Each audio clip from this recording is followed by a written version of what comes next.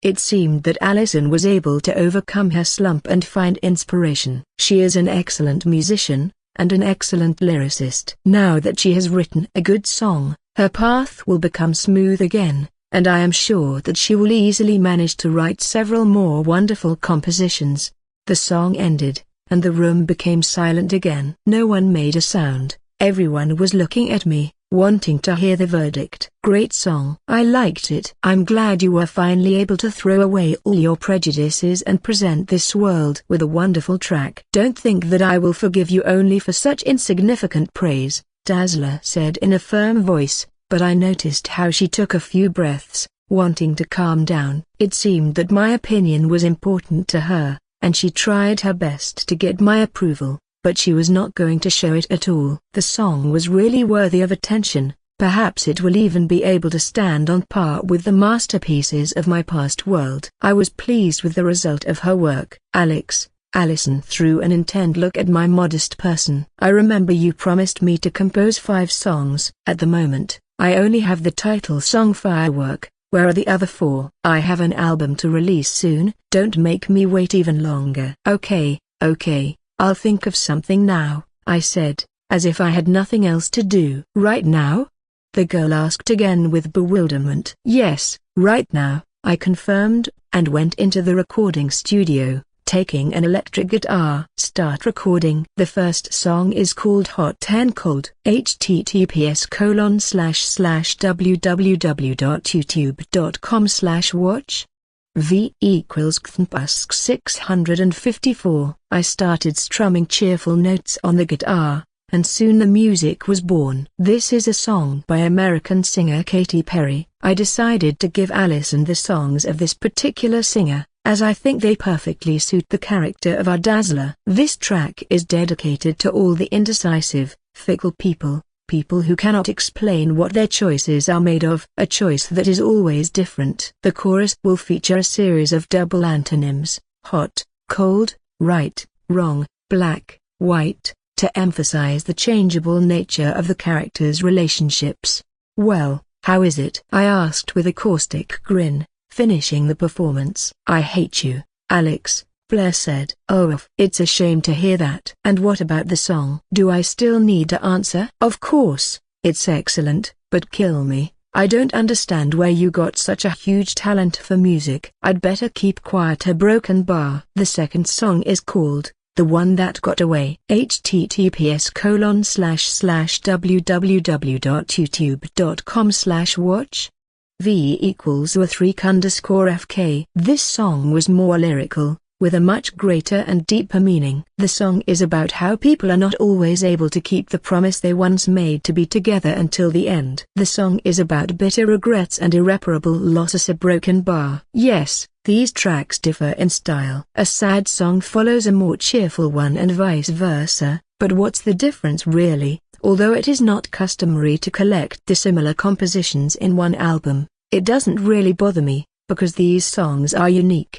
And who actually cares? Oh yeah, the critics. Well, let them go to hell with their opinions, because the main thing is that people like them. Let's move on to the third song, Part of Me. https://www.youtube.com/watch V equals state QV8. This composition carries a powerful motivational force, encouraging you to not give in to anyone and to value yourself. Bright, loud and inspiring music does its job, touching all the strings of the soul. When I finished singing the last line, I felt a burning gaze on me. Admit it, you wrote these songs in advance, maybe even years ago, and now you're just bragging here, Alison said, not believing herself.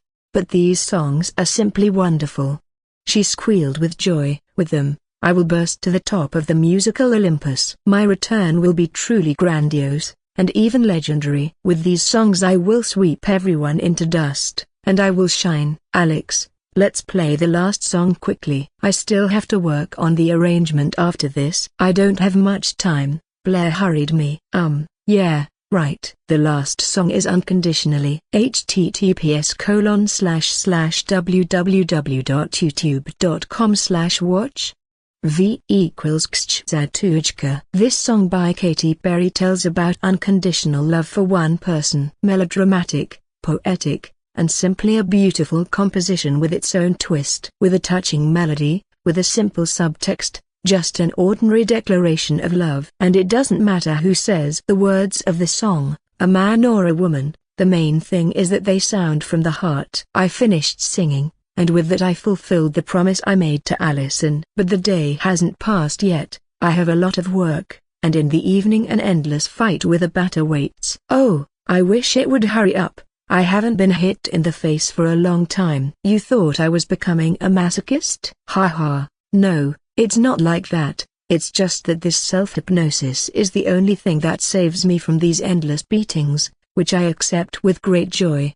I wanted to improve my fighting skills as quickly as possible, and fighting, as it turns out, is the fastest way. Wait, I seem to be in tears. Lord, give me the strength to survive all these. A broken bar. A flurry of attacks rained and with it followed swing, dodge, duck, block, strike. A broken bar. You're getting better, Alex, Nightwing commented, blocking another blow from my wooden sword. Our sparring was in full swing. A broken bar. I had a sword in my hands, and Dick was fighting with his traditional weapon, 2 short sticks. Damn it, what kind of wood is this sword made of? It's too heavy, I complained, throwing the pseudo-katana in my hand. It's made of guaiac wood, one of the heaviest and densest wood in the world. Its weight is quite consistent with a metal katana, so it's perfect for fencing training, Bruce said, not taking his eyes off the bat computer.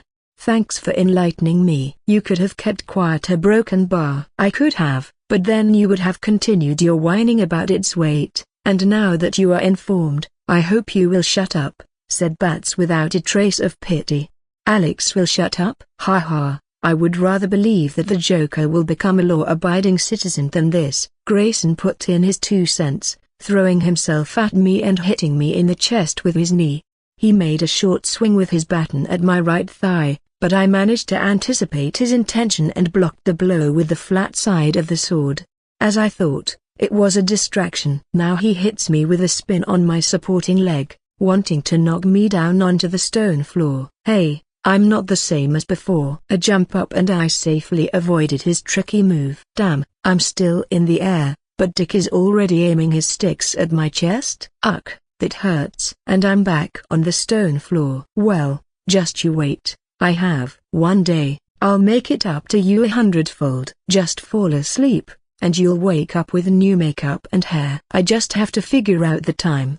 I'm sure my time will come. I'm very patient. Hey hey. A broken bar. Brah, why am I getting goosebumps all of a sudden? Nightwing hugged his shoulders. I have a bad feeling about this. What are you talking about, Dick? I got to my feet and flashed an innocent smile. It's probably just my nerves. After all, I'm a superhero, and this job is pretty troublesome. Grayson said nothing, but his gaze hardened a little in my direction. Let's do it again. He rushed at me, and I again received another dose of beatings. Is it just me, or did his last blows hurt more? Time out. That's it, to hell with it. I need a rest, at least for 10 minutes. I don't understand you, Alex. Why did you even choose a katana as your main weapon? Dick said, sitting down on a stone ledge. It's hard to attack people with it, unless you want to kill them. Of course. There are more than just people in this world, mysterious creatures, terrible monsters,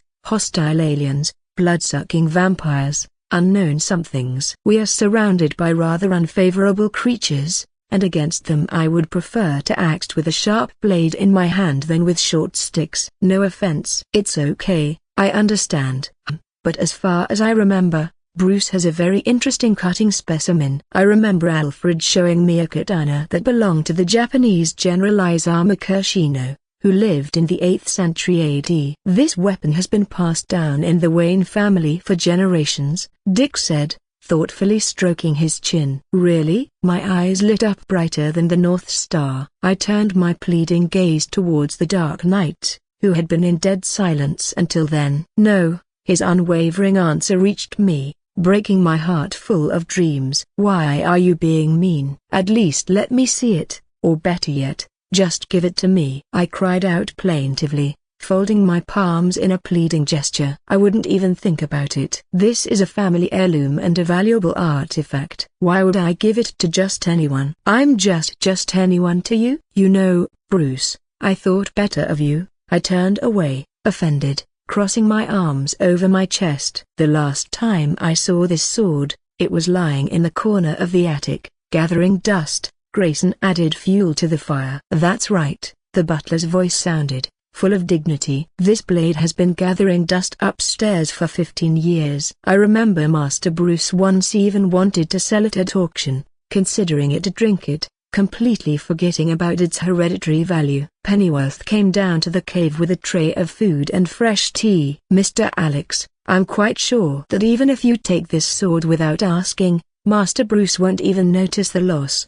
Thank you for the valuable information, Alfred. I thanked the old gentleman. I don't even know what exactly I should say in this situation, the Dark Defender said in an even tone, rubbing his forehead. Ha ha, I beat Batman once again. Well, isn't that a reason to be happy? By the way, Alex, the former Robin turned to me. Barbara told me that the negotiations with Ivy failed. It looks like you're starting to give up your positions. Shut up, smartass. This isn't a matter of one day, and for me, the conversation with Pamela went more than successfully. I'll succeed, I just need a little more time, I whispered quietly, falling into thought. What are you going to do? Why such secrecy, and why do you need Ivy's help? What kind of experiment are you going to do?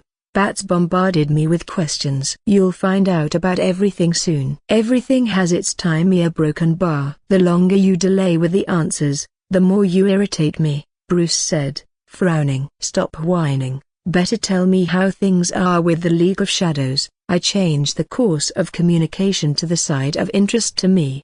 Everything is as you expected. They started watching you, and quite brazenly. I caught one and interrogated him. True, I didn't manage to find out anything useful, except that at the moment their task is only surveillance. I don't know what exactly Raz is up to, but it's clearly not good. Though you don't have to worry too much, I'll deal with them and get rid of the annoying stalkers. Well, since Batman himself says so, I'm calm. However, being under constant surveillance by a secret organization of killers.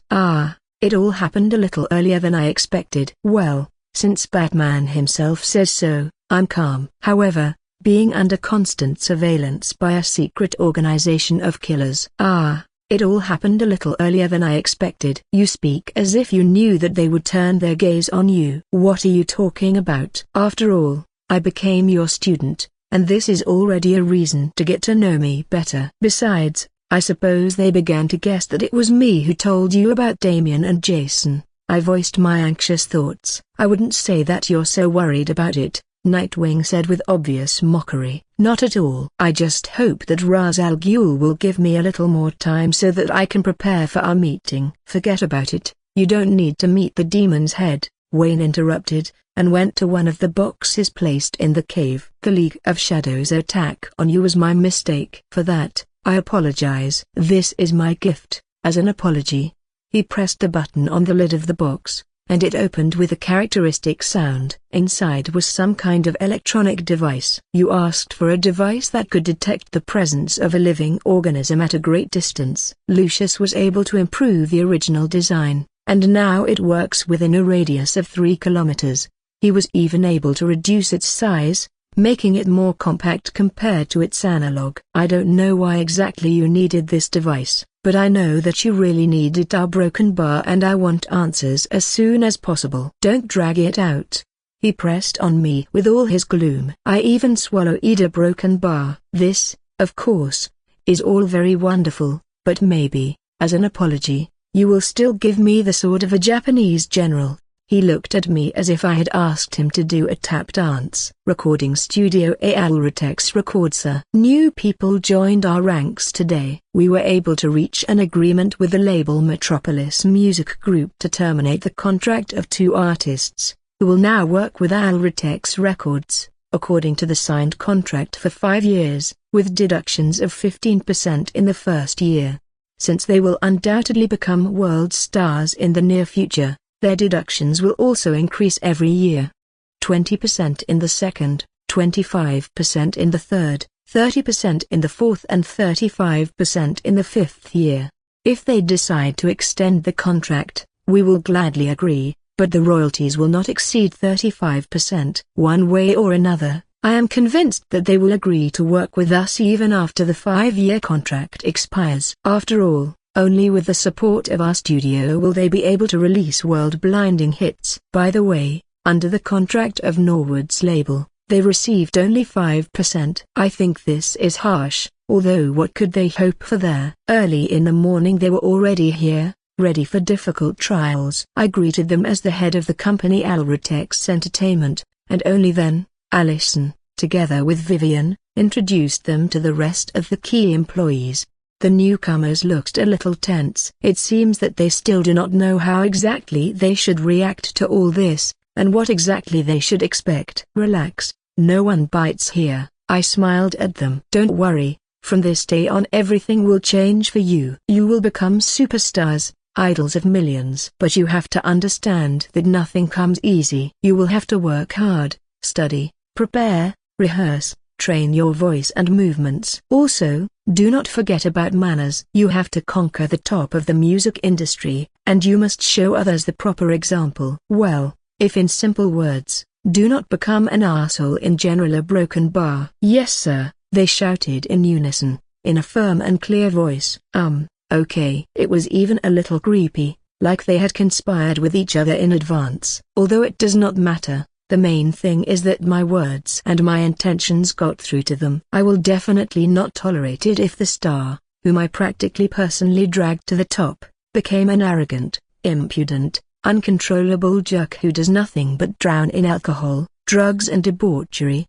I already mentioned that I want to open a department that will be responsible for security, investigation and corruption. I will also trust them to keep an eye on our rising stars, of which there will clearly be quite a few in the future. I do not want my company to get a bad reputation due to the actions of a few ungrateful individuals. Okay, the greeting is over, it's time to get to work. First of all, I took Marvin Jensen into my care, and we went straight to the recording studio. The future king of pop music had a rather docile character. He listened attentively to all my words and instructions, trying not to miss anything. The guy knows how to listen, which means he will go far. At the beginning, I wanted to explain to him what kind of stage image he would need to maintain, what subtleties to adhere to in performance, and how to learn to control and manage his voice. I am not going to throw Michael Jackson's masterpieces at him right now, it's too early. I think for a start it will be enough to work with one title song of his future album,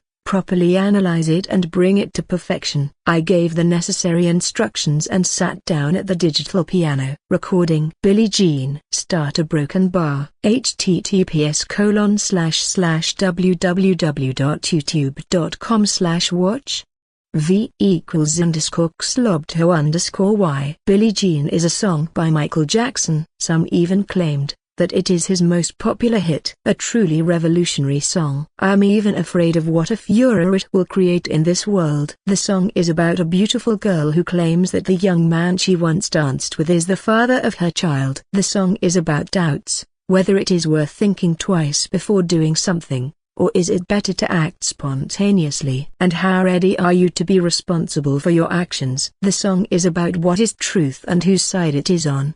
The entire track is accompanied by a bass line, which is an integral part of it. When I finished singing, a dozen pairs of eyes were looking at me from the other side of the glass. What's going on? Alice, shouldn't you be studying with Joan Bertrani now? Then my gaze fell on a shocked young girl. So she is here to a broken bar. David gathered us all. He said that you are here again, being eccentric, composing world masterpieces. We couldn't miss such an event and quickly followed here.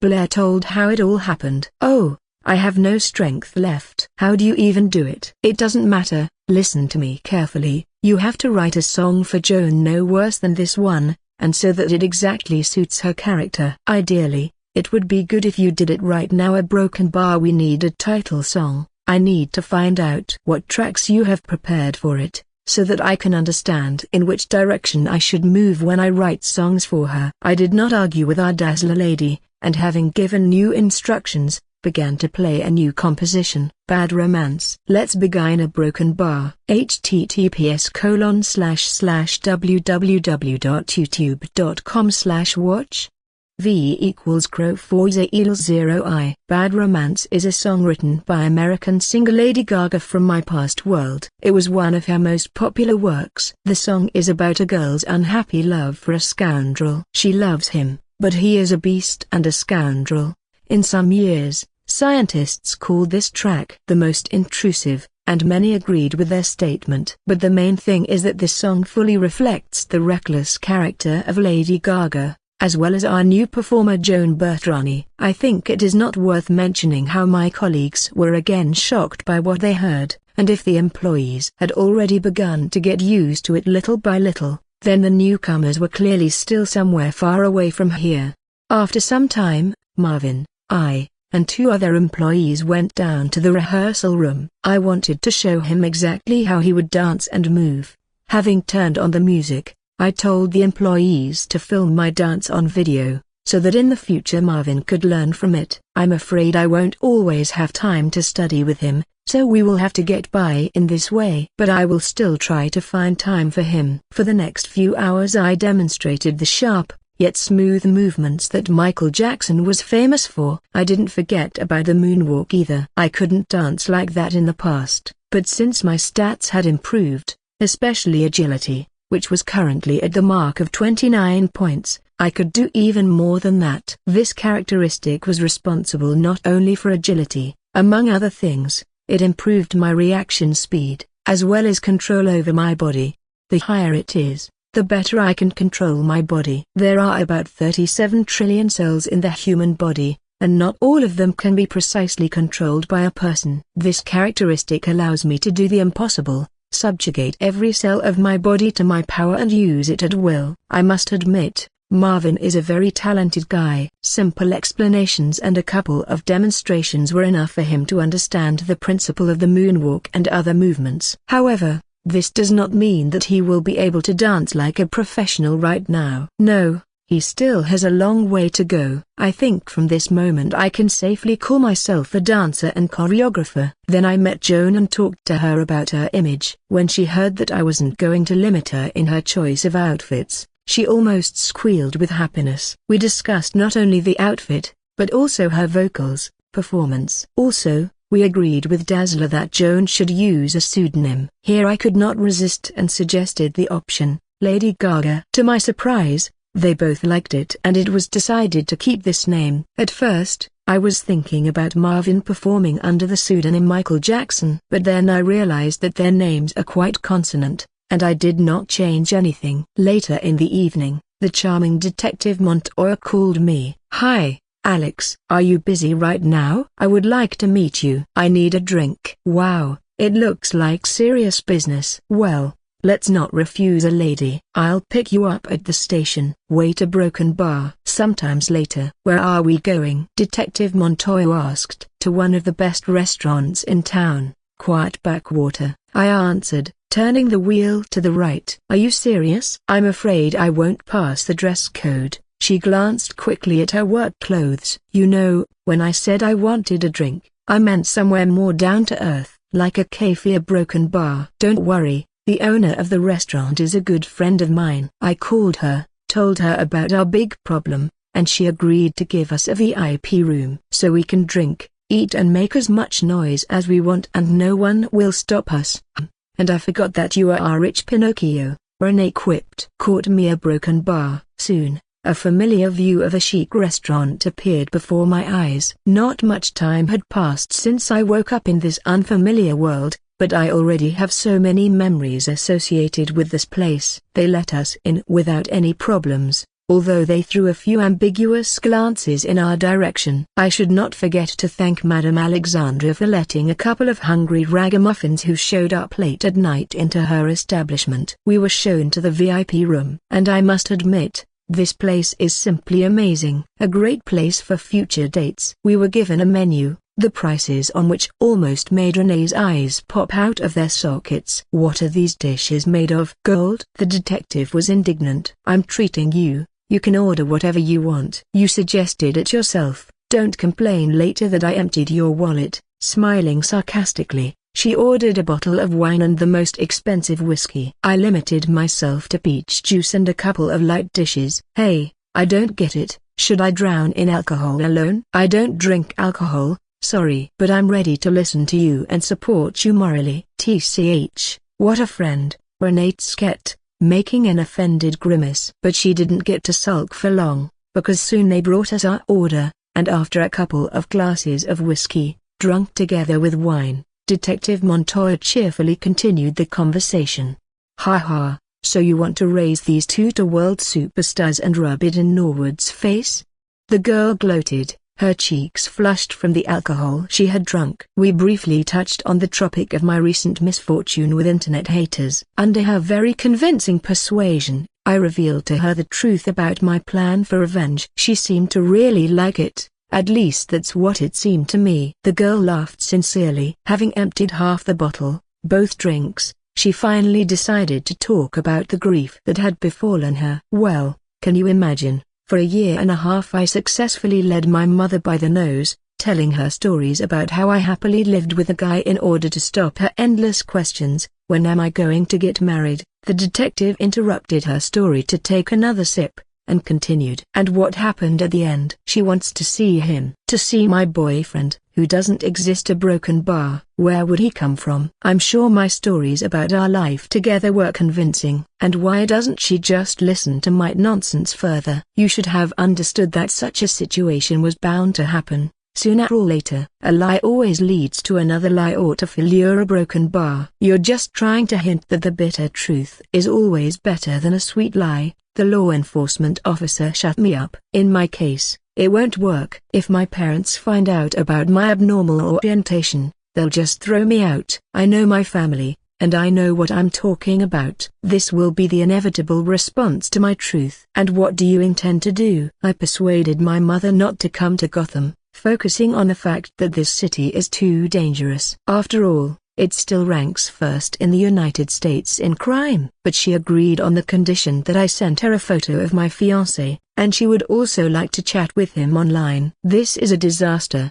She emptied another glass. "I must admit, Detective Montoya knows how to drink." Any other girl would have been knocked off her feet by that amount of alcohol long ago, but she is quite adequate. I am inclined to think that booze is her frequent partner. She is a detective in the major crime department of the Gotham Police Department, the most dangerous and immoral city. I am sure that almost every day she has to witness unfavorable events and investigate the most brutal and bloody cases. This would knock anyone off their feet, and in this context of the situation, her passion for drinking is quite justified. "So, who are you going to persuade to participate in your stupid adventure?" "Well done, you figured it out."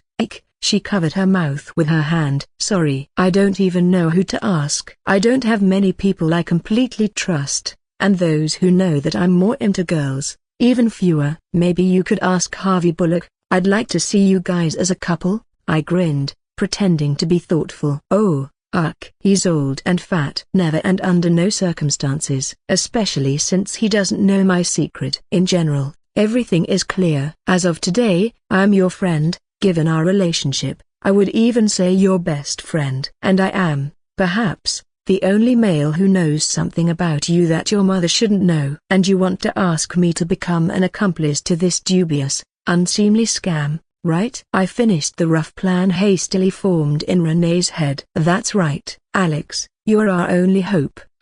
Exactly. My name is Alex." "I'm sure you told your mother a different name." "But this can be solved by citing the fact that I am a famous person and did not want to draw unnecessary attention to myself, so you lied about my name." "Also, this will eliminate the awkward moment of inevitable questions. Why did not I communicate with my future mother-in-law earlier?" "Then again, we can say that I am a rising star and we just did not want her to have a heart attack from such happiness." "A broken bar." "Alex, you are the perfect candidate," Montoya exclaimed joyfully. "Let's drink to this occasion." "There is just a small nuance." "I don't like to lie." I shared my principle, destroying the girl's illusion. What's wrong with you?" "Come on, Alex, Please help me. Deceive an unfortunate woman? Why would I agree to such a cruel adventure? I will owe you, and I will be extremely grateful. Please, I have no other choice. For my sake, step over your principal, Renee begged in a quiet voice, her shoulders involuntarily beginning to tremble. She looked so miserable, defenseless and helpless that I simply could not restrain myself, and getting up from the table, I went up to her and embraced her. Okay, I agree. God forbid you cry again. Tears were my last trump card, the girl said quietly, her voice shaking slightly. But first, let's just tell her about me, show her our joint photo, my books, songs. Let her study her daughter's boyfriend in absentia. After all, now he is not just a phantom, but a real person. And about the online chat, put it off until the last minute, and when there is nowhere to retreat, we will contact her and talk. Okay, said Renee, hugging me even tighter with happiness. In that case, we need a photo. Smiling, I took my phone out of my pocket. And now, time for a selfie. Smile. Not wanting to miss this opportunity, I devoted myself entirely to the art of photography. Here is a photo where we are simply looking into the camera. Here is one where I am kissing the charming detective on her rosy cheeks. And here we are sitting at the table and looking into each other's eyes. The waiter helped with the last photo. Well, now she had enough material to report to her mother. At the same time, Nanda Parbat, headquarters of the secret organization League of Assassins, in the center of the hall of the ancient Japanese mansion, a dark-haired man of about 40 sat in the lotus position. His eyes were closed, and it was unknown what exactly he was thinking about at that moment. His peaceful time was broken by the sound of footsteps. These steps were so quiet that an ordinary mortal would not be able to catch their barely perceptible waves, but this man managed to do it. Opening his eyes, he saw a beautiful brunette who leaned forward slightly in a respectful gesture. I greet you, Father. Talia, you have come. A broken bar. Yes, Father. Shiva has returned, and as you ordered, she is already on her way here, the girl said, straightening up and looking straight into the eyes of the demon's head. Soon a woman dressed in a black leather coat entered the hall. She bowed as a sign of respect to the head of the secret organization League of Shadows, Ra's al Ghul. Speak, the man said in a majestic tone. I have returned from Gotham. Batman began to actively interfere with our surveillance of the subject. He caught all the members of the League sent on a mission and broke each of their legs. Now they are useless. We await your further instructions. So, the detective took it upon himself to zealously protect his student. Were you able to learn anything new about him? A little, but these things are not significant. With the exception of one. It seems that Alex Reith has a soft spot for the female sex. According to the information I have collected, he is dating at least 3 women, and everyone involved knows about it, Sandra Wu-san said. Hey, an interesting boy, thought Talia. Lady Shiva's words aroused genuine curiosity in the demon's daughter. Father, I still don't understand why you are interested in this Alex Reith. Do you think he was the one who told Bruce about Damien? But even if so, it does not deserve such attention from our side. It is not about this information, but about his mutant abilities. Are we sure that he is a mutant? The daughter asked again, still not completely convinced. Yes, according to Shiva, he has some kind of power, similar to a spatial pocket, allowing him to store objects inside. I once saw a user of spatial magic who could do something similar. But this is just the ability to store things. Talia did not calm down. No, this is much more. It would be a giant leap forward in achieving the plans of our organization, our secret trump card, a guiding beacon in a strong storm. This is the solution, Raz said with a bit of admiration. Imagine how he personally carries an atomic bomb into the center of Manhattan, and no one can stop him. He can carry weapons to a meeting of the ancient clans, and destroy them all with one blow. And this is only a small part of the application of his powers. But you know what exactly makes me so happy? Magic can be blocked remotely, with the help of the right amulets. But the abilities of mutants cannot be blocked remotely. Father,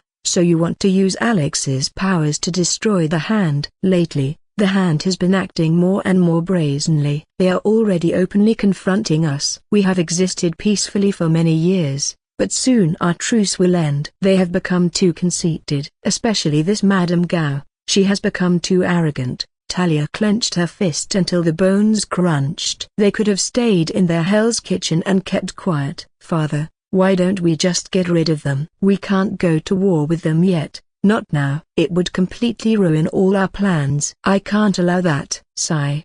The head of the League sighed. But our battle is inevitable. And if we can win this war with minimal losses, then why not do it? Alex's wreath is our key to such a victory. But Batman is protecting him from the shadows, and he will know if he suddenly disappears. Lady Shiva took the floor. We ourselves are the shadow, and the shadow cannot protect anyone from us. I will deal with the annoying detective when the time comes. But for now, we must continue to monitor our valuable subject. Head, we can't continue sending ordinary members of the League to him.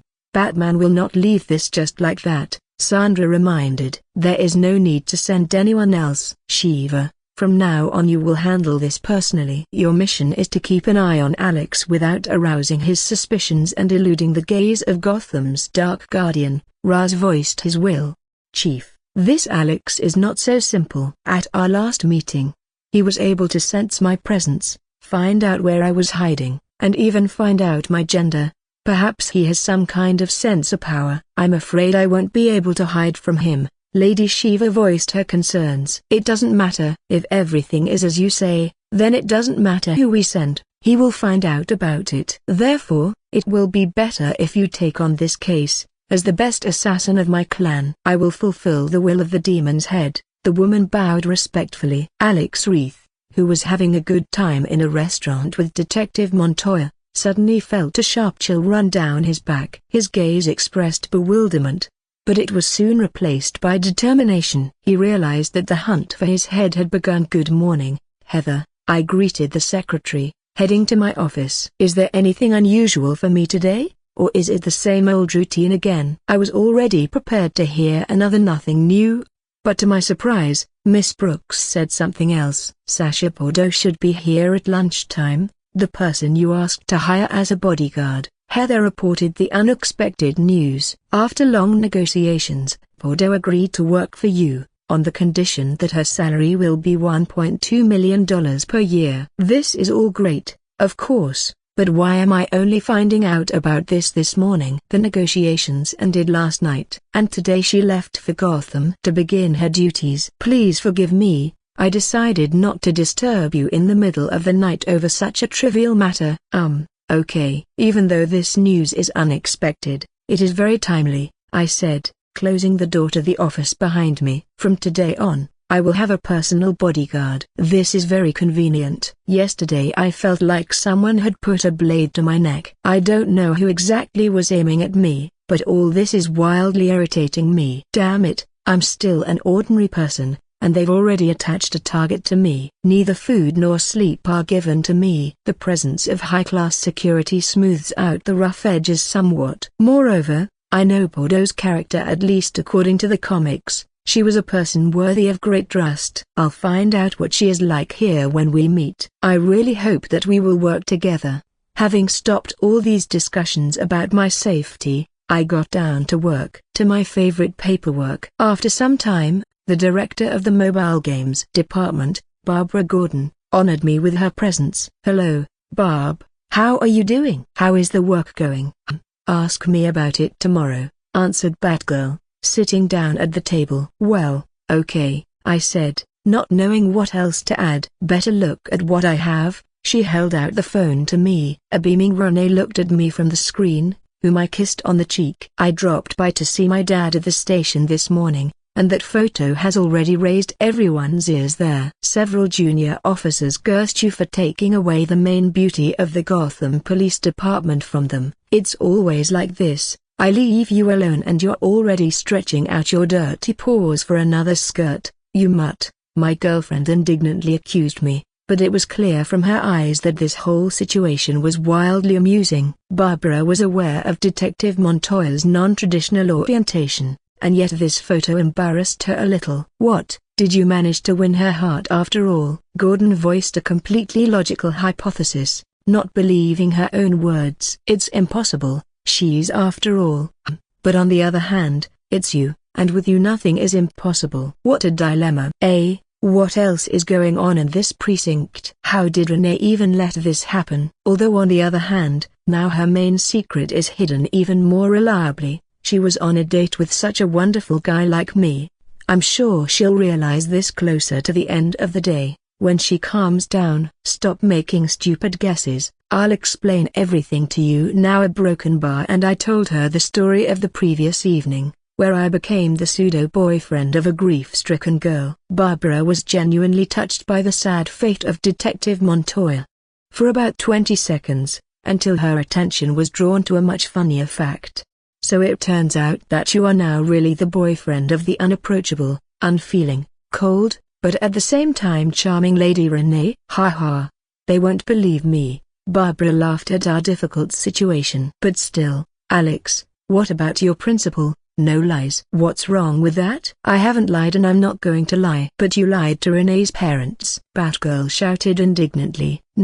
I didn't lie. Never. I said each letter clearly. No matter how you look at it, the detective lied. Wait, you gave her the go-ahead. You agreed to pretend to be her boyfriend. But I wasn't the one lying. Wait, sooner or later you'll have to meet her mother, and what will you do then? You promised Renee, which means you'll have to resort to lying. You won't be able to get out of it. And besides, since you agreed to help the detective, and now you're claiming the opposite, doesn't it mean that you lied to her too? Our redhead tried to put all the pieces together. Barb, the answer is right there. I just need to be a real guy for Detective Montoya. Then everything will fall into place. So you won't lie, because you'll tell her mom the truth, and thus fulfill your promise to her? It is exactly like that. That's exactly why I asked her to postpone the meeting via online chat as long as possible. I just need a little time. A broken bar. Do you really think you can make a lesbian fall in love with you? If you succeed, this event will go down in history, the girl said in a sublime tone. There is only one thing that worries me. Most likely, you will succeed. And this can't help but piss me off. I think it's better not to comment on this. Gordon waved her hand dismissively. Better talk about your bodyguard. Heather said that she would arrive today? Yes, a broken bar. I understand why you chose a woman. With your character, you would never agree to have some boy following you around. I just can't figure out why her. Are you somehow connected to this Sasha Bordeaux? No. At least not in the way you thought. You could say that I once again used my unusual knowledge and ended up hiring this woman. My choice was due to the fact that she is the person to whom we can tell our secrets without fear of their disclosure. And she is, on top of everything else, a wonderful fighter and simply an excellent master of her craft. Really? You've really intrigued me. After your description, I simply can't help but spar with this interesting person. I can't wait to see who will ultimately win between us. Okay, I have to get to work. A broken bar. My office was empty again, and my eyes returned to looking at the waste paper scattered across the table. With the pile of work that had fallen on my shoulders, I didn't even notice how it was midday. While I was in deep nirvana with the paper sheets, there was a knock on the office door. They knocked loudly, but not too loudly. A broken bar. With my permission, a beautiful business lady in a strict black suit, a white shirt with a stand-up collar and a black tie entered the room, her shoes polished to a shine. The girl did not have a single piece of jewelry. She stopped in front of the table, adopting the bearing of a military person, and began to examine me point blank with her intent gaze. She almost exactly matched the image in my head, except for one tiny detail. And that detail is hidden in her long hair. As far as I remember, in the comics she always had her hair cut short. I wonder what happened here. Sasha Bordeaux, I take it. I could not hide my happy smile. Glad to welcome you here. I am Alex Reith, and it is me you will have to protect in the future. Sasha Bordeaux, I take it. I could not hide my happy smile. Glad to welcome you here. I am Alex Reith, and it is me you will have to protect in the future. Nice to meet you, the security guard responded briefly. Will you mind if I call you Sasha? No, on the contrary, I would only be flattered. Good. In that case, I have a question for you, Sasha. Can I trust you? I asked without taking my eyes off her cold black eyes. You can trust me with your life. No, that's not what I'm talking about. I got up from the table and came closer to my interlocutor. Although, wait, Maybe that's it. Tell me, does this include all kinds of services? In particular, my personal life, my work, my home, my very existence. Can I trust you with all this? Won't you betray me? Won't you give away my secrets? Won't you hurt me? And won't you lie to me? I am my client's shadow, and I will protect him as long as there is life in me. The shadow will not betray, will not reveal secrets, will not hurt, and will not lie. Yes, you can trust me, Mr. Wreath. From now on, your life is protected by me, Bordeaux stated calmly, in a firm and decisive voice. Well, in that case, I hope for a pleasant cooperation. I extended my palm to seal the above with a handshake. She glanced briefly at my hand before extending hers. I only hope, Mr. Wreath, that you will be worth my efforts, and will not spoil my good impression of you. I'm afraid you will be disappointed, Sasha. I am a fickle person. You will get to know me over time, but you can always be sure of one thing. I will never lie to you. As long as you work for me, you will witness incredible events and see things you never suspected before. You will understand that the world is not as simple as it seems at first glance. My words caused a bit of surprise in her, but only for a short moment. Apparently, she thought that she had already seen enough of the mysterious, the mystical, the great and the incomprehensible. I wonder how her fate will turn out now that she has joined me. Her history in the comics was full of ups and downs, and quite cruel ones. She was close to death several times. In the last case, in order to save her life, Bordeaux's body was subjected to cybernetic changes. After that, she was hired by the spy agency Checkmate, where she quickly rose through the ranks, becoming their new head, better known as the Black Queen. But I'm afraid that now all this is just echoes of her possible future. Now she is here, with Mia Broken Bar. She did not become Bruce's bodyguard, which means she has already lost several key events in the future for herself. But I think she should not worry about it too much. I'm sure she'll have a much more fun life with me, full of adventures and dangers. Oh, right, I remembered something that had been bothering me until now. And how exactly do bodyguards work? Or rather, how do they distribute their working time? You chose me as a bodyguard and you don't even know it? Bordeaux asked, not believing her ears. Heather was in charge of drawing up the contract. I've had a busy last few days, and I didn't have time to keep track of everything. Luckily, my irreplaceable secretary is simply a master of her craft. She knows me and my preferences as well as I do myself. That's why I trust her to review most of my cases. But it was you who should have approved me for the job of Broken Bar. Yes, of course. Everything will be like that. It's just that I haven't had time to read your contract yet. But I believe that it is drawn up competently, so I don't think there will be any problems with this. So, regarding my question, I work 24/7, the security guard said without blinking an eye. Seriously? Where will you sleep? The contract states that you will provide me with housing. According to Lady Heather, I will be living in your apartment. Still with the same imperturbability. Ah, really? Give me, please, a minute Broken Bar. After half an hour of discussions with Heather, in which my assistant won, the contract was approved, and from that very moment, I officially have a personal bodyguard. And, yes, now she will live in my house. To be honest, I have nothing against it. There are 5 bedrooms in my apartment, 3 of which are safely reserved by Victoria, Barbara and Silver. The doors of my house are always open for them. Of course, my girls may be a little uncomfortable with the fact that an unknown woman will live in the apartment with them. But I am more than sure that they will quickly get used to it, and over time they will even stop noticing Sasha's presence. After all, she is a master at hiding. In addition, all the rooms are soundproofed. There will definitely be no problems. So, Sasha, do you have any wishes? I asked the girl. Yes, I would like to get a haircut, Bordeaux answered, running her hand through her long hair. I haven't worked as a bodyguard for the last 2 years, so I've grown my hair out. But now it's going to get in my way, so I'd like to cut it off.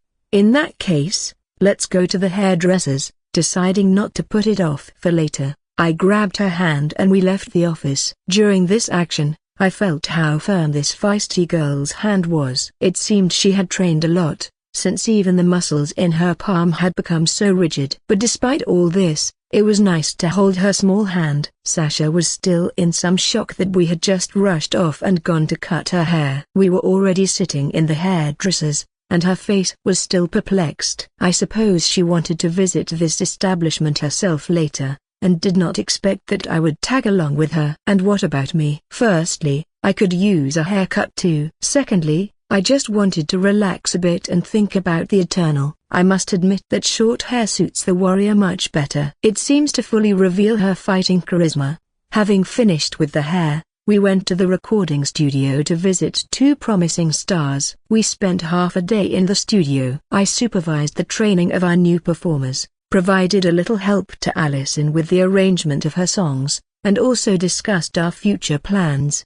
Of course, I did not forget to introduce my new escort, Sasha. The latter behaved quite friendly with everyone, which I was incredibly happy about. It seems that she is not at all such a withdrawn person as she tried to seem. True, one nuance did occur, and it concerned Bordeaux's suspicious attitude towards Dazzler. I suppose my bodyguard sensed some danger emanating from the mutant, or rather, her inner strength. Sasha told me her concerns about the situation, so I had to privately reintroduce the two. My security was a little taken aback when she learned that the director of the music studio was a mutant. I give her credit, she came to her senses rather quickly and took this information relatively calmly. Later in the evening, we visited the Babylon laboratory, where the artificial intelligence Eva entered Sasha's data into the building's security system, giving her access inside.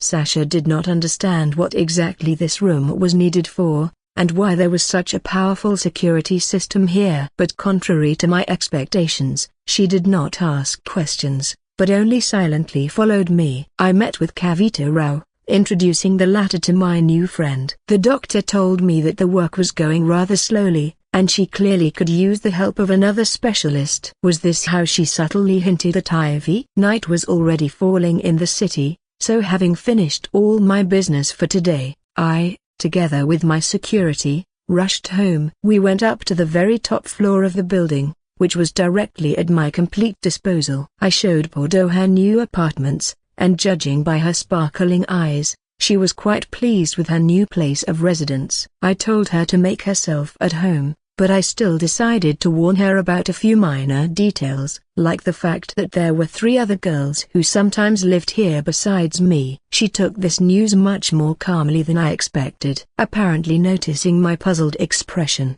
she told me that she had seen worse things. According to her, in the past she had a client who spent every day with some prostitute. There were even cases when he did something indecent right in the office, completely ignoring her presence. So, she would not be surprised by such things. Well, this is probably good, right? Although the devil knows what exactly I should think about this whole situation. No matter, now what I wanted to do all day was about to happen. We went up to the terrace located on the roof of the building. Let's have a sparring match, I said cheerfully, starting to warm up my hands. Excuse me, Sasha clarified, thinking that she had misheard. I want to fight you. In fact, I have been training hand-to-hand combat for a long time with a famous master. This training is very tough, my eyes bleed as soon as I remember it. You may ask, why do I need this? I just want to become stronger. As strong as possible. I looked at my hand, clenching it into a fist. And it would be great if you also train me when we have a free minute. Are you serious? You want me to not only protect you, but also teach you to fight? This clause was not written into the contract. She cut me off. This is a request, I said. This student wants you to become his master. I showed respect with a gesture, hugging the fist of my right hand with my left. Do you want to study with me? But you said that you already have a teacher. But no one forbids having several mentors. Knowledge comes from everywhere and from everyone, wherever you are. Get it? That's the motto I live by. Well said. But I've never taught anyone before, and I don't know if I can now. Believe me, there's nothing complicated about it. The easiest way to find out exactly how to teach someone is to spar with them. During this fight, all the fighter's strengths and weaknesses will be revealed, and then you can choose a suitable training plan. At least, that's what my sadistic teacher says. Sparring? Well, in that case, let's have a fight. I want to find out what you're worth. my new mentor said arrogantly. It seems she's already starting to get a taste for it. Hey, and I guess so am I. Broken bar. With the first rays of the sun, I set off with my newly minted security to fulfill my duty as the head of the company. Work,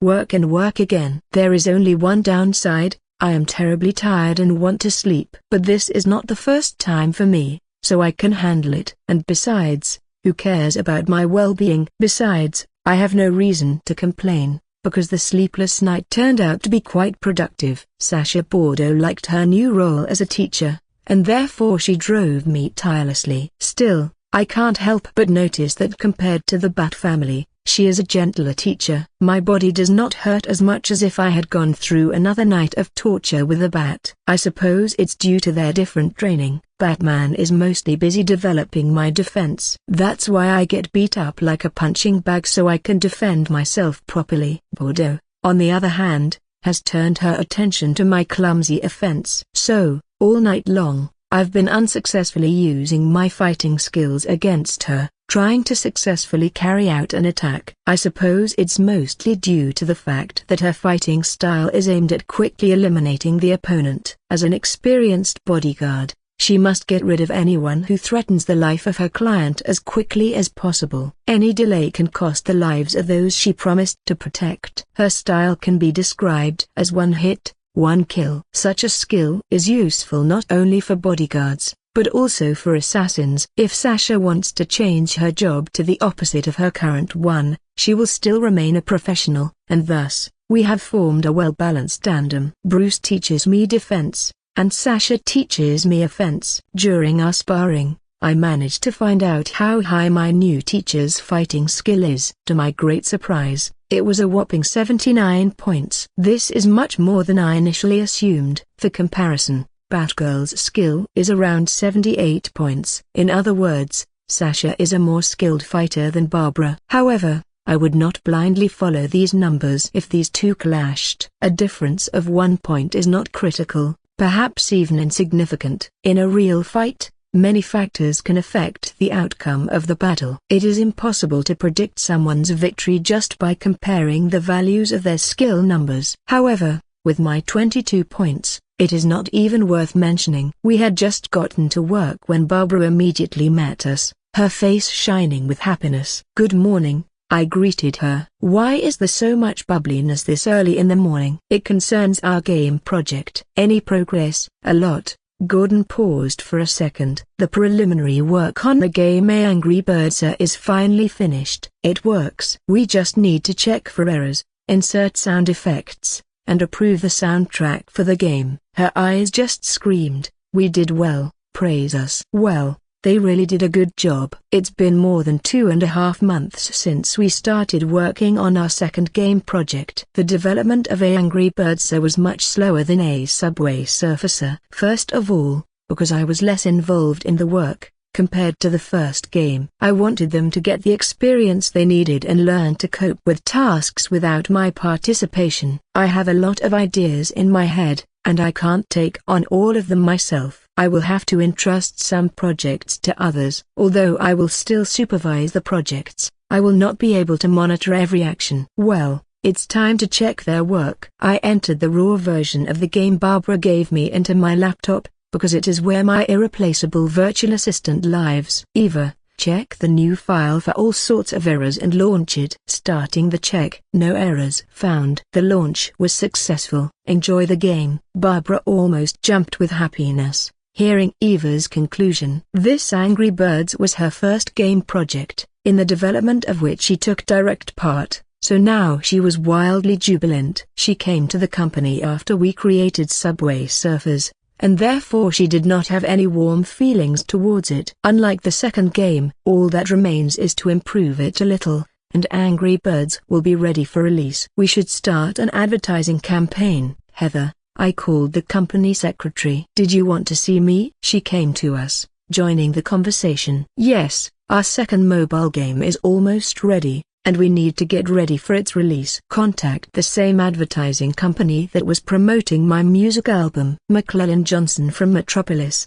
I think. Tell them to handle a tar broken bar. How much will the advertising cost? $20 million. That should be enough. Last time you spent $30 million, said Gordon. Why did you decide to be greedy this time? That time it was our first game, and failure was unacceptable. We were new, no one knew us, and no one expected anything from us. This time it's different. We've already gained some fame, and a lot of eyes are watching our second game project. We're already on everyone's lips. Plus, I have a lot of fans. I'll post an announcement about the game on my Twitter page, which already has more than 5 million followers. Wow, you thought everything through, grinned Barb, adjusting her glasses. And one more thing, Heather, keep an eye on this advertising campaign. If they do well, I intend to consider acquiring them. Alratex Entertainment is a growing entertainment conglomerate, and we cannot do without an advertising department, I said,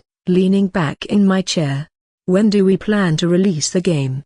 My assistant clarified. In 3 weeks, I said after a short thought. Understood. Heather received her instructions and left the office. Barbara did the same, heading off to finalize the last aspects of the game, in the form of musical accompaniment and sound effects. Then I felt a keen gaze directed at me. My bodyguard looked at me with greedy eyes. Do you want to play? I asked, pointing to the laptop. My answer was a barely noticeable nod of the head. I downloaded the game to her smartphone and began to watch her completely immerse herself in the gameplay. Well, apparently she liked the game. It does not surprise me at all that she is a fan of mobile entertainment. After all, her daily routine is pretty boring, and she has to entertain herself with something to while away the time. I can't blame her for that, because in her place I would have done the same. Well, let's not get distracted. I still have a lot of work today, and tomorrow is a trip to the land of madness and hopelessness. I can't wait for it. Arkham Asylum. At the same time, Ivy, hi. The blonde shouted, running full speed into the room that resembled a botanical garden. And hello to you all as well, little ones.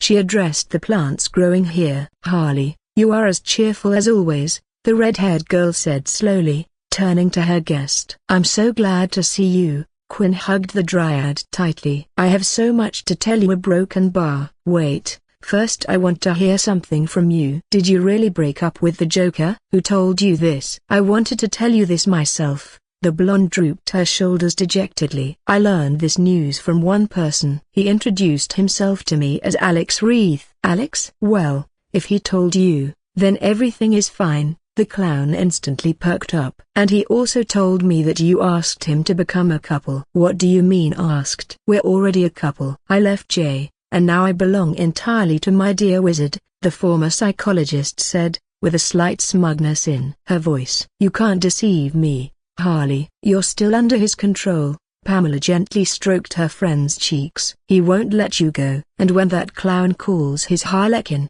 do you think you'll be able to resist it? The blonde's shoulders began to tremble involuntarily, her face turned pale. I know it. That's why I want Alex to save me from his influence, Quinzel said helplessly. Do you know what's funniest? I was able to almost thoroughly understand human thinking, its habits, motives, fears, experiences. But I couldn't protect my own consciousness. You know, the famous American psychologist Gordon Ixner began his most famous dissertation with the words, if there are 20 billion people on Earth, then there must be 20 billion different types of thinking, personality and character. Since the psyche, character and personality of each person are different, all people are unique. I think he said it right. People are unique, and your case is also unique, Harley. The Joker was able to make you fall in love with him so much that you are ready to do anything for him. But at the same time, you realize that he does not love you, but only uses you. But you can't do anything about it, because it's too deeply ingrained in your subconscious. You're a great psychologist, but even you can't understand every persona broken bar and yourself, too. Pamela tried to find words of comfort. Hey, but do you know what Gordon Ixner said in his last work, written before his death? He refused these words and replaced them with the following: in fact, all this is nothing more than 20 billion different manifestations of one person. All people are the same. Forgive me, Ivy, but I still take my fall personally. I can't get out of this quagmire on my own. No, that's not it, our broken bar. I don't want to get out on my own. Jay drove me down and distorted my mind. Now I need someone to pull me up. Ha. And I don't know why, but I feel that Alex is the one who will pull me up to the light. She looked up and tried to grab the invisible sun. And I hope so, Ivy sighed heavily, hugging her friend. Alex also said that you wanted to get out of here on your own. Of course, Harlequin shouted loudly, returning to her cheerful mood. I've already applied for a psychological test. I can easily pass it. But even if I do, I don't think I'll be able to get out right away. This Hugo Strange will most likely not let me do it. But I'm not discouraged. He can't keep me here forever. Moreover, I already have a plan. But enough talking about me. Better tell me what you think about all this. Are you not going to get out of this mental hospital? I'm different from you. I'm a meta-human. I'll be under much closer attention. They won't let me just walk around free. Have you decided to change, Ivy? From now on, I'm on the side of good. The blonde patted herself on the chest. You won't leave me alone in this terrible wilderness, will you? I have no idea what it's like to be good now. If you'll keep me company, we can support each other in difficult times. I'm more than sure that I could accidentally lose my temper and punch someone in the face. Your job will be to stop me from, God forbid, killing the poor guy. After all, I'm good now. She joined her hands in a prayer gesture. Only a halo above her head was missing to secure the image of an innocent angel. I have done a lot of bad things in this life. My actions cannot be atoned for, and I am not going to do it. Ailey ran her hand along the hanging vines. Everything I did for them. My green children. Someone may consider my actions evil, but I think differently. People harmed us. We only returned the favor and looked for our place in the world. And even if I wanted to change, they still will not let me out of these walls. Unless I decide to get out myself, she said in a cold tone. Wait. Didn't Alex offer you to get out of here if you agreed to help him with some project and become good? I don't believe his words. How can he get me out of here? He's quite famous in our city, and then I heard that he has connections with the top brass of Gotham. I think he's quite capable of getting you out. But that's stupid. What is he going to do if I deceive him, take advantage of him and run away? He didn't think about that. That's why I don't trust him. Mother Nature was not going to give in. He's not a fool, Ivy. Maybe he just believes in you, believes that you will help him. Trust. Hey, in this day and age it's worth a lot, especially in relation to people like us, Harley said happily. Shouldn't we value it? People consider us criminal trash in absentia, and it's justified. But I'm glad that at least someone can give us another chance. A chance to fix everything. It's precisely because there are very few such people, or maybe none at all, that this Alex Wreath looks so suspicious. Come on, it's just your hatred of men speaking for you. You're just afraid to trust someone again, especially if that someone is a man. Harley, nothing in this world comes for free, you should know that, Pamela said in a stern tone, like a teacher. Everything has a price. And this Alex, he wanted me to help him with some project. Do you think he would ask me for something if he didn't need me? He won't help those who don't benefit him in any way. So what benefit does he have from me? The clown asked her friend. He promised to help me when I get out of here. He promised to give me a job that I would like. I doubt that I will be of any use to him. Rather, on the contrary, I will bring him a heavy burden and dump it on his shoulders. You must understand that by accepting me, he potentially made the Joker his enemy. I don't know about you, but I think it's a brave act. More like suicidal, Madame Vegetation quipped. I don't know what games he plays, but he won't drag me into his game. Ivy, are you really planning on spending forever in this hole? I'll get out a broken bar. And then what? Will Batman lock you back in again? Just understand, you have unlimited potential. You can do amazing things that will amaze the world. And Alex is the person who can help you with this. Don't refuse. Just think about how your life can change. It all depends on your choice here. Broken bar. I have already made my choice, and I hope I made it right. But one thing I know for sure. If I had not taken the step, nothing would have changed. Dark clouds hung over the disconsolate building, not wanting to let the rays of the morning sun in. The only thing missing was a clap of thunder and lightning to complete the overall picture. Nothing had changed since my last visit. Arkham still enchants with its crazy atmosphere of absolute despair and hopelessness. Chic and glitter, as they say. Enough admiring the views. It's time to plunge into this madness headlong. Today I came here to talk to Poison Ivy again. I don't know if I'll be able to convince her to trust me this time, or if I'll have to return empty-handed again. At the entrance I ran into my bosom friend again. I have no idea what his name is, but I think it makes us even more related. "Hello, buddy," I shouted to the stern guard. "How are you doing? Did you miss me?" "I certainly didn't." "I also pray that you don't die soon," said the man, whose left eye began to twitch involuntarily. "Show me your pass, documents, and a paper about your medical condition. In particular, about your mental illnesses." "Hey, I'm completely healthy." "The fact that you don't know about your illnesses doesn't mean that they don't exist," the impudent mug snapped. "Excuse me,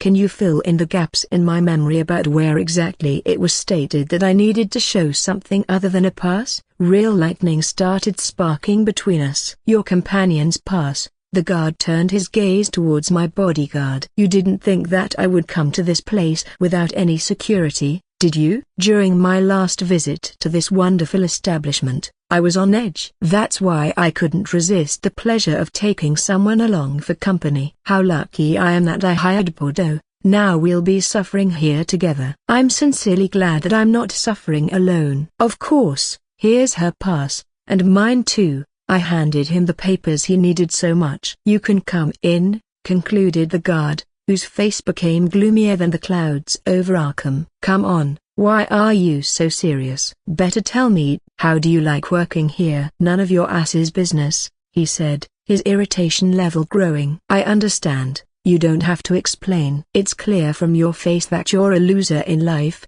I said in an unperturbed tone. "But that's beside the point." "Listen, friend. I forgot your name." "Aaron Cal," the guard introduced himself. "Yes, that's right, Aaron." "Meet my bodyguard, Sasha Bordeaux." "Sasha, this is my dear friend Aaron." I introduced the two people. "Don't mind the fact that we constantly bicker. In fact, Aaron dotes on me. If it were up to me, I would turn him into fertilizer for Amadeus tree." He pointed his thumb towards the huge sequoia growing right in front of the hospital building. "It was planted by the founder of this hospital, Amadeus Arkham. Rumor has it that it grows thanks to the unfortunate people buried right under its roots." "A nice tree," Bordeaux commented with a mysterious grin. "Oh, come on," I intervened. "Cal, I have a small favor to ask of you. Please help a friend out. We've been through so much teasing, discussions and bullying together." "Peace?" I extended my hand in friendship. "What do you want?" Aaron asked, ignoring my kind gesture. "It's simple. Could you a broken bar?" The customs control was left behind, and here we are with Sasha inside the psychiatric hospital. Perhaps it's time to stop contemplating the bare walls and go look for the employees in white coats. Last time I didn't get to meet the head of this madhouse, and thank God, I didn't. To be honest, I'm not at all eager to meet him. "Why?" you ask. "Because I don't want to meet a psychopath who could be thrown into one of the cells here." I'm talking specifically about one of Gotham's most dangerous criminal figures, a Hugo Strange. It would be better if we never cross paths at all. "Here's the right office. I think I'll find someone here who can arrange a meeting with the clinic's patients for me." "Well, let's go in our broken bar." "Damn it, our broken bar." That feeling when you mention shit and the shit's behind the door, I whispered under my breath. A bald man with bushy eyebrows, thick glasses and a thick beard was walking towards us. Like the other employees of this institution, he was wearing a white lab coat. "May I ask you anything you would like?" The man spoke politely, with a proud posture. "I'm Hugo Strange, the head doctor and manager of Arkham Asylum." "Nice to meet you. My name is Alex Reith." I returned the polite address. "Oh yes, I was informed about you. This is not your first time here, is it?" "Unfortunately, I was absent last time and could not greet you." "It's okay, I'm sure you had a good reason." "I came today to meet some patients." "The same as last time?" Hugo clarified, obviously having found out the details of my last visit. "Yes, The same. Allow me to ask why such an interest in these mentally ill people, Mr. Reith? Strange asked, clasping his hands behind his back. Any man in your place would stay away from those who took them hostage. And it is not worth talking about the one who is able to subjugate any man to her will. But still, here you are. I do not like to follow the sheep's path. I have my own thoughts about my actions. Okay, said the head doctor, clearly dissatisfied with my answer. It's always like this. I was just counting on the fact that this two-faced figure might not be here, but here he is. Just like clockwork. Dr. Hugo Strange is a very ambiguous person. I can't even describe him clearly. His plans are always chaotic and often unclear. He conducts various experiments on his patients. For what purposes exactly is not entirely clear.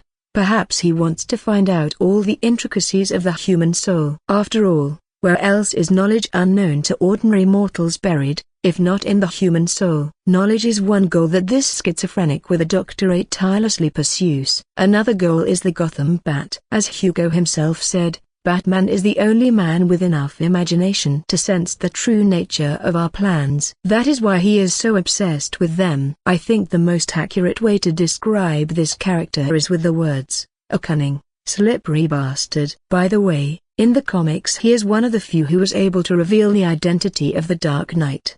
Let's hope that here he hasn't figured it out yet. Mr. Reith, is it true that you want to let Poison Ivy leave the walls of the asylum? The doctor asked as we walked to the ward of one of the patients.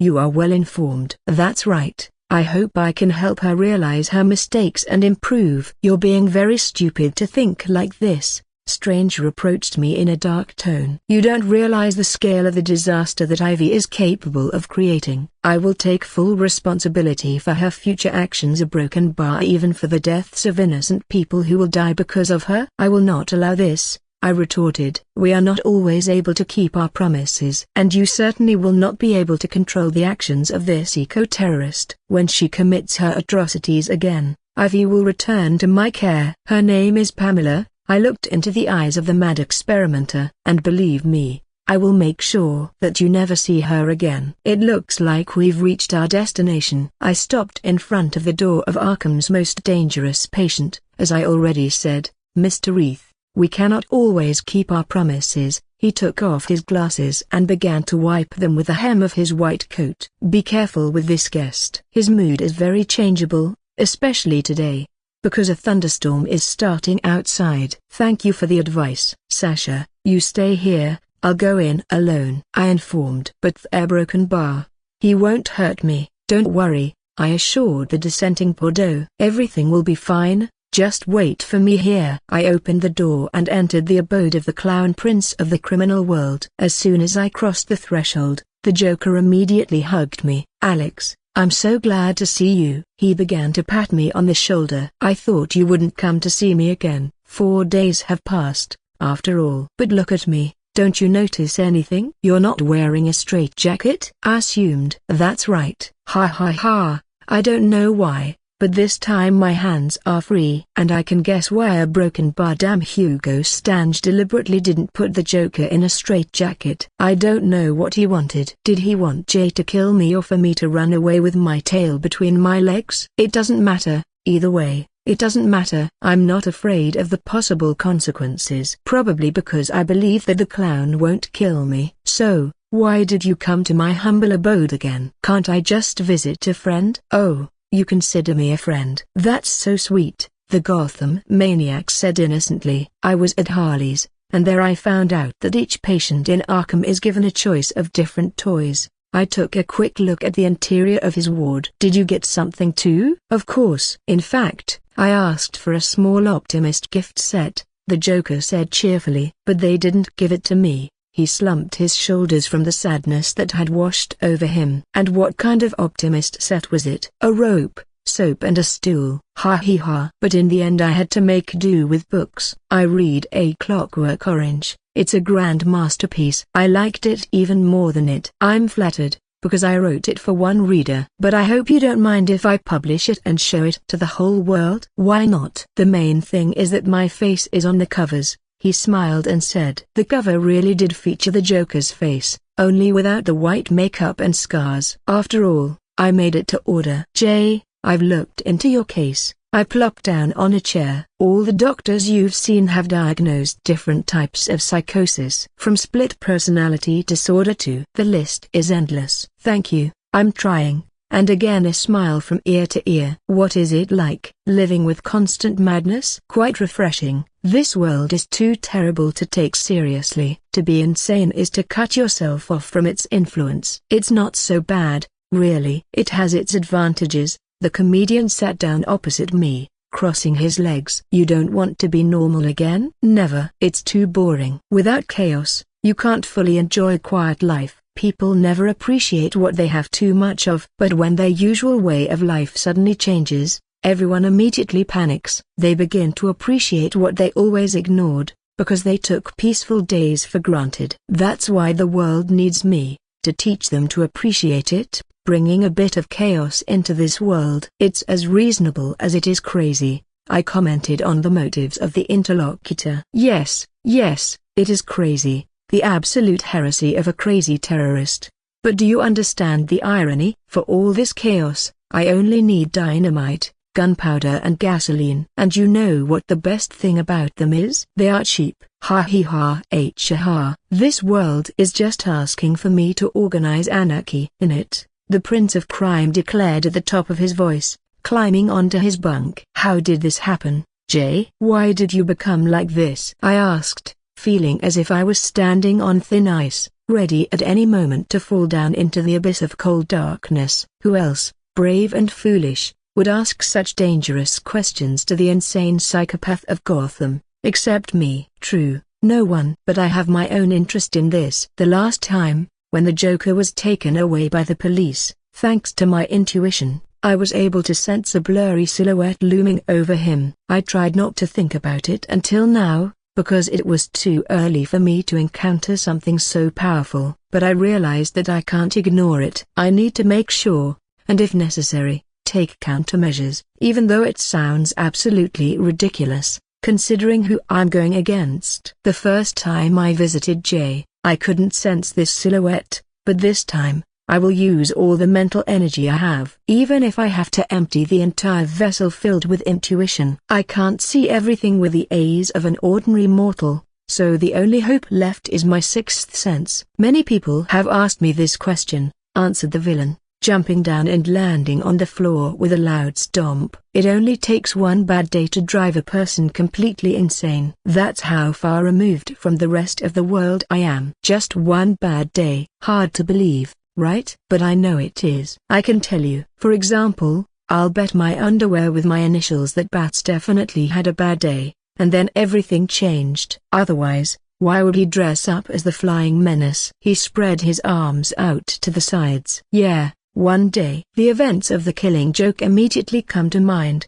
when he wanted to prove to everyone that one day is enough to fall into madness. I will definitely not allow this story to be repeated, because I can't allow Barbara to be humiliated and paralyzed. Not on my watch. A broken bar. All this time, while we were talking, I was trying to feel the presence of an abstract creature again. And then, finally, a foggy veil seemed to fall from my eyes, and the image of a girl appeared before me. She was looking straight at me, not hiding her sincere curiosity. At least, that's what it seemed to me. I could not see her appearance very clearly, except for her eyes. One was green with silver specks, and the other was blue. Her unearthly image was complemented by butterflies and fish fluttering and hovering around her. It turns out I was not mistaken. One of the 7 abstract creatures personifying different aspects of the universe. I actually saw her, the youngest representative of the Endless family, known as Delirium. Congratulations. Achievement received,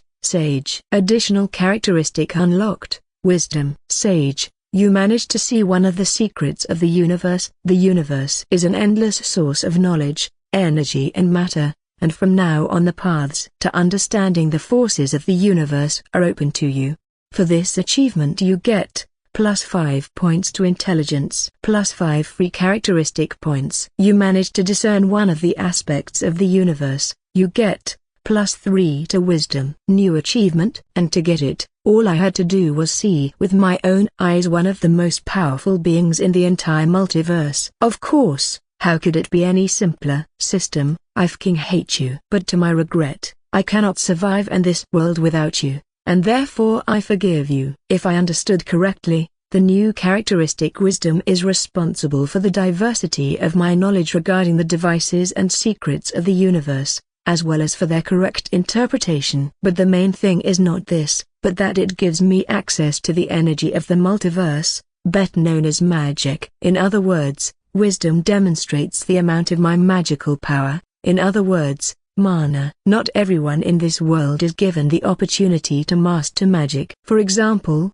Batman could not learn the magical craft, despite the fact that he was on good terms with Giovanni Zattara, with his daughter Zatanna, and also with Dr. Fate himself. And it's not that he did not want to learn, but simply could not do it because of low magical power. Since my arrival in this world, I often wondered, am I worthy of owning magic? If my body was unsuitable for this, I would have to use a bunch of backup plans in order to overcome this barrier holding me back. But now, the problem has been solved. I felt particles of magical energy around me, or in common parlance, mana. People call it magic, but it is nothing more than the inner power of the universe. Cosmic energy, dark matter, life force, space-time anomaly, all these are invisible particles of the universe, from which mages and wizards draw their strength. Although I began to feel mana, alas, I still cannot cast spells. Feeling is one thing, but putting it into practice is quite another. I have no idea what exactly I should do with these magical particles. Until I find someone who can teach me to organize the surrounding chaos and subjugate this invisible energy, all of the above will have no meaning for me. I need to find a sorcerer, a magician or a wizard. It doesn't matter what he calls himself, the main thing is that he teaches me to understand the power of the vast universe. And what exactly he calls his craft, witchcraft, sorcery or magic, I don't care. One way or another, I need to think not about this now, but about what I have witnessed. Delirium is one of 7 brothers and sisters who personify certain aspects of the universe and possess absolute power in their areas of responsibility. As much as I would like to, I still cannot escape the attention of this, to put it mildly, unusual family. Within the framework of DC Comics, the Endless have existed since time immemorial, and were considered some of the most powerful beings in the entire universe. Destiny, death, dream, destruction, desire, despair, and delirium. The whole set, as they say, and at this moment, I have seen with my own eyes one of the members of this crazy family. As far as I know, Delirium represents all the madness in the world. She inspired and thereby destroyed the personalities of hundreds of talented people. Madness or insanity is an anthropomorphic personification of action. Actually, this is the only way to describe the fact that she is simultaneously the action, the subject of this action, and also the inspirer of it. Due to this triple superposition, Delirium is extremely mad. However, the story of Delirium does not begin with madness at all. Once upon a time, when even the Endless were still young, Delirium was happiness. At some point, something happened in her life, and she had to change, go crazy in order to survive. What this event was, no one knows exactly, not even her older brother Destiny. It seems that it was mentioned somewhere that happiness at some point felt the full extent of omniscience, and in turn, she felt endless knowledge, endless sorrows. This is how Delirium was born. But here's the irony, she is responsible not only for madness, but also for its antipode, sanity. Delirium has certain responsibilities, as one of the Endless. One of them is to periodically visit crazy people and add fuel to their burning minds, which is exactly what she is doing at the moment, being next to the Joker. I was always surprised by the fact that the crazy clown constantly, by some miracle, managed to survive in the most impossible situations for life. Like, for example, a car explosion, falling from a roof, a gunshot, a broken bar. One would only have the time to think that now the Gotham Menace would be down for good, but the Batman's arch-nemesis would appear again. Now there is a logical explanation for all this. The youngest member of the Endless family did not want to part with such a crazy specimen as the Joker so easily, and sometimes extended a helping hand to him. And in those cases when she could not help, and the Joker was killed, Delirium directed her gaze towards his killer, and a very unpleasant fate awaited him. For example, when Superman pierced the clown's chest with his hand and rid the world of this psychopath forever, he himself turned into a mad tyrant, ignoring his own voice of reason. Or when the Dark Knight killed his sworn enemy and turned into a terrible thing, the Batman who laughs, then no one was laughing anymore. As for me, the best solution would be, not to touch the Joker. At least, not a fatal outcome for the latter. The fact that Bruce is trying with all his might not to kill this crazy comedian is his greatest service to humanity. His words that if he kills the clown, another, more dangerous enemy may take his place are completely justified. As for me, today's revelation gave birth to many thoughts in me and prompted comprehensive reflections. When I had no doubt that Delirium was standing behind the Joker, the image of her elder sister, the strongest representative of the eternal family, Death, appeared in my thoughts. When I woke up in this world, I was already in this body. Then a completely reasonable question arose, and there was a logical answer to it. Alex Reith, who lived in this world, died. That's when my soul entered his body, and we, as they say, rose from the dead. But does Death know about this metamorphosis? In theory, it should, like all the omnipotent beings in this multiverse, but for some reason I'm sure that their radars still haven't detected the fact of my existence. The answer to such an impossible phenomenon lies in my passive skill, player's mind. Because of it, no one can read my thoughts and figure out my intentions, and because my soul did not originally belong to this world, none of them can know my fate, my past and my future. All this is on the other side of the universe, a place so far that they don't even know the path of it. I'm like a pebble thrown into the time of this world, capable of changing the course of history with my presence. Thus, even with the help of one of the gems of infinity, the Time Stone, no one will be able to see my future. But I'm afraid that the other abilities of the stone will still affect me, like the time loop or excessive aging. Unfortunately, this also means that I am not immortal. If I die, death will come for my soul, although it will be quite unexpected for it, taking the life of the same person twice. True, if I start interfering too much in the lives of others and influencing their final outcome, then they will find out about me. It doesn't matter, one way or another, sooner or later it will happen. So there is no point in worrying about it. Today I became convinced that my intuition is capable of sensing even creatures whose powers are in the circles of the highest echelons of the universe. And these powerful creatures cannot overcome the barrier imposed in my consciousness by the player's mind. And this means that the one who gave me the system and transferred me to this world is one step higher. And if we assume that the presence Autoa, I don't know who is the highest god in this united world, are in blissful ignorance of me and cannot get into my head. In that case, I can't even imagine in whose hands exactly my fate is. Well, to hell with it. I will live as I lived before, conquered the hearts of women, strive to become stronger, and along the way kick everyone's ass. Perhaps at the end of my journey, the secrets of my destiny and the identity of the one responsible for it will be revealed to me. As for Delirium, who is present here, I am not worried at all. She is a carefree and frivolous person with her own butterflies in her head. She will not inform her family about such an insignificant subject as me. However, if my imagination did not run wild, then I managed to pique her curiosity somehow. Did she realize that I saw her? It cannot be. Although it does not matter. I can only hope that she does not follow me, taking me for another interesting toy, suitable for brainwashing, and receiving her gift in the form of deprivation of reason.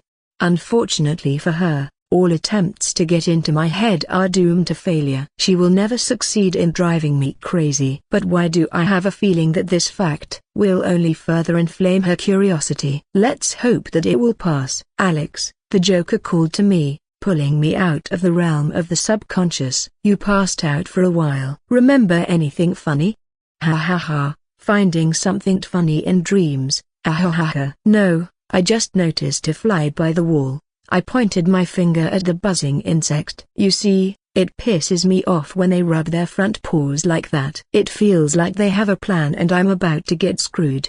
Sounds like something logical. Jay slapped the buzzing misunderstanding with his slipper. Problem solved. Ha ha ha. So, Alex, do you have any other business in this sanatorium today? I guess so. I still have a meeting with Harley, and then with her friend Pamela. With that man-hater? We met a couple of times. Every time we meet, she wants to kill me. I don't know how exactly I managed to annoy this green lady. I even have my favorite flowers in a pot at home. Damn it, I forgot to ask the guys to water them every 5 days. My poor little ones have probably already passed away. Okay, I think she has every right to hate me, said the Joker, having figured out Ivy's motives. I'm afraid she doesn't like you not because of this, but because she doesn't want to see Harley suffer, whom you hurt. Of course, I won't say that out loud. Why spoil such a logical conclusion of a man with white makeup and green hair? I have some business with here, a broken bar. What business? Maybe I can help. I'm afraid not. I need the help of a highly qualified botany specialist. Have you decided to plant some flowers? Asked the crazy clown, whose smile never left his face. I don't know yet. You're doing some shady business, mister. Gotham's main maniac cast a suspicious glance at me. Is there going to be one more person to share this place with, Alex? I doubt it, rather the opposite. I think 2 more will just leave this place and I will never join it, so it will remain empty. Do you think so? Sometimes you just need a little push. Joker narrowed his eyes slyly. Listen to me, Jay, I said to Arkham's favorite patient. If you do anything to me or to those around me, I'll become boring. Listen to me, Jay, I said to Arkham's favorite patient. If you do anything to me or to those around me, I'll become boring. What? And you'll cease to exist for me. I'll erase you from my memories, and I'll never remember you again. You won't be able to play with me anymore, surprise me, or joke about me. I won't kill you or chase you. There are worse things than that, aren't there? To be ignored, unnoticed, boring, and all that will await you if you do something truly stupid towards me. Right now, I've entered a war of words. I need to dot the do's and the don'ts before the Joker gets any ideas about playing with me like he did with his eternal enemy Batman. He might try to drive me crazy, spitting on all moral standards. After all, they mean nothing to him anyway. Unlike the Dark Knight, I am a public figure. My life is in the palm of my hand, and I cannot allow misfortune to happen to the people close to me. I/N, for anyone who doesn't understand what my life is in my palm here means, it is just basically saying that his life is open for all to see. It is too early for them to enter into such conflicts, at least until I find a way to make everyone stronger. The usual threats will not calm the Joker down, rather, on the contrary, it will only provoke him even more. But threats can be completely different. What is Gotham's main Joker afraid of most? That his jokes will be ignored, that he will stop being noticed, that he will become commonplace for everyone. This is exactly what I focused on, and now I am going to reap the benefits. I sincerely hope that I manage to fence the Joker off from my personal life at least for a while. How many times have I caught myself thinking that I do not have enough time? Just a little more time, a broken bar. Ha ha ha hey ha ha. Alex, why are you so serious? Your face is darker than Bats's, and that's not a good sign, believe me. The clown laughed cheerfully. Yes, forgive me. I don't know what came over me all of a sudden. I must confess to you, my dear friend, the Joker switched to a whisper. If someone else had said this, I wouldn't have believed them. But since you're the one saying it, I can't help but believe you. After all, I know that you never lie. You can't stand lies, that's what you told me. Hey, you can consider me a liar, but your words sent a chill down my spine. Ha ha ha. There's no way I can lose the trust of my idol. God forbid. If you lose your inspiration and I no longer read your wonderful little books, I'm afraid I won't survive such a tragedy. Ha ha he. My small victory. Maybe I should organize a celebration. After all, I managed to convince the Joker not to harm me and my surroundings. But for some reason, I don't want to do that at all. Knowing the fickle nature of the villain, he may not remember his words tomorrow and act to please his mood. Well, We are powerless against this, and therefore the only hope for preventing accidents remains my intuition, which, by the way, after meeting Delirium became only stronger, and this fact could not help but please me. After all, intuition is almost my main lifeline in this cruel world of heroes and villains. After talking with the Joker a little more, I finally left his ward. Outside the door, a worried Bordeaux was waiting for me, her face expressing the same anxiety that had appeared before I entered the cell. Of course, I am very impressed that the girl is so worried about my safety. But when you remember that she is your bodyguard, the impressions fade considerably. I sincerely hope that in the future she will worry about me not as a client, but as a friend. But at the moment we have only known each other for 2 days, what else can I expect? Look, I returned to you safe and sound. I am happy for you. I must admit, you surprised me when you so fearlessly stepped forward to meet the most insane psychopath in Gotham. Perhaps those articles were not lying about your heroism, as I initially thought, the security guard said, returning to her previous imperturbable face. Wait, you doubted me? I looked at the girl indignantly. Maybe just a little. She gave me a sly look. Yeah, and what can I say? Okay, time to meet another insane patient of Arkham. But first, I have some unfinished business. Today, along with a new achievement, the system rewarded me with an increase in intelligence by 5 units, as well as 5 free attribute points. Without a second thought, I entered all 5 points into the same intelligence. After all, this is the only attribute that I cannot increase on my own. Well, except for charisma, which I also have no idea how to increase. Status window. Name, Alex Wreath. Race, human. Age, 21. Strength, 29. Speed, 29. Dexterity, 29. Stamina, 35. Intelligence, 54. Wisdom, 105. Charisma, 22. Combat skill, 22. King's Wives, 3. Free points, 0. Skills, passive, player's mind. Active, none. Achievements, Batman's Apprentice, Harem King, Sage. I could instantly feel the changes in the flow of thoughts. In the past, when I broke the 40-unit mark, I could divide my consciousness into 2 completely independent parts. Now, when my intelligence has exceeded 50, I could divide it into 1 more part. Now my thoughts could move in 3 different directions, without interfering or interacting with each other. This opens up many opportunities for me. Also, the key change in status was the addition of a new characteristic, Wisdom. I never expected that it would be the highest for me, as much as 105 units. This is my only 3-digit parameter. If you think about it, such a high value of wisdom is quite justified. After all, this characteristic is primarily responsible for my knowledge regarding the devices and secrets of the universe. Even though I have not studied the internal structure of the universe,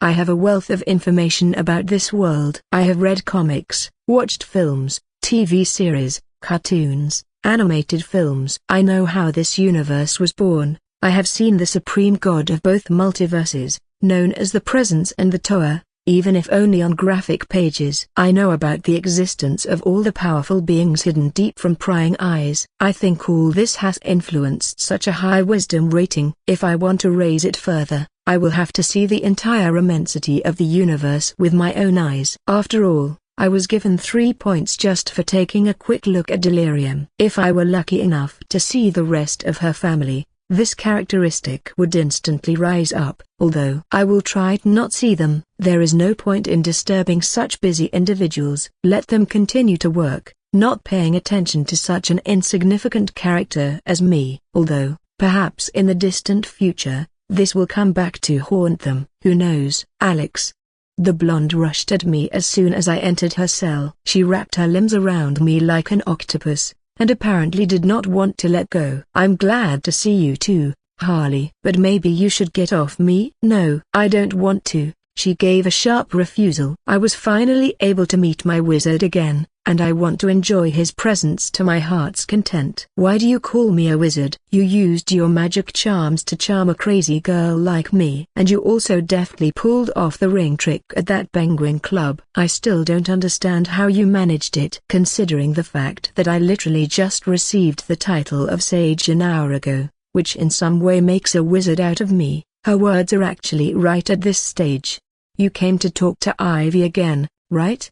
Asked the Harlequin, having finally freed me from her tight grip. True. I talked to her the other day. She is still against this whole adventure. The main reason is that she does not trust you. What you tell her is too perfect, which is why she does not believe it. Quinn said about the results of the meeting with her green friend. But it is too early to despair. As a professional psychologist, I can absolutely say that she wants this. She wants to change, to get out of here, to trust someone. But she is afraid, Alex. She does not dare to take the first step, but she constantly thinks about it to herself. Ivy is at a crossroads, and is in deep thought. We just need to help her a little. Extend your hand. Harley extended her hand to me with a wide smile. I don't know if I'll be able to break the aura of mistrust that surrounds her, but regardless of the outcome, I'm truly grateful to you, Harley. I kissed her lightly on the cheek. What kind of chaste kiss is this? The girl burst out in discontent. Oh, what has happened to the men of this world? I have to do everything myself. She resolutely pulled me towards her and kissed me on the lips. All I could do was close my eyes and go to meet her, while hugging her tightly around the waist. That's how you should kiss your beloved, the blonde said in a cheerful tone. And no more awkward misunderstandings. She scolded me. A lady's desire is my law. I obeyed such a strong-willed woman. Okay, the former psychologist nodded, pleased with my answer. We still have time, don't we? You can meet Ivy a little later. What is she hinting at? Lie down on the bed, the clown said, which made me instantly nervous. Don't get me wrong, I'm not against being with her at all. I just would like it to happen in a more romantic setting. Well, if it really comes down to it, I'm ready to do it in an alley on the street. Thrills and all that. But making love in Arkham, that's too much. No thanks. While I was thinking about how to get out of such a hot situation, Harley had already laid me out on the bed. So, Mr. Reith, what can you tell me about yourself? The girl asked, sitting down on a chair next to her and crossing her legs. A broken bar, what a bummer. Ha ha. It even became somehow funny from what I imagined. I glanced at the Joker's former accomplice. Now she looked like a completely different person. An aura of a serious, collected woman hovered around her. When I first entered Harley's room, I immediately took a look at her with my intuition. As I suspected, she too had a bit of madness, albeit in a milder form than Gotham's insane clown. The youngest of the Eternals could not ignore a person so suitable for her mind-blowing manipulations, like Dr. Quinzel. But she, apparently, is able to cope with her madness, and become sane. She decides for herself how exactly to behave, and, apparently, she likes the role of a cheerful and crazy clown more than a serious psychologist. Doctor, do you want to have a psychotherapy session with me? I asked, continuing to lie on the bed. Are you against it, mister? She answered the question with a question. I just wanted to remind you that you fell in love with your last patient with whom you had your sessions. Well, that's the point, the girl giggled. We need to get to know each other better, and what can contribute to this better than heart-to-heart talks? So, reveal to me your secrets, which you so diligently hid from everyone. And what should I tell you? Let's start with your past. What can you tell me about it? Nothing, actually. I don't remember my past, I said, falling into thought. Nothing at all? I have only fragments of memories, different moments of my life, scattered in the corners of my memory. I remember what I did, what I talked about, what I thought. But where it happened, who exactly I talked to, and what my heavy thoughts led to, I have no idea. I only know who I am now, but who I was. The answer to this question always eludes me. Sometimes part of my memories return to me. And what are they about? Whoever I was in the past, I seem to have been good at drawing. I also played the guitar and the piano. These are very useful skills, but I don't know what prompted me to study them. My past life is like a fog. I looked at the ceiling of the cell, as if trying to look through. You fenced yourself off from it by saying past life. Does that mean you don't want it back at all? Asked Dr. Quinn. Why do I need that? The past is already in the past. I just wanted to know about it. It's very uncomfortable to be in constant ignorance. But it doesn't bother you at all. And besides, can you guarantee that you'll remain the same as you are now if you remember your former self? She asked a question that stumped me for a while.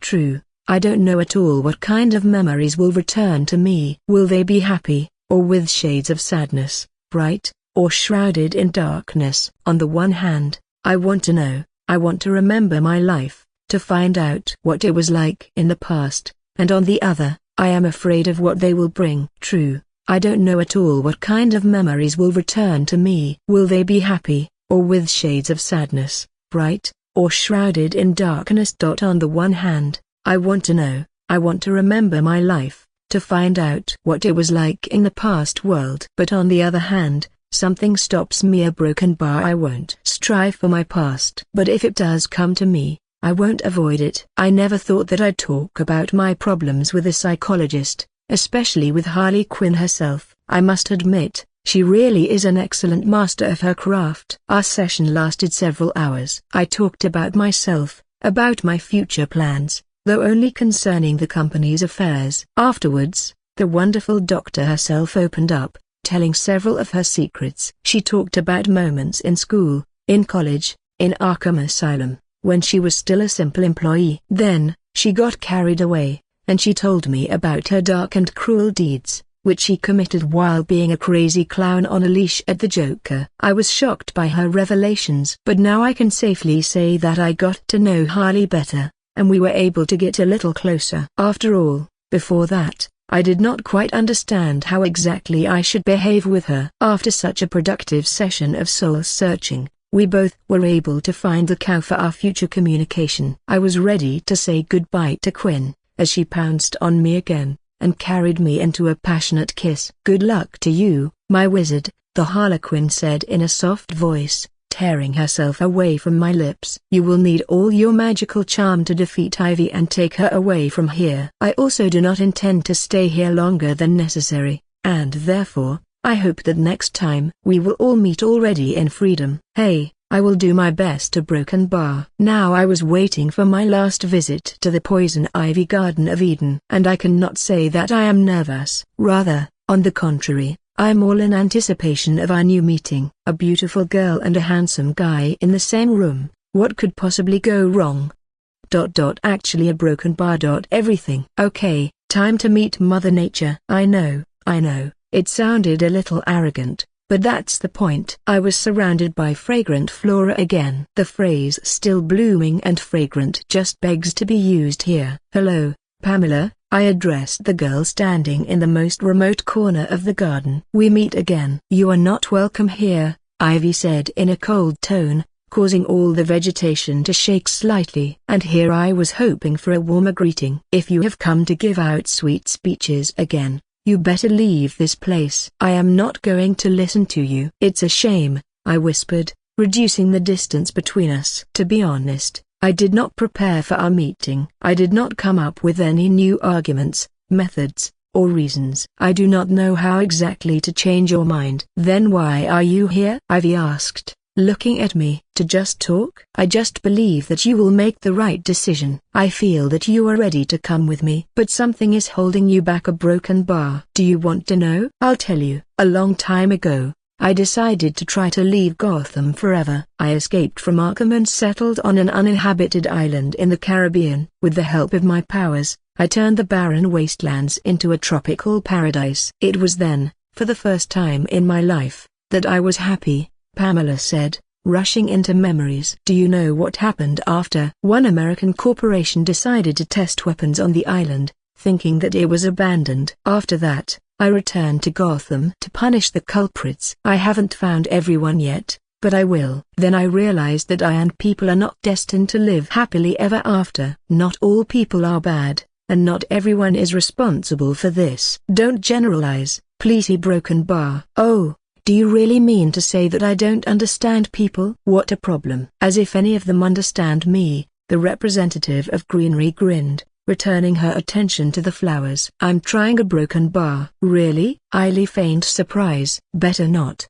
Spare yourself. I myself gave up trying to understand people a long time ago. So, don't awaken the faith in me. I can't claim that I understand what it's like to feel the emotions of nature, all its pain, when the growing technological progress of humanity destroys vegetation. I can't even imagine all this unquenchable anger, fueled by such pain. A broken bar. Pamela remained silent. I think she was surprised by the fact that an ordinary person could so accurately voice her inner feelings. Here I was cunning, since I remembered this feature of hers from the time of reading comics. In war, all means are good, right? But give me a chance. I looked into the eyes of the silent dryad. I want to understand, and share this burden with you, if necessary. Why should I believe you? I have met many men and none of them deserved my faith. The last representative of this sex even conducted a couple of experiments on me. He did not treat me like a person. For him I was just a plant. Isn't this a sign that from now on I do not belong to the human race? It's not that I am against such an opinion. I just want to remind you that the first step towards this was made by a man, and not me. Are you talking about Hugo Strange? So you know about him. Pamela was surprised. And you know what exactly he is? If you have such vast opportunities to even get me out of here, does this mean that you could also reveal the true identity of this slippery snake to the city? But for some reason, you still haven't done it. So you know about him. Pamela was surprised. And you know what exactly he is? If you have such vast opportunities to even get me out of here, does this mean that you could also reveal the true identity of this slippery snake to the city? But for some reason, you still haven't done it. It's not for me to judge him. I shook my head. I'm not a benefactor, not a saint, and not a savior. I can't help everyone and everything. First of all, I care about my well-being, and the well-being of the people around me. I told Harley that nothing in this world happens for nothing. How can I trust you after these words? And what's wrong with my words? I only told the truth, as I always do. I care about my surroundings, and about the people who are next to me. I will not betray them, I will not let them ever come in danger, and I will help when they need my help. I voiced my position. Pamela, if you accept my kind gesture, I will become the one to whom you can trust your life, and the well-being of the surrounding nature, which means so much to you. I will take complete care of you. Hey, I just remembered my recent conversation with Strange. He so brazenly declared that after you leave the walls of this building, you will soon return here again, directly under his subordination. Fuck him. After all, I believe that once you give your word, you will undoubtedly keep it. And if I am right, and this is really so, then let me take care of everything else. If Hugo wants to somehow set you up and return you to Arkham, rest assured that I will do everything to prevent this. You speak well, Ivy whispered, her expression having long since lost its emotionless look. But what about Harley? What are you going to do with her? Why do you need her? You have the wrong impression of me. I don't always look for my own benefit. Harley has already become a close person to me. She trusted me and I can't let her down. I will take care of her and try to reciprocate her feelings by giving her the love she has always deserved. You are a very selfish person, Alex, Ivy said, circling me. So that means I should become good and start helping people? I'm afraid it will be extremely difficult for me to do that. Start small, help one person at first. A broken bar, for example. Me, I pointed my finger at myself, smiling brightly. That's right, you wanted me to help you with some research project. I have a question for you. Is this project dangerous? In the wrong hands, of course. I confirmed this fact. And why do you need it? What are you going to do with it? Get rich on it? You're wrong. I'd rather go broke with it than earn anything. No, I need it to gain power. I need power if I want to survive in this world and protect the people close to me. The world is changing, and from now on firearms are no guarantee of victory. Nuclear warheads can be included too. Over time, they will become completely useless for protecting the Earth. You say this with such confidence, as if you know the future. You're a broken bar. In a way, you could say so. I didn't try to avoid her assumption. And what awaits us in the future? Asked Hailey, smirking in my face. In short, we're all screwed, and that includes the whole planet, which means all of nature as a whole. Is that so? Pamela drawled, clearly not believing a single word I said. If I help you, will I prevent this apocalypse? Of course not. It will only give me and the people dear to me a chance for salvation, a chance to survive in the hour of a great crisis. So, I help you, and you help me, supporting me in everything, including funding my work, as well as my environmental protection fund, if I create one in the future. It sounds like something unbelievably broken, Ivy. I addressed her affectionately. Just imagine what you can achieve by protecting the environment, if you are not stopped and put behind bars. You are capable of radically influencing the flora of the entire planet if you act correctly, and without taking human lives. You can cleanse the biosphere of the planet, which is exposed to contamination every day. You just need to act within the law,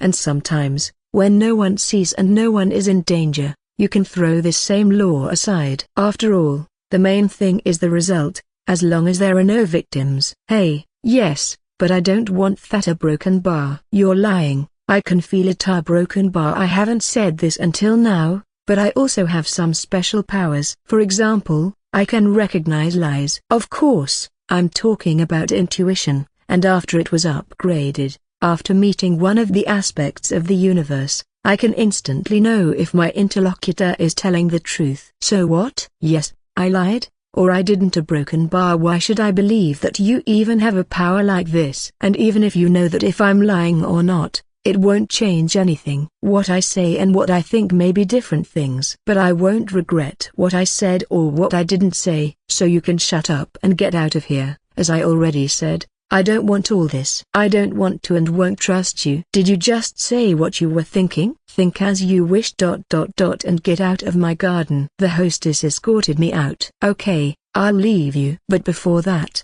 let me tell you something. I asked a guard named Aaron Cash to do me a small favor. He will come to you from time to time, and if you change your mind and agree to help me, you can tell him about it. He will tell me your words, and I will get you out of here. I closed the door behind me and took a deep breath. How did it go? Asked Bordeaux, who had been waiting for me in the corridor all this time. Did you manage to convince her? Ha, no, this time all I got was a disappointment, a broken bar. I laughed, trying to hide my failure with laughter. But I have a good feeling. I threw a last glance towards the closed door. Perhaps in the near future, everything will change. Okay. Let's go home. Yes, a broken bar. Remember, Marvin, a hat is an integral part of your image. Cherish it. I handed the headdress to the guy. I myself did not lag behind, and put on the same white hat with soft brim, wrapped with a black satin ribbon and a barely noticeable neat bow in the same color. Today I spent time in the recording studio again, teaching the new guy Michael Jackson's signature moves, and demonstrating how to interact with the new accessory. I composed a song to go with the new dance. It's called Smooth Criminal. Moving to the beat of the music, I didn't forget about the hat. From time to time I tilted it so that it almost completely covered my face. In addition to the headdress, the main element of this dance is the so-called anti-gravity tilt. This was another calling card of the King of Pop, tilting the body to the floor at 45 degrees. Together with researchers, Jackson came up with shoes with a triangular slit on the heels. A metal pin sticking out of the floor entered this slit. This allowed him to cheat gravity. I should find some people who can recreate something like this. Okay, I'll figure this out later.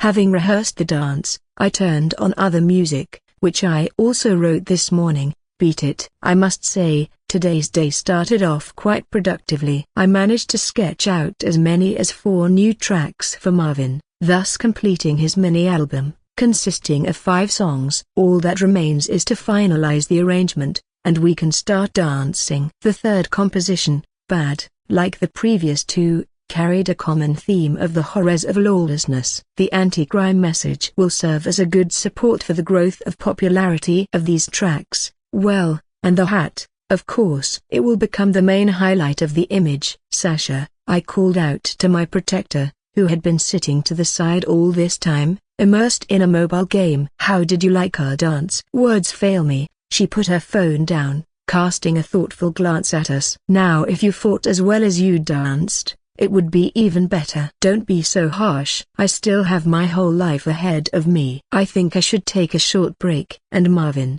it wouldn't hurt for you to listen to the last song I wrote today. I'll make you happy by saying that you don't have to dance to perform it, but you will have to work on your vocals. It's a lyrical love song. You are not alone. I didn't want people to think that Marvin is only capable of performing fast, noisy and danceable songs. He should also be able to sing romantic, dramatic, slow, ear-pleasing songs, which is what You Are Not Alone is. It's a ballad about love and loneliness. A broken bar. It will stand out from the rest of the songs, but that will only make it even more valuable. As soon as the song was presented, we, with renewed vigor, started rehearsing the dance again. Puff Sasha. Alex Reith. A broken bar. When I started work, I had no idea how interesting and at the same time strange a person my new boss would turn out to be. When I was notified that someone wanted to hire me as a bodyguard, and for a fabulous sum, I was very surprised. It was obvious that the new client wanted to get me as his protector, and he did not spare money for this. I do not know why.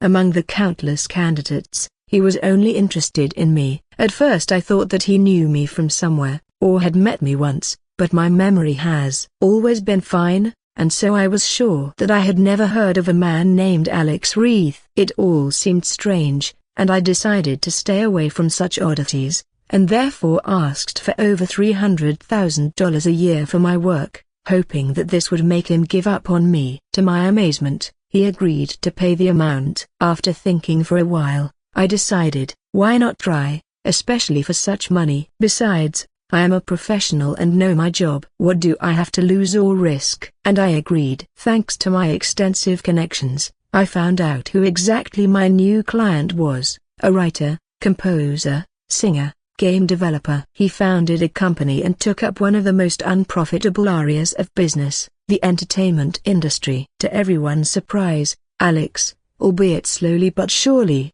elevated his company. Another key moment in his biography is his craving for women. According to reliable sources, he has as many as 3 ladies of the heart. This does not surprise me. Rich people often have several mistresses. The most interesting thing I was able to find out about him was the incident in the Penguin nightclub. Gotham's psychopathic clown burst into the banquet without an invitation and took everyone present hostage. According to several eyewitnesses, they were saved from imminent death by Alex Reith, who bravely stood up to the Joker. At first, I did not believe it, but after our visit to Arkham, my doubts dissipated somewhat. However, at the same time, my interest in my employer only increased. I remember the first time I met him in his office. Then his gaze caught my attention. The way he looked at me, I do not even know how to describe the feeling I had at that moment. His eyes seemed to say, "I have known you for a long time." They saw right through me. I do not know why I thought so,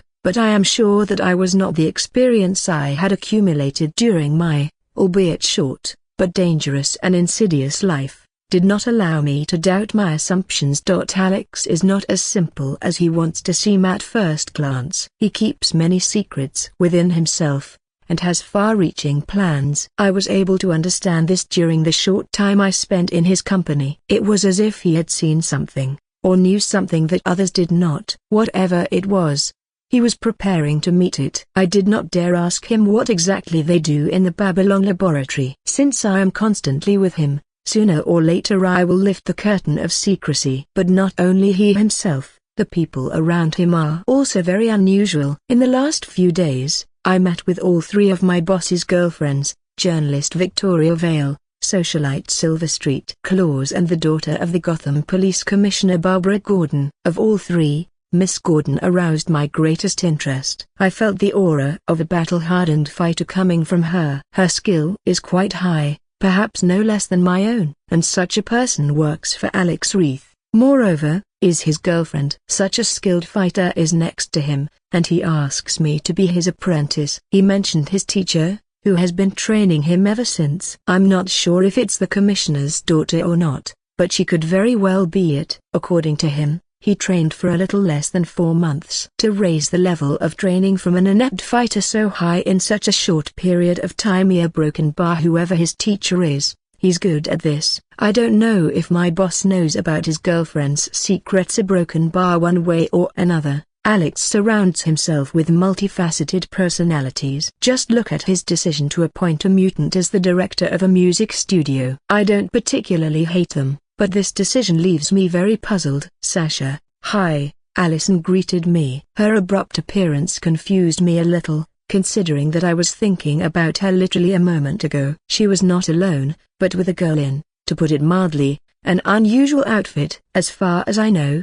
she's a new singer who signed a contract with the studio. I heard that there are high hopes for her and that guy dancing with Alex. Hello, I smiled back. I see everyone is having fun here, she said, looking at the flaring up dance. The two were absorbed in the music and continued to move to the beat, ignoring the newly arrived guests. I couldn't contain my curiosity and decided to ask the girl standing next to me how exactly she felt about Alex.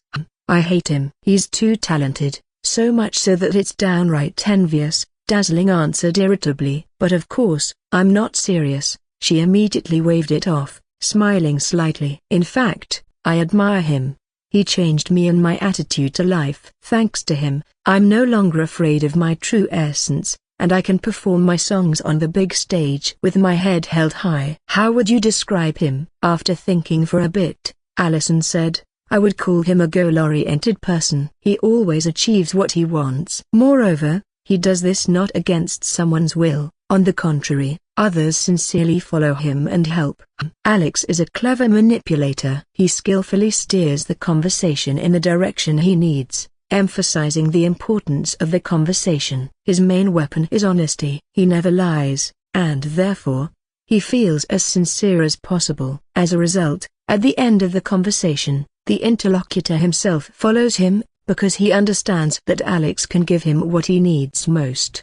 So you do not consider him a cunning villain? No, not at all. He is not a villain, Sasha. The blonde shook her head. Reith is a very good person. He is always sincere in his intentions. He does not tolerate lies, always keeps his promises and cares about those who trusted and followed him. At least, this is the kind of person I consider my boss. What are you whispering about? Asked a male voice. I bet you are saying nasty things about me. The music stopped and Alex, together with his prot A tilde copyright G A tilde copyright, came up to us. Oh, come on, how could we? Allison grinned slyly. We always have only the best things to say about our boss. I'll pretend to believe you. What are you doing here? We came to see the results of your labor. I listened to the songs you wrote this morning. You're on top of your game, as always. But it looks like you're not thinking about our little Gaga at all. She hugged the girl in the bright dress, who still hadn't said a word. What are you talking about? I wrote the song. Alex objected. Poker face? Exactly. It's only one. We need 3 more to finish the album. So stop dancing, let's go to the recording studio and you can write them for us quickly. She grabbed his hand and dragged him out of the hall. Alex is truly talented. A broken bar when this morning he was composing new songs on the fly, each of which could rightfully compete for the title of the best. I silently watched him, hiding the growing feeling of sincere admiration inside me. It is impossible to remain indifferent when masterpieces are being born next to you. Perhaps this is my first client who has caused me to feel genuine respect. I again recalled the moment of our first meeting. At that time, Alex had asked me if can he trust me. I honestly informed him of my dedication to my work, and that he could not worry about his secrets. I will not betray the one who trusted me with his life. Usually, a person does not believe simple words, and there can be no talk of any mutual trust. But what is surprising is that Reith behaved with me absolutely sincerely. He did not fence himself off from me, and did not hide anything. He believed in me, although I could not understand why.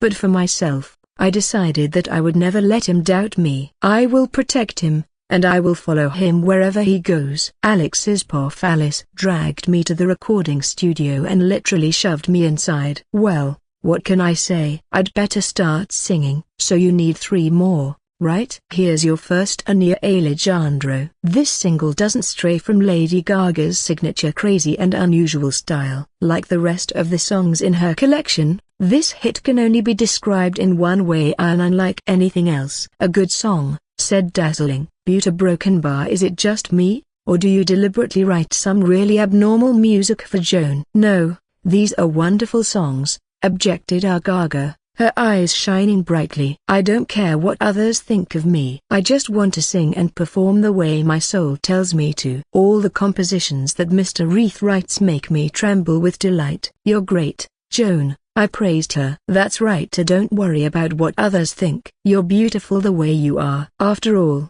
God doesn't make mistakes. You're on the right path. You were born this way, and if anyone wants to argue about it, sing this incredible track to theme Born This Way. Joan's words inspired me to choose the next single for her debut album. The theme of the lyrics can be summed up in one phrase: love yourself as you are. The beginning already carries deep meaning, but the chorus leaves a bold period at the end of the sentence for anyone who disagrees or criticizes her. I'm beautiful in my way. 'Cause God makes no mistakes. I'm on the right track, baby. I was born this way. Don't hide yourself in regret. Just love yourself, and you're set. I'm on the right track, baby. I was born this way. Born this way. This will be our reply to everyone who chooses to criticize Our Lady. Let them know we are more than capable of expressing how we feel. Alex, don't tell me you just wrote that song after merely hearing Joan's thoughts about her unusual image in the eyes of others, Allison said skeptically, her smile making the room temperature drop sharply. If that's really the case, I don't even know how to feel about you. To avoid further questions, I started playing the next song. This single will be the final track on the singer's album The Edge of Glory. So, the raw version of the two albums was complete. What follows is the monotonous work of arranging, recording, and preparing. But none of that will require my direct involvement anymore. The next morning, I decided to take a small break from company affairs and headed straight to the Babylon workshop. I hadn't returned to work on the hologram glasses project in a while. It was time to change that. Ever since my intellect had been upgraded, I'd been studying robotics with even more dedication. Do I need to mention that my progress has increased significantly? I don't think so. Now, I was holding a soldering iron and occasionally glancing at a three-dimensional holographic model. I was just about to connect two very delicate components when I got distracted by the sound of the phone ringing. Just one moment more and the entire part would have been ruined. Who's going to answer for this? I grabbed the phone and looked at the screen, clearly indignant. Who dared disturb such a busy person like me? Aaron, my friend. I'm so glad you called. I actually just had a free minute and didn't know who to hang up on. So, you're not interested in the reason for my call? I'll hang up, then, came the guard's emotionless voice. She agreed. Yes. Poison Ivy told me to let you know she's made a decision. Come pick her up. Thank you, I said quietly. Cry some more, Aaron chuckled. I don't know what you're planning, but good luck. I have a feeling you'll need it. You have no idea how Buta Broken Bar. The freedom of one lady who loves flowers and plants was obtained by me at the cost of considerable effort. I didn't expect that freeing her from imprisonment would involve so much sweat and running around. However, I discovered that collecting paperwork from various authorities builds muscles just as much as morning jogging, and it definitely trains your stress resistance. First, I visited City Hall and had heart-to-heart conversations with whoever would listen. I needed people who would take my side and sign off on my wild adventure. Essentially, I needed guarantors willing to vouch for the early release of a particularly dangerous prisoner. The necessity led me to the police station to speak with Commissioner Gordon, and then to Wayne Enterprises to bow before Gotham's wealthiest man. Thankfully, I received their approval in writing. But of course, that wasn't enough. I was still sent running around different offices and corners of the city for another half a day. Quite literally, that bureaucratic hell squeezed the life out of me, but by the end of the day, I held in my hands official permission for the early release of one Arkham Asylum patient, Pamela Lillian Eiley. My happiness in that moment was truly indescribably broken bar. But let's not get carried away. We must hurry to the Dryad. Alex? Ivy looked genuinely surprised when I appeared before her. What are you doing here? Didn't you agree to leave the walls of this asylum? I came to get you. But not even a day has passed. I thought I'd be released in a couple of weeks or even months. Sorry, but I can't wait that long, I said, shaking my head. I need your help right away. Hey, that's serious, huh? The green-clad woman chuckled. Since I'm apparently free now, maybe you could take this damn bracelet off me? She ran her fingers lightly down her elegant leg, where a high-tech device designed to suppress her metroabilities rested. In fact, I was strongly advised not to remove it, I said, pulling a small remote from my pocket. They think this thing serves as a necessary safety measure. No one wants to see you rioting in the streets again. But I have a different opinion. I pressed the button. With a soft chime, the bracelet unlatched and dropped onto the grassy floor. Aren't you afraid I could just kill you right now and run? Pamela asked, slowly approaching me step by step. No, I replied. I believe in you. And I just proved it by switching off that toy. As I stepped past her to retrieve the fallen device, she sighed and turned toward me. That's exactly what worries me, she said quietly. Alex, you're too trusting. You need to be more careful, especially in this world. Everyone keeps telling me that, I replied with a faint smile. But I've never been wrong before. I trust my intuition. Trusting your intuition? That's the most ridiculous thing I've ever heard. A broken bar. Plenty or people would disagree with you, and I'm one of them, I said, handing her the power-inhibiting device. Keep it as a souvenir. Let's make sure you never have to wear it again. How sweet of you, she said with mock charm, though she still accepted the bracelet she hated so much. Who would have thought your first gift to me would be that? Typical. What else could I expect from a man? She added, not even trying to hide her displeasure. Nothing foreshadowed trouble until the enchanting, alluring aroma of 1,000 flowers hit my nostrils. Without sarcasm, it was the most delightful smell I had ever experienced. Once again, I caught myself thinking that Pamela should really consider producing perfume. What a pity. I thought that with my full power, I'd finally be able to charm you, she pouted. I already told you, it won't work. Anything involving mind control just doesn't affect me. Besides, a broken bar. Did you really want to take control of me? I said, a trace of irritation in my voice, though the smile never left my face. Don't overthink it. I just wanted to be sure. If it makes you feel better, if I'd succeeded, I would have just turned off the pheromones, she replied, running a hand through her red hair, completely unconcerned. You still have a lot to learn about respecting other people's personal space. For your information, you managed to charm me from the first moment we met, I admitted, catching her attention. Really? In that case, maybe I should make you happy with a kiss? She placed her hands on my shoulders, pressing close until her face was dangerously near mine. This moment could have earned a happy page in my life's story, but I'll have to refuse. I don't want to die. Maybe your pheromones don't influence me, but poisons are a different story. Are you really refusing my deadly kiss? For your information, I can control the toxicity of my lips. And if you trust me that much, why not take your chances? I could literally feel her breath on my face. It's time for us to go, I said, gently freeing myself from her embrace and moving toward the exit. About the kiss, a broken bar. Let's save that opportunity for another time. Maybe in the future, I'll take you up on it. How interesting, she murmured, licking her bright, plump lips as she followed. At the exit, we ran into Aaron again. Adios, amigo, I said with a mock salute. I hope we won't see each other again anytime soon, he replied, sticking to his usual routine. We passed through the gates of Arkham. Pamela paused and glanced back at the asylum. I never thought I'd walk out of here one day without someone chasing me. It's a strange feeling, a broken bar, as if I've lost something valuable. Maybe that's for the best. We always lose something, but we find something new in return. Maybe you're right. I suppose it's not so bad to leave a place where you're so highly valued. We drove onto the highway. Where to now? Asked Pamela, her gaze following the changing landscape outside the window. To the Babylon lab. That's where you'll be working. There's someone I want you to meet. You're putting me to work already? She looked at me with mock astonishment. You could have at least treated me to something first. HMPH. We won't be there long. Afterwards, I'll take you to your apartment. I tried to set it up to suit your unusual tastes. I hope you'll find it acceptable. That's unlikely, she replied, disagreeing before turning back to stare out the window. Soon, we arrived at our destination. From the outside, an unremarkable building inside, a laboratory of mad research. Eva entered Pamela into the database while I handed her a keycard. Not bad at all, Pamela commented, taking in the lab's interior. Two people noticed us and hurried over. The girl in white greeted us warmly with a broad smile, while the girl in black watched Pamela warily.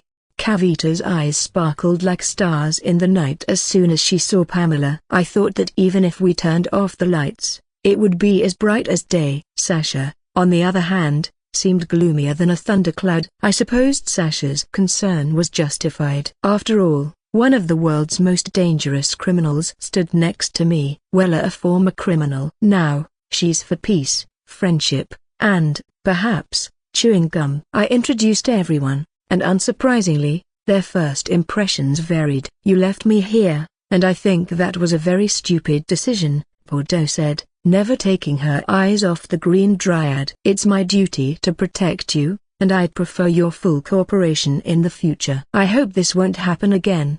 Broken bar. I scratched my head awkwardly. I'm afraid this won't be the last such incident. You might as well get used to my irresponsibility. On the plus side, it'll give you more time to rest. And why did I ever sign up for Thesa Broken Bar? Sasha muttered. So you have a bodyguard, Ivy observed, studying my protector. Why didn't you bring her when you came to rescue me? She could have easily saved your life if I decided to kill you. Just try it, Sasha said coldly. Come on, girls, let's not fight. I raised my hands in an attempt to keep the peace. I didn't bring Sasha because I wanted to show you that I really trust you. If I'd come with security, we couldn't have been honest with each other. This trust of Thesa Broken Bar, where does it come from? Pamela asked, ignoring Sasha. From his intuition, said Kavita, speaking up for the first time. Intuition? That again? Maybe you don't know, Pamela, but Alexa just like you is a meta-human, Rao suddenly announced, surprising everyone. Kavita Broken Bar. I shot her a reproachful look. Oh, sorry, not quite like that, the doctor corrected herself. The thing is, he doesn't consider himself a meta-human or mutant. He's just a guy with superpowers, as Alex usually says. One of his powers is super intuition. Thanks to it, he can tell if someone's being honest, good or bad, trustworthy or not. He's got a few other abilities as well, including searching. He'll have to use that skill soon. Pamela and Sasha were in a slight stupor. I suppose this fact about me opened their eyes to several unsolved mysteries. Poison Ivy couldn't understand why I trusted her. Now she can answer herself why. The same can be said about my bodyguard. However, I think I'm even more of a mystery in the eyes of my teacher now. He's not a mutant or a meta-human. Then what is he? Ivy asked. I don't know, admitted Kavita, shaking her head. But I'll definitely find out. This is your specialty, right? Yes, I study people with unusual abilities, if I may say so. And I hope we'll work well together, partner. Kavita's face lit up with a happy smile. Partner? So that means I'll be working with you? Only no one has told me what exactly we are working on yet, the Green Lady complained, pacing around the office. Her words did not escape the ears of Sasha Bordeaux, who was also not against finding out what exactly they were doing here. Alex? The doctor glanced at my silent figure.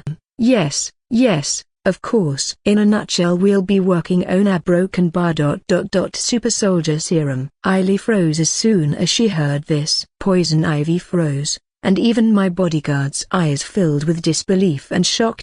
Did I hear wrong, or did you actually say, super soldier serum? Ivy clarified. No, that's exactly what I said. I remember you claiming we were the good guys. But Thesa Broken Bar, it sounds like an actual villain's plan. Are you really trying to recreate Dr. Erskine's serum? That's a huge gamble. She waved her hand dismissively. And even if we somehow succeed, why do you need the serum?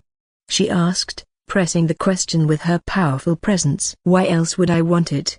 I intend to use it on myself. That's madness, Sasha interjected. Why not? I need to become stronger, and that's one of the few available paths. The world is changing, and we have to adapt too, I said firmly. Besides, I can't be everywhere at once. I can't protect everyone all the time. But with this formula, I have a chance to change everything and to protect the people I care about. Wait, you're saying you'd use the serum not just on yourself, but on others as well?" Bordeaux asked in astonishment. "Only on those closest to me. No matter what anyone says, the best way to protect those you love is to make them stronger," I explained. "I can't help but agree," Pamela said, surprising everyone. "That really is the best way to protect people." "Now I'm sure you're not someone who craves power for its own sake. You need it, but you're not willing to pay any price.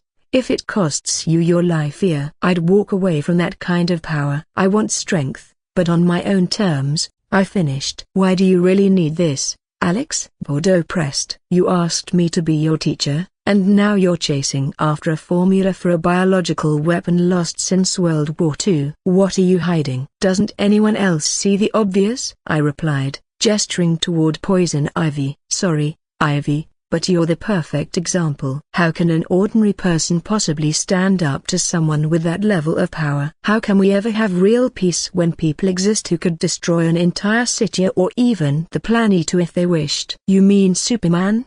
The Dryad grinned. "He's just one of many, and believe me, not all of them are kind or reasonable. I'm not going to sit around and wait for threats to emerge from the shadows. I want to be Redur and I'm asking for your help." "Hey, I'm in," the former Arkham patient agreed. "This is going to be fun." "I'm just a bodyguard." "It's my job to protect you," Sasha answered in her usual neutral tone. "Whatever you're planning, wherever you go, I'll stand by you." "You trusted me, and I'll return that trust." "Thank you," I said, smiling despite myself. "And I agreed to this adventure the moment it began," Kavita said, almost offhandedly. "Butte a broken bar. We're not the only ones trying to recreate Dr. Erskine's serum." "What makes you think we'll succeed where others have failed?" Pamela asked, voicing the question that had clearly been bothering her. Rao and I exchanged a knowing look. "If you get Captain America's blood, would that give us an edge in the race?"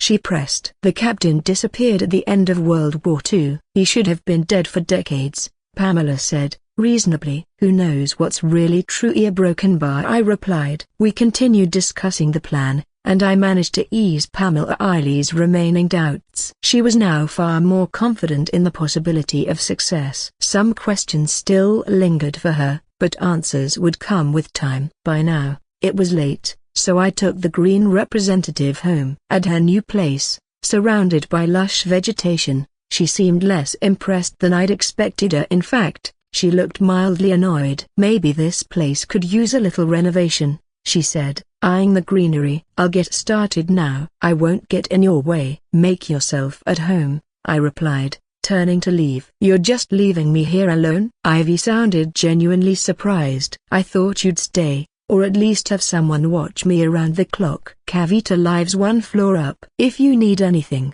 ask her." "And here," I said, handing her a smartphone, "this has my number. Call me anytime." She inspected it carefully. Then, a small flower sprang to life in her palm. She handed it to me. "If the phone stops working, we can use this. Attach the bellflower bud as a keychain and no matter what happens, we'll always be in touch." "So you really can hear the voices of all the world's plants?" "You doubted it?" "Somewhat a broken bar. You're free now, Ivy." "I'm not going to follow you, and I won't have anyone else do it either." "Trust to remember." "But there's one thing, whenever you go out, wear regular clothes. Try not to attract attention. Even though you've been released, no one outside knows about it. They still remember you as a dangerous criminal." "That's all. Get some rest. See you tomorrow." At the first light of dawn the next day, I went straight to visit the poisonous lady. To my surprise, she wasn't in the apartment. Apparently, she had already left. And I had a pretty good idea where she might have gone. I was just about to leave when I paused for a moment to admire the beauty that surrounded me. Nature had truly awakened. Each leaf stirred under the gentle rays of the morning sun. Dormant buds stretched themselves open,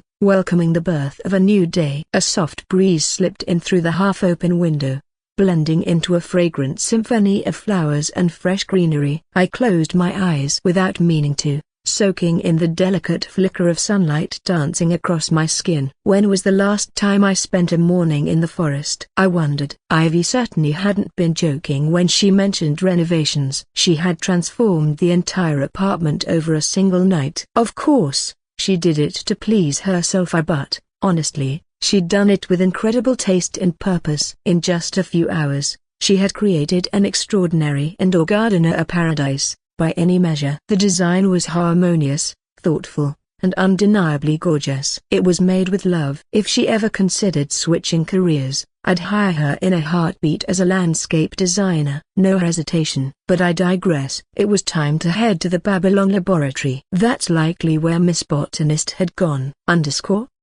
Sure enough, I found her there. Wearing a white lab coat over her signature green, earthy outfit, she stood at her station, completely absorbed in her work. She was studying a notebook with focused intensity, occasionally glancing at data on her monitor screen. And I won't lie, she looked insanely attractive. More than usual, in fact. There was something about the way she looked in that moment, powerful, elegant, a broken bar, and dangerously beautiful. I shook my head. Get a grip, I reminded myself. The next day, at the early hours of dawn, I went straight to Ivy's flat and, not finding her there, I headed straight to the lab. I was pretty sure that she would be the ... Good morning, Ivy, I greeted her. What are you working on? Going over our project data, Lillian Eiley replied, briefly setting her notebook aside. Kavita's way ahead of me on this.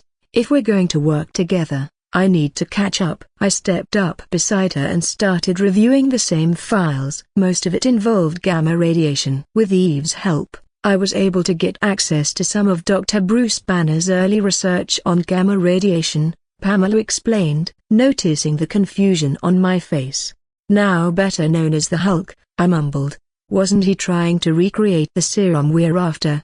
The attempt failed a broken bar spectacularly, she confirmed. His actual transformation data is lost. But the early notes survived. They're vague, but they lay out his line of thinking. Useful enough to give us direction. And where exactly did you get those? Pamela gave a sly smile. The data comes from Oscorp Industries. We were able to cross-reference some of their early gamma serum studies. How did you get access to Oscorp files? I asked, raising an eyebrow. Artificial intelligence works wonders, Kavita chimed in, suddenly joining us. She adjusted her glasses, completely unfazed. Thanks to Eve, we hacked their external servers and downloaded their early research archives. Most of it's half-baked nonsense. The real data is on the internal servers at top level, physically secured. No way we're getting in. They're digitally. I blinked, mildly stunned. Apparently, I'd been underestimating Eve's capabilities. Hacking into Oscorp even partially was no small feat. So Norman Osborn's team worked on recreating the serum using beta rays instead of gamma. Broken bar. Yeah. Didn't do him much good. Sure. He became strong, fast, agile, almost on par with Captain America. But somewhere along the way, he lost his mind. Not exactly a glowing endorsement. This is why we would need to take every precaution to prevent side effects. Alex, there are still a few components missing, Pamela said with a dangerous smile. Kavita requested some equipment already, but it's not nearly enough. I'll be making a list of broken bar. I assume I have an unlimited budget? A hammer broken bar? Yes. Of course, broken bar. Get whatever you need. I'll cover it. I am ready to cry. Just thinking about my empty bank account made me want to bang my head against the wall. Maybe I had rushed into this super serum business without considering the company's finances. A little late now. When Eve broke down Eiley's projected expenses, I nearly passed out. $62 million. And I only had 4 in the account. No backup funds coming for at least 2 weeks. A broken bar. Wonderful. Guess it's time to ask for an advance. I spent the rest of the day in the workshop with Ivy and Kavita, helping wherever I could until they politely told me to go work on something else and stop distracting them. I took the hint and returned to my hologram glasses project. Sasha Bordeaux, of course, stuck by me like shadow to flame. In case you were wondering. As night fell, I prepared for a meeting with the Bath family. Naturally, I couldn't take Sasha longer. It wasn't the kind of gathering you brought your bodyguard to. Not with Gotham's Dark Defenders involved. Sasha wasn't thrilled to be left behind at all. She demanded to know exactly where I was going. With nothing to hide, I told her straight, I'm meeting with Bruce Wayne. That only made her more suspicious. She didn't understand why a rendezvous with the richest man in the city should exclude her, especially if her job was to protect me. I couldn't fully explain it to her, so I just promised I'd make it up to her next time. Still not happy, she left grudgingly. Later that night, I descended into the Batcave. As usual at this hour, the Dark Knight was in his lair, surrounded by computer screens, steel platforms, and the quiet flutter of sleeping bats clinging to the stalactites. Dick and Barbara were sparring. Alfred stood nearby, polishing the bat computer as if wiping down the command console of a spaceship. My arrival drew their attention. Barbara greeted me with a smile and even rewarded me with a brief kiss on the cheek. "Hello, bats," I grinned. "Did you miss me?" I know.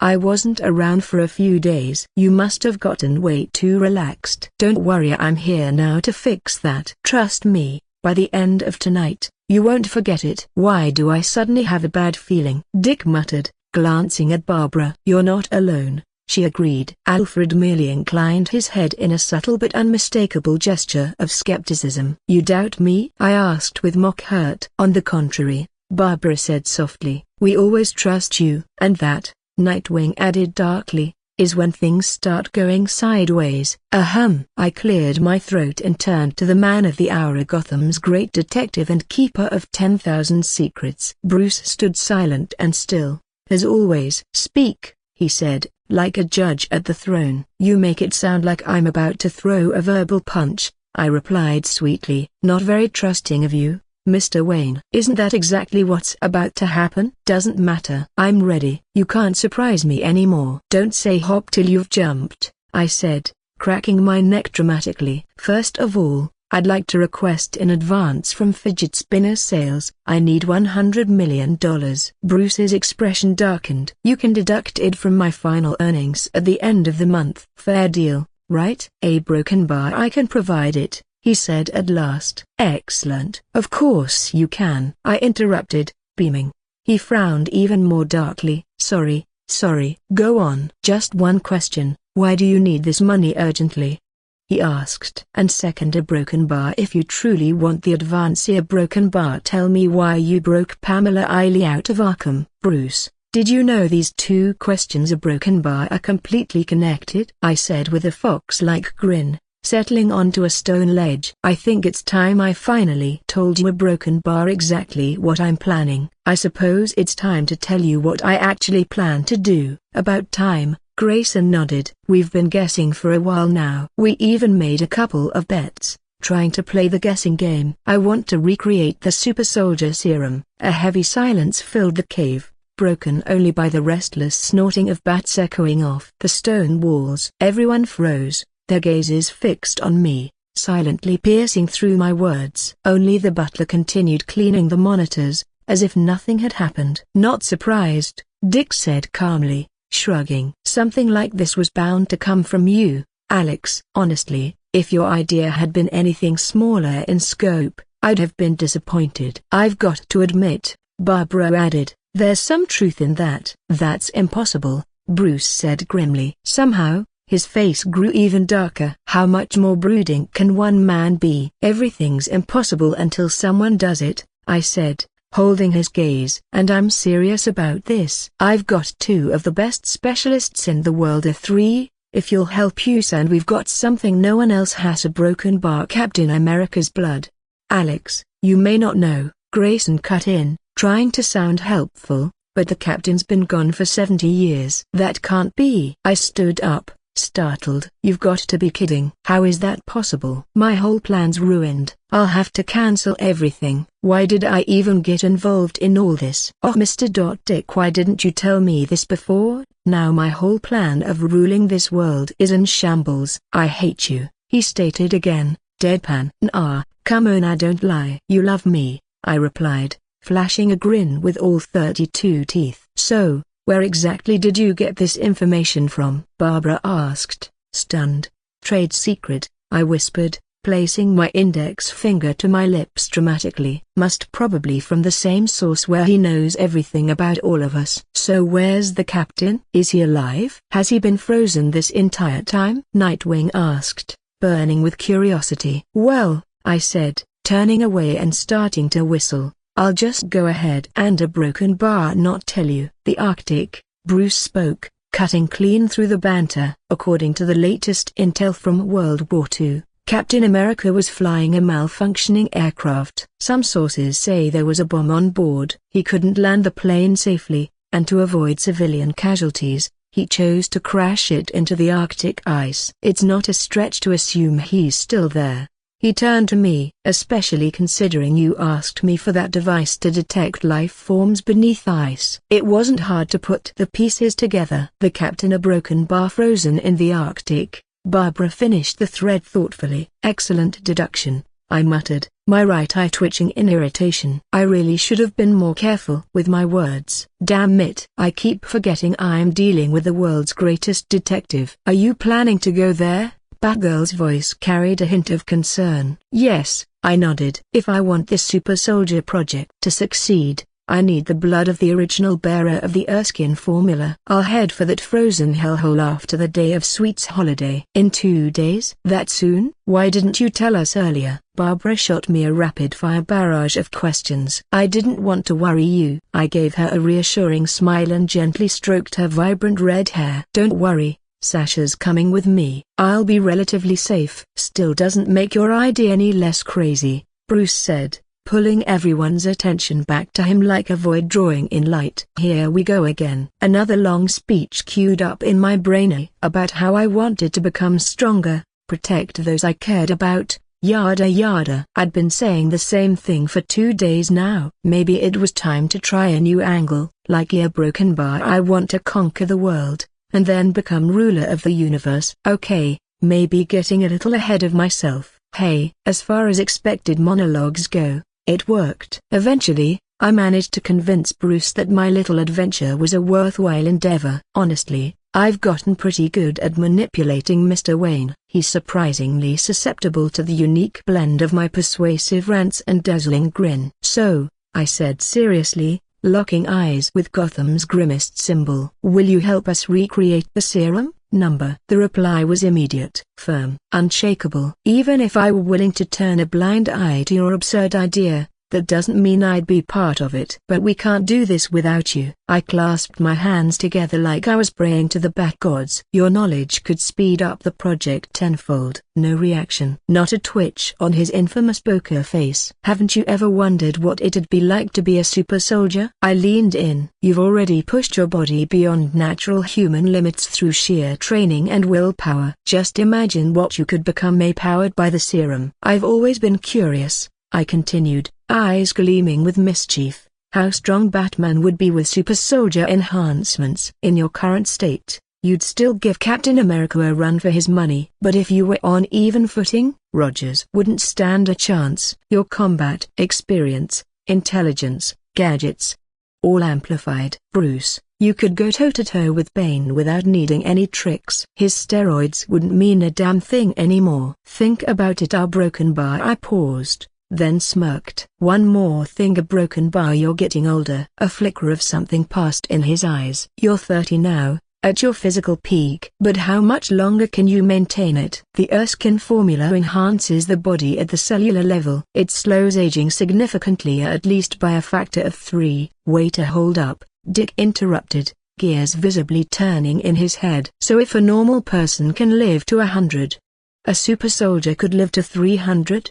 More or less, I replied, spreading my arms wide. Which means, Brucey, a broken bar, your retirement might have to wait a dozen of decades. You know, unless someone manages to break your spine first. Hey, I want that serum too. Grayson piped up, his voice practically glowing with excitement. The discussion raged on for several more hours. By the end of our heated negotiation, Sir Gloom finally agreed to lend us a hand reluctantly. He was still on the fence about using the serum himself, but my words clearly struck a nerve. Give it time, a broken bar. I know he'll reconsider. The benefits are undeniable. We also discussed the logistics, what I'd do when I found Cap, how to transport him, where to store him, and so on. Bruce even gave me an advance of $100 million.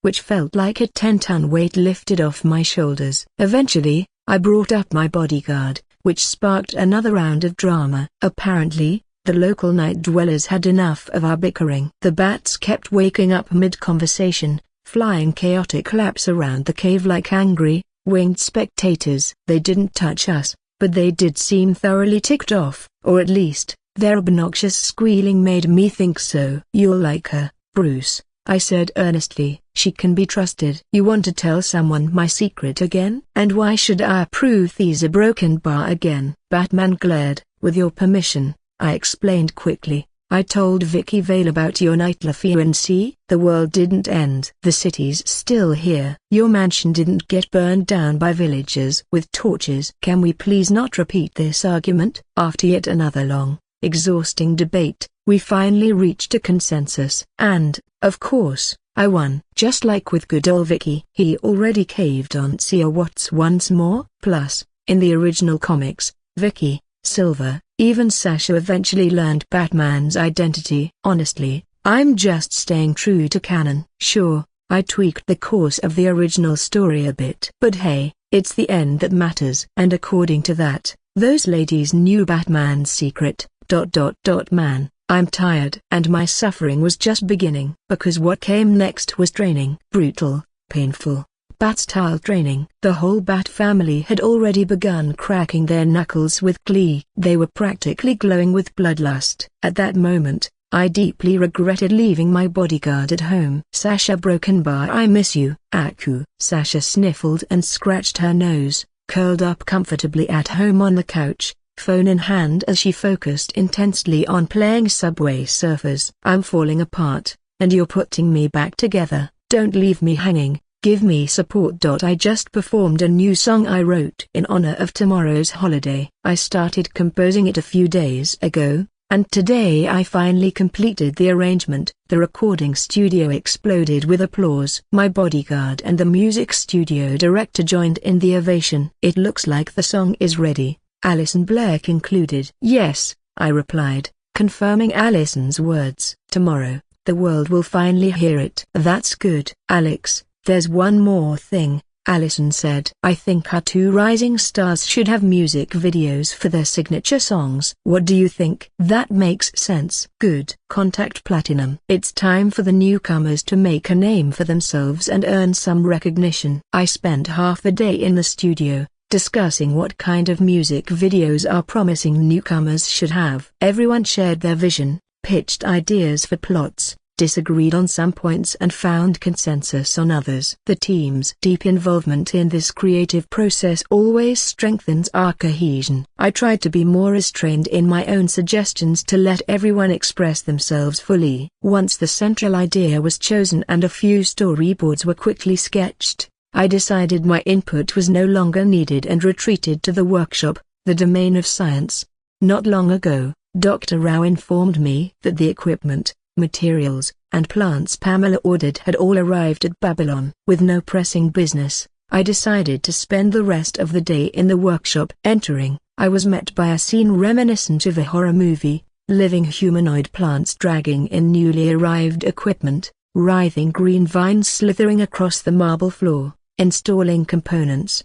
The workshop's walls and support columns were entwined with gigantic snakehead flowers, unfamiliar and monstrous, opening their gaping mouths as if to swallow anyone who dared pass. Surprisingly, they were harmless and smelled refreshingly pleasant. Eiley had truly excelled. It's worth noting that only Poison Ivy's section of the lab underwent changes. Professor Kavito Rao's area remained untouched. It seems the two managed to find common ground quickly. I was slightly surprised that Ivy, given her character, yielded so readily to Dr. Rao. For some reason, I expected she would completely green the place. Apparently, there's much I still don't know about Miss Rao. How did she manage to tame such an arrogant and haughty dryad? I'll have to ask another time. Heading toward my office, I paused. My attention snagged on an unremarkable box delivered earlier. Instinct told me something was off. Heeding that feeling, I grabbed my tools and opened the outer crate, drawing Sasha Bordeaux's curious gaze. Stripping away the first layer, I discovered the source of my disquiet, a bug. My bodyguard tensed, looking at me in question. I chose not to destroy the device. It might be useful. Instead, I stored it in my inventory. Since my spatial pocket is essentially another dimension, Any wiretapping would be futile. Sasha wasn't surprised by my actions. I'd recently told her about my storage box power. Since she's with me so often, it would be foolish to keep it a secret any longer. Who? She wondered aloud. It likely won't be easier if not impossibly to find out who did this. Still, though I have a couple of ideas. It's probably the League of Shadows, I murmured. Do you think they're still after you? Alexandra asked, aware of the Midvale assassin attack. She's my bodyguard, after all, and I've kept her fully informed in case action is needed. These hunters never surrender their prey. They're after me, possibly more so than I expected. If they want to play, fine. Let's play. After dealing with that minor incident, I got to work on my hologram glasses project. I'm already near the finish line, thanks to two brilliant scientists who lent guidance and insight. Just yesterday, Pamela shared her thoughts, which spurred me toward key decisions and a major leap forward. The only catch, my design demands a tremendous amount of energy, far more than what can fit inside such small glasses. I'll need to find a miniature energy source to progress further. Before I could get lost in thought, Dr. Rao called me back to reality. Alex, come with me, she said from the doorway. There's a matter demanding your immediate attention. Really? Now I'm intrigued. We headed to Dr. Rao's domain in Babylon. As we stepped inside, she immediately brandished a massive syringe. A chill crept down my spine. I need your blood, Rao chirped cheerfully, flashing a mischievous grin. And the more, the better. Wait, why so sudden? I protested, hands raised to calm her. I need to analyze your DNA. You'll be the first test subject for the serum, right? It's essential to know everything. There might be incompatibilities or unforeseen side effects. In any case, you're all mine. So get those hands out. Don't worry, I'm a master at this. You won't even feel a thing, she added, advancing. Hey, why is the needle so thick? You're just imagining things, haha. Stay back, Sasha, I called, retreating. Save me. But Sasha didn't intervene, so I lost my precious blood. Kavito is a real vampire. I could see it in her eyes. Okay, that's a joke. She was simply delighted at the prospect of analyzing the blood of someone as mysterious as me, with my unique abilities. To be honest, I'm just as curious about the results. Has Dr. Rao asked Pamela for her blood in the same way? I doubt Miss Plant would be so forthcoming. On the other hand, with Dr. Rao, anything is possible. I'll ask about it another time. Today is special, and not just for me, but for all of America. Every year, on the third Saturday of October, the USA celebrates Sweets Day. On this day, everyone exchanges chocolate, candy, and other treats to make someone else's day a little sweeter. Along with Valentine's Day, this holiday is also a perfect opportunity to express romantic friendly feelings. No matter the occasion, a holiday or weekday. My mornings in my life always include the same routine: a run, a shower, breakfast, and checking messages. After finishing these familiar tasks on this unusual day, I sat down at my laptop. It's worth remembering that I am, after all, a media personality. And with that comes a certain degree of recognition. It's important, every so often, to remind people about who I am and show my endless gratitude for the love and loyalty from so many fans and subscribers, which, by the way, have noticeably increased. My YouTube channel now boasts over 3.5 million subscribers, and my Twitter following has soared to 5.7 million. To celebrate this bright and heartfelt holiday, I sincerely congratulated everyone. As a bonus, I released a new music video for my latest song. In honor of the occasion, I chose a track by the American pop-rock band Maroon 5, specifically one of their most well-known songs, Sugar. It felt like the perfect anthem for this sweet holiday. I'm hurting, baby, I'm broken down. I need your loving, I need it now. When I'm without you, I'm something weak. You got me begging.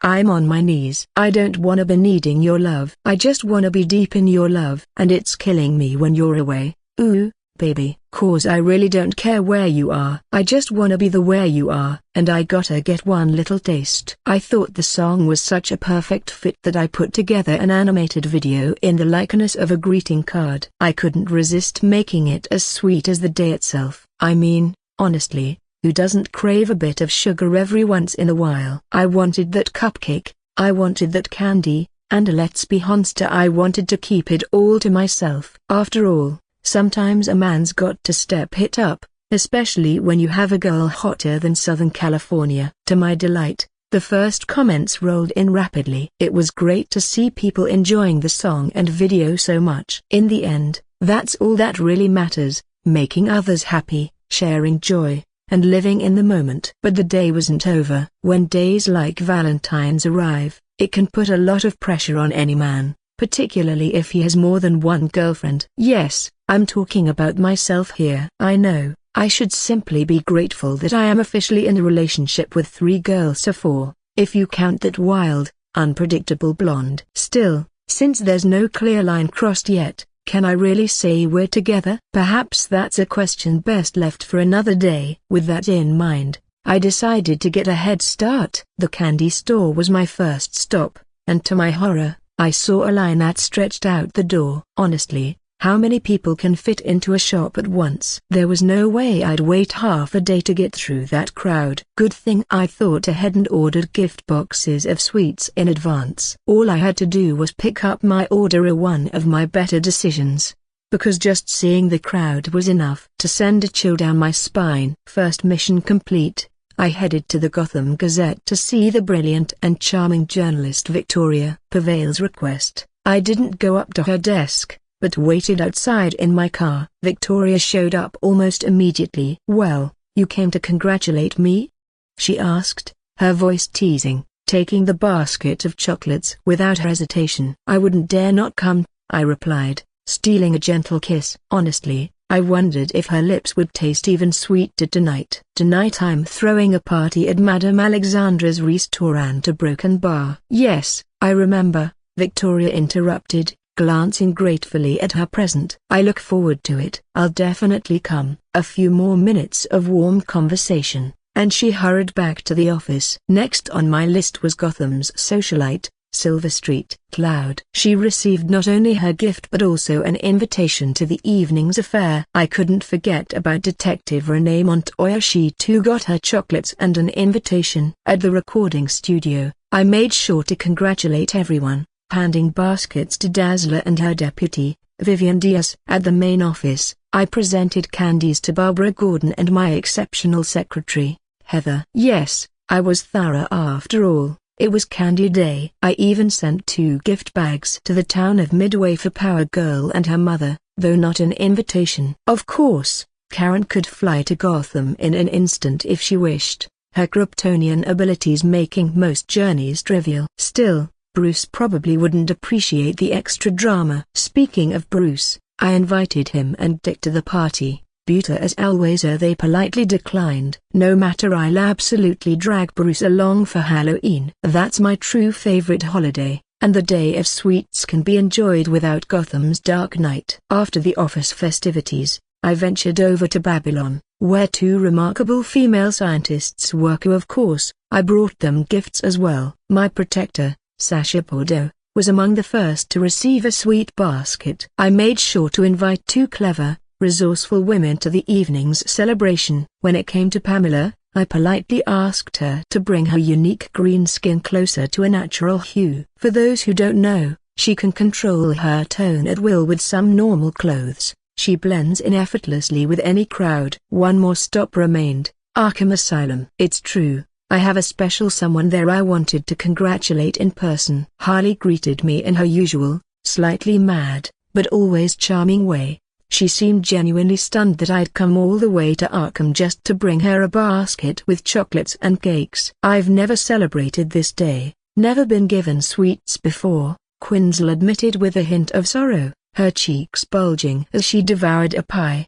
"Be careful, don't get a cavity," I said with a worried smile. "It's fine, don't worry about me," she replied, dismissing the notion with a flick of her hand. "At least have some water," I urged, sliding a cool bottle her way. Yeah. Watching her lose herself in sweets was oddly endearing. She could seem so harmless, almost innocent. I remained with Harley for more than an hour, but inevitably, time pressed on and the evening party drew near. "Thank you, Alex," Quinn said as she hugged me fiercely. "This is the best holiday I've ever had." "Thank you, Alex." Quinn pulled me into a tight embrace, her arms a lifeline in a place intent on swallowing all warmth. She held me just a moment longer before letting go, but her gaze stayed with me. "This was the best holiday of my life," she said, her voice surprisingly steady.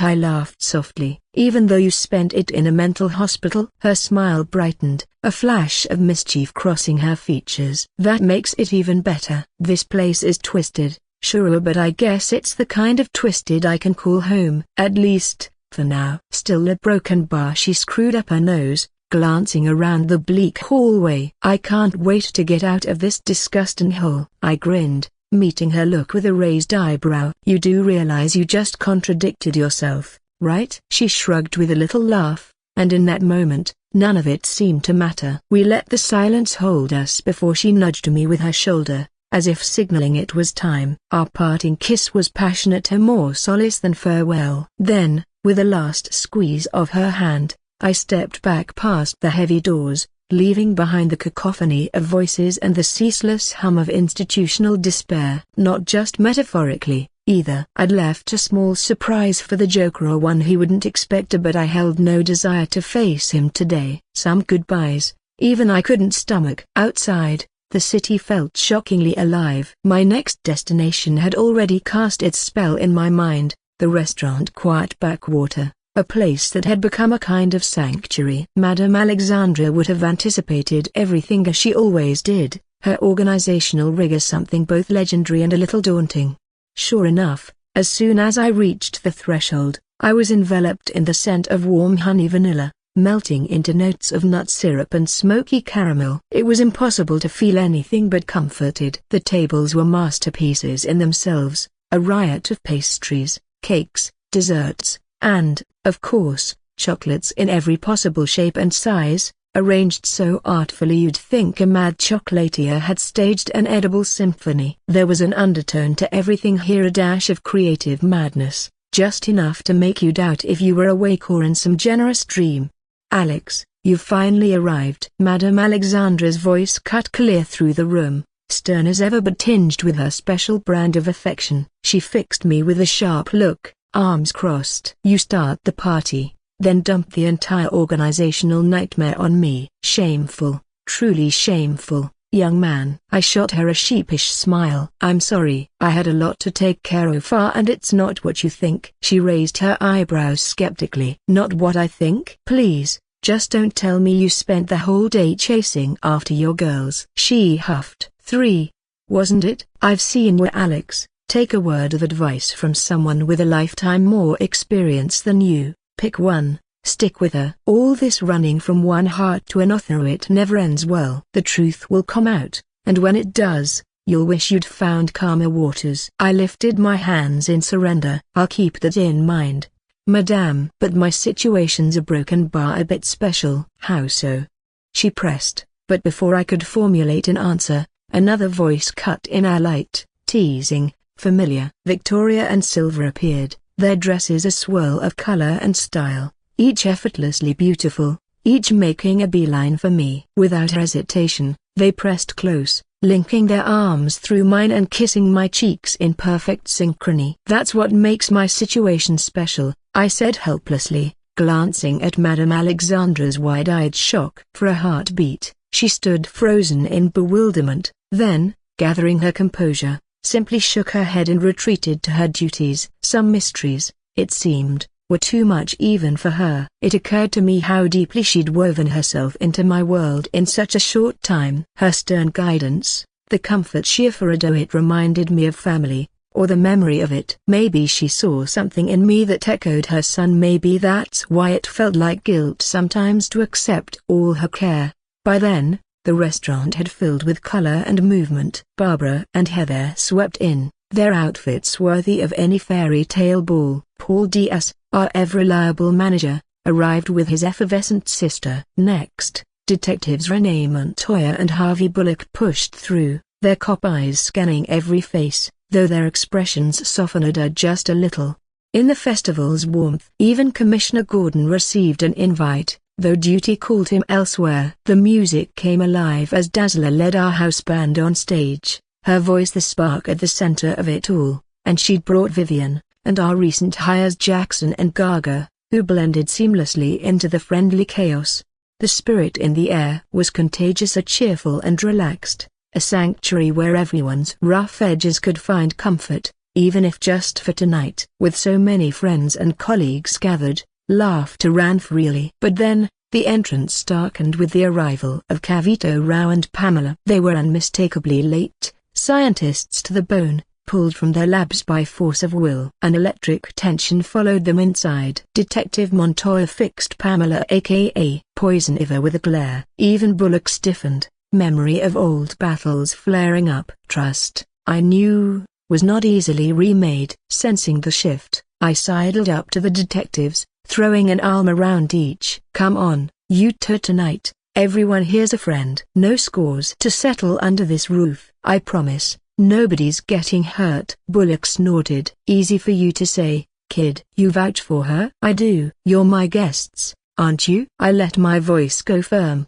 inviting no argument. Tonight, just relax. That seemed to set them at ease, tension thinning in the wake of reassurances. As the celebratory mood peaked, I took up the microphone, rapping it gently for attention. The room simmered down to a pleasant murmur, eyes turning my way. Ladies and gentlemen, I began, projecting warmth and excitement. I'll keep it brief, for this isn't the night for long speeches. We're here, all of us, because we love sweets and good company. On World Sweets Day, let's honor those delights, discover new flavors, and return, even for a little while, to that childhood joy of simple pleasures. And remember, moderation is its own kind of wisdom. Celebrate, indulge, but don't lose your balance. I raised a cupcake in salute to all the passionate sweet tooths in the room. A happy holiday. A chorus echoed back, a hooray, hooray, hooray.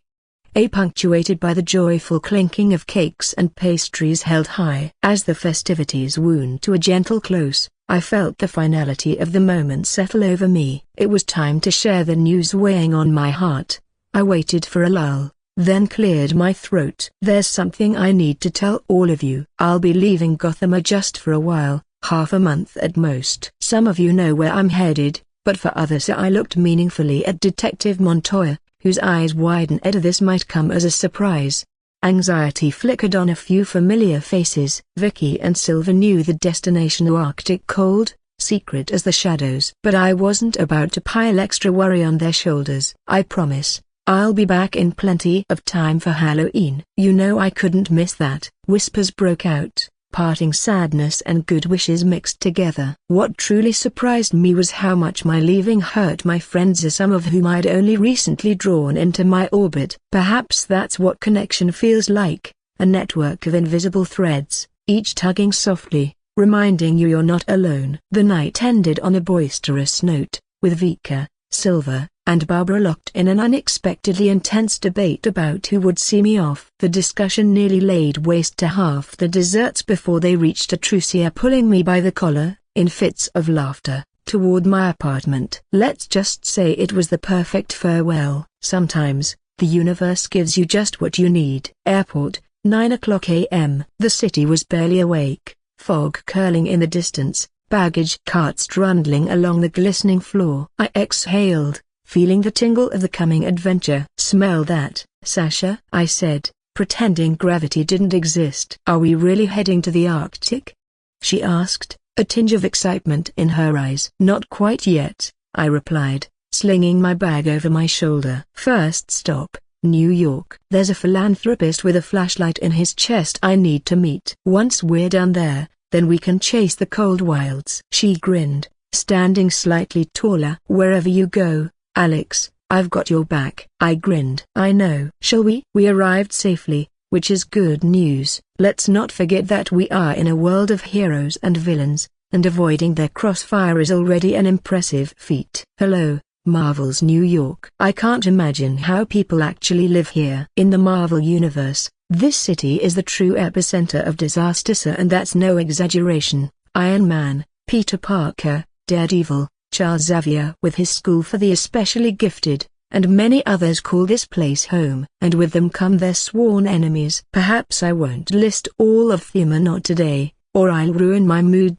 In this respect, DC's New York is very different, and in a positive way. In the DC world, the chances of getting caught up in trouble in this city are much lower. That's mostly because DC's superheroes inhabit places like Metropolis, Gotham, Star City, Central City, and so on, are mostly fictional cities. But in Marvel, heroes have chosen America's biggest city as their home, and now it's honestly nerve-wracking just to walk these streets. Still, things aren't all bad. The real headaches for this city are still to come. Just think of the Chitauri invasion. But let's not get ahead of ourselves. So, Sasha, I think a short tour of New York wouldn't hurt us. I turned to my companion. Have you been here before? Yes, I worked in this city for more than 3 years, Bordeaux answered. Then I'm counting on you. Lead the way. You said you were going to meet someone. The meeting is scheduled for tomorrow, so today we're going for a walk. I raised my fist to the sky. Don't be surprised by my enthusiasm. I've just arrived in another big city and my emotions are swirling. I love traveling and exploring new places. There's something genuinely calming about it. Before this, I'd only been to Midville, a small town,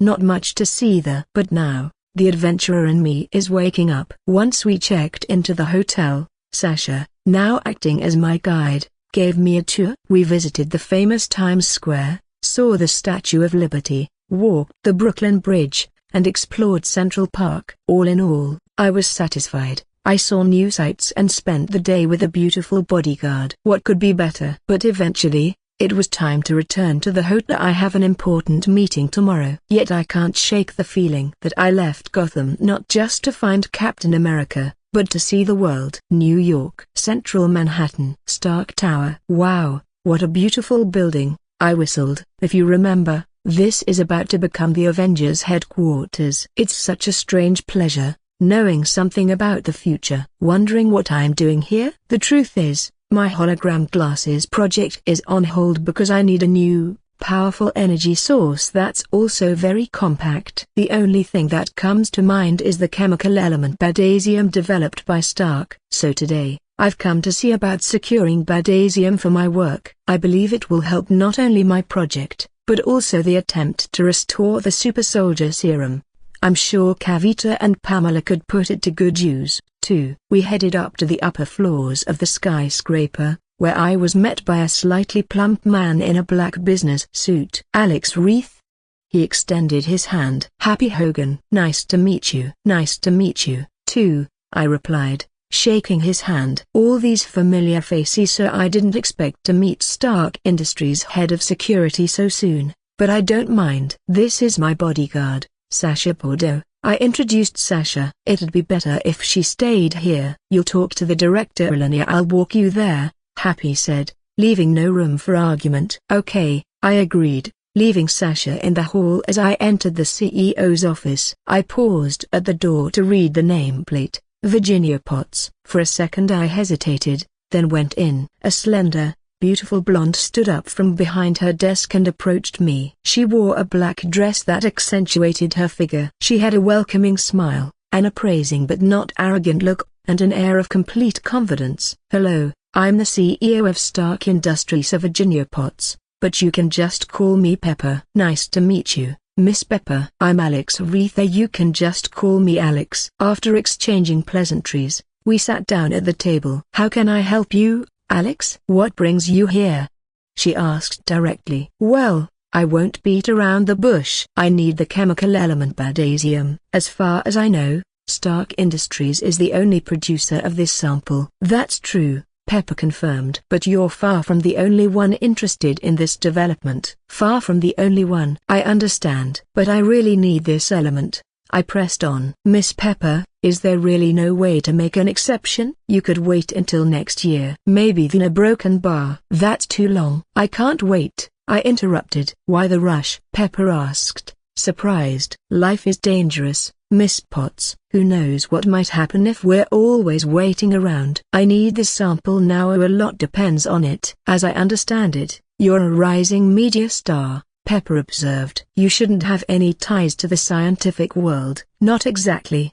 Besides everything else, I'm a game developer, a quite a good neo and a robotics engineer. For my new project to succeed, I need your help." Pepper was silent briefly before she continued, "I share your passion for science, but this isn't up to me. Only Anthony Stark can resolve your issue. It's better if you talk to him in person. He's out of town right now. I'll call you when he's back." "Pepper, I'm back," came a lively voice from the hallway. In strode a middle-aged man wearing a trendy black tweed jacket with elbow patches.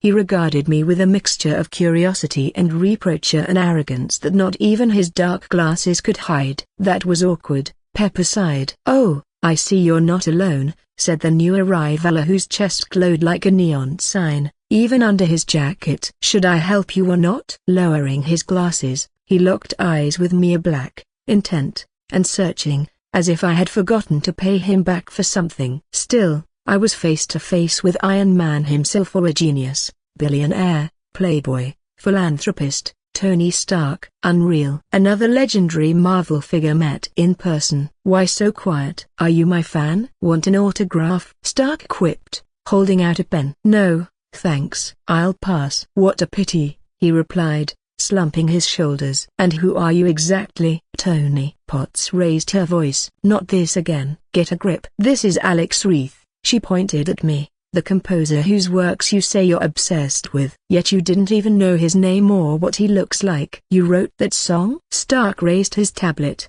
playing Human. "Right. Nice. I look forward to your next achievement," he said, patting me on the shoulder. "Cool. I expect new achievements from you," Tong said, patting me on the shoulder.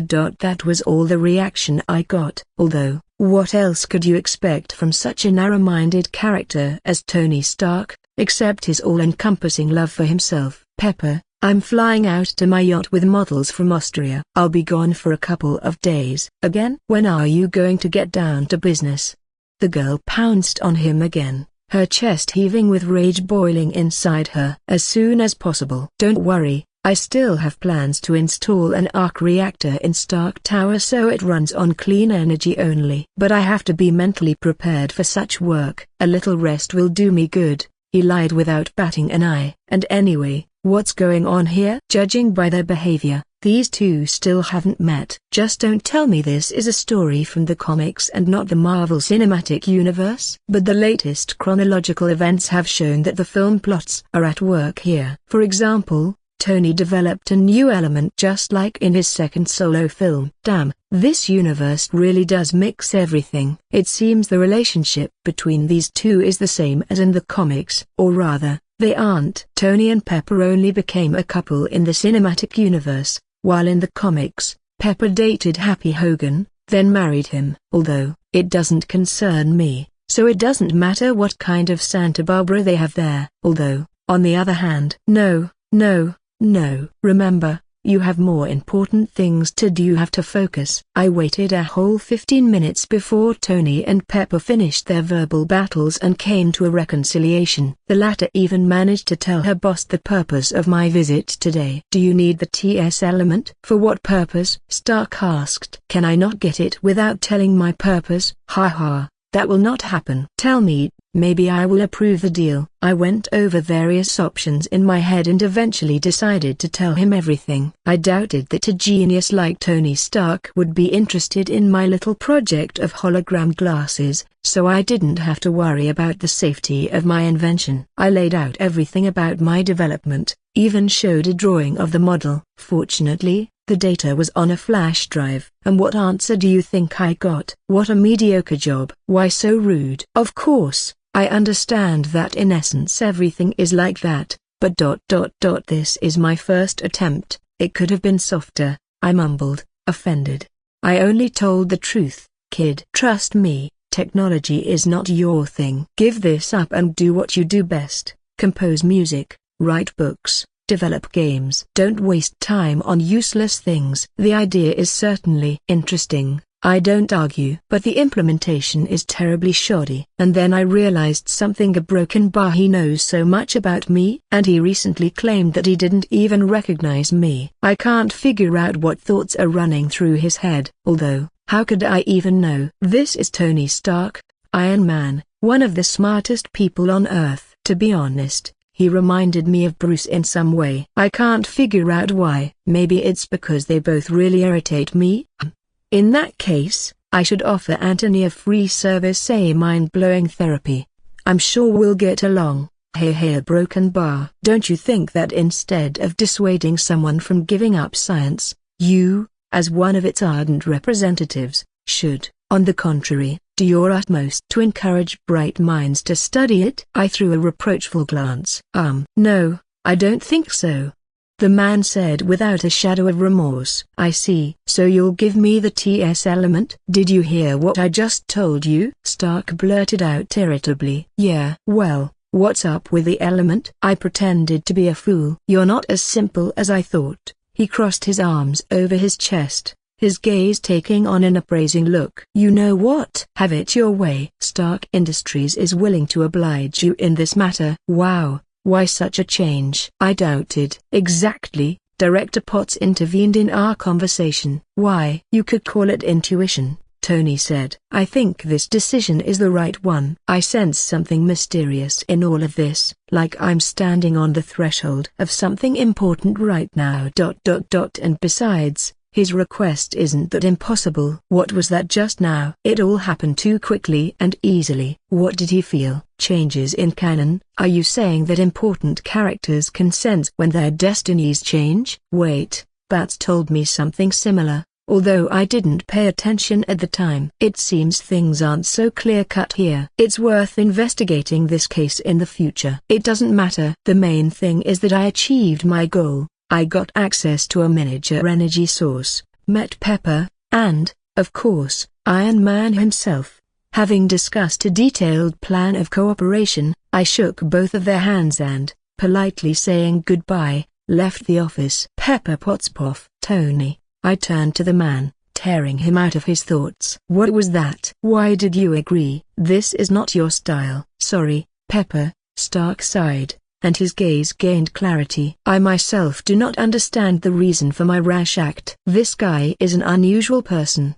Do you know anything about him? A little, only that he is a close friend of Bruce Wayne. You don't really like him? I reminded him, hearing the boss mention his rival from Gotham. That's not the point. Alex Reith appeared less than 6 months ago and has already managed to declare himself to the whole world. Too sudden, and such an unprecedented talent. Yes, it is strange, I agreed. But why are you even thinking about it? You are not interested in anything except your personal life. And don't lie to me that you are some kind of fan of his. Well, I am really delighted with his songs. I was ready to hit him with something, but there's more. He is in the SHIELD database. He dumped the stunning news on me. Why? He is an ordinary person, isn't he? I couldn't collect my thoughts. I'm telling you, everything is too strange with him. Himself, his surroundings, his actions are broken by all this attracts the attention of higher-ups. I read his dossier, and here are the most interesting moments. Freed the hostages and forced the psychopath Joker to surrender. Personally defended himself from the League of Shadows. Made contact with Supergirl in Midvale. Freed a pretty dryad from a mental hospital and hired a mutant as the director of a music studio. Nobody knows his intentions, but one thing is for sure. Soon he will let the world know about himself from a completely different side. While I was listening to Tony's explanations, an image of a young man who literally a minute ago left this office appeared before me. There really was something in him, a mysterious something hidden from public eyes. But at the same time, I felt that he was like an open book. He did not hide, on the contrary. His whole appearance expressed sincerity. I do not know what Alex Reith is hiding, but I do not think he is a bad person. Perhaps my first impression of him is wrong, but I hope it is not so. I look forward to our next meeting. Bright night of Gotham. The meeting had taken place and the deal was done. Everyone seemed happy. Still, for some reason, I couldn't escape a nagging sense of vague doubts gnawing at my mind. It felt as if Stark was holding something back. What? I couldn't say, but the feeling persisted, heavy and insistent. Eventually, I reasoned these suspicions were pointless, at least for now, and decided to set them aside. According to the agreement, Stark Industries would provide me with a TS element at the beginning of next month, which worked out well, since I planned to return to Gotham once all my current affairs were settled. Buoyed by how smoothly things had gone, I couldn't help but smile as I watched the skyscraper's silhouette shrink behind us. "Sasha, stop the car," I instructed the young woman at the wheel. "What happened?"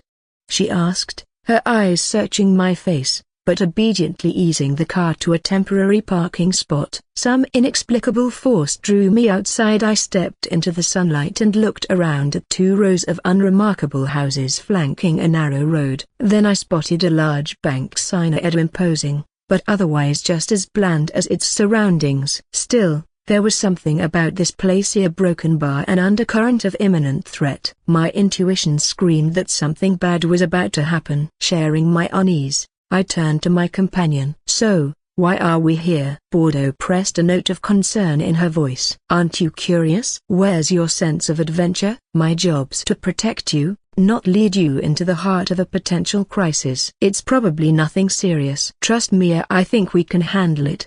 Besides, with a bodyguard of your caliber, I have nothing to worry about," I said with a laugh, already heading toward the entrance. From the outside, this decision might have seemed foolhardy, but something told me the risk might lead to opportunity, not just danger. Inside, everything was calm. Nothing betrayed an impending storm, except the ever-increasing shrillness of my intuition. I didn't have to wait long. Suddenly, armed men in outlandish rabbit costumes stormed into the bank in broad daylight. No comment. Seriously, what was this? Did they escape from some children's party? But then I caught sight of their leader and everything became clear. A young woman, dressed spectacularly as a character out of Lewis Carroll's Alice in Wonderland, wandered the hall with unrestrained delight. The White Rabbit, as far as I could recall, she was a C-list Spider-Man villain, someone Parker defeated with barely any effort, likely forgetting about her the very next day. She was that insignificant,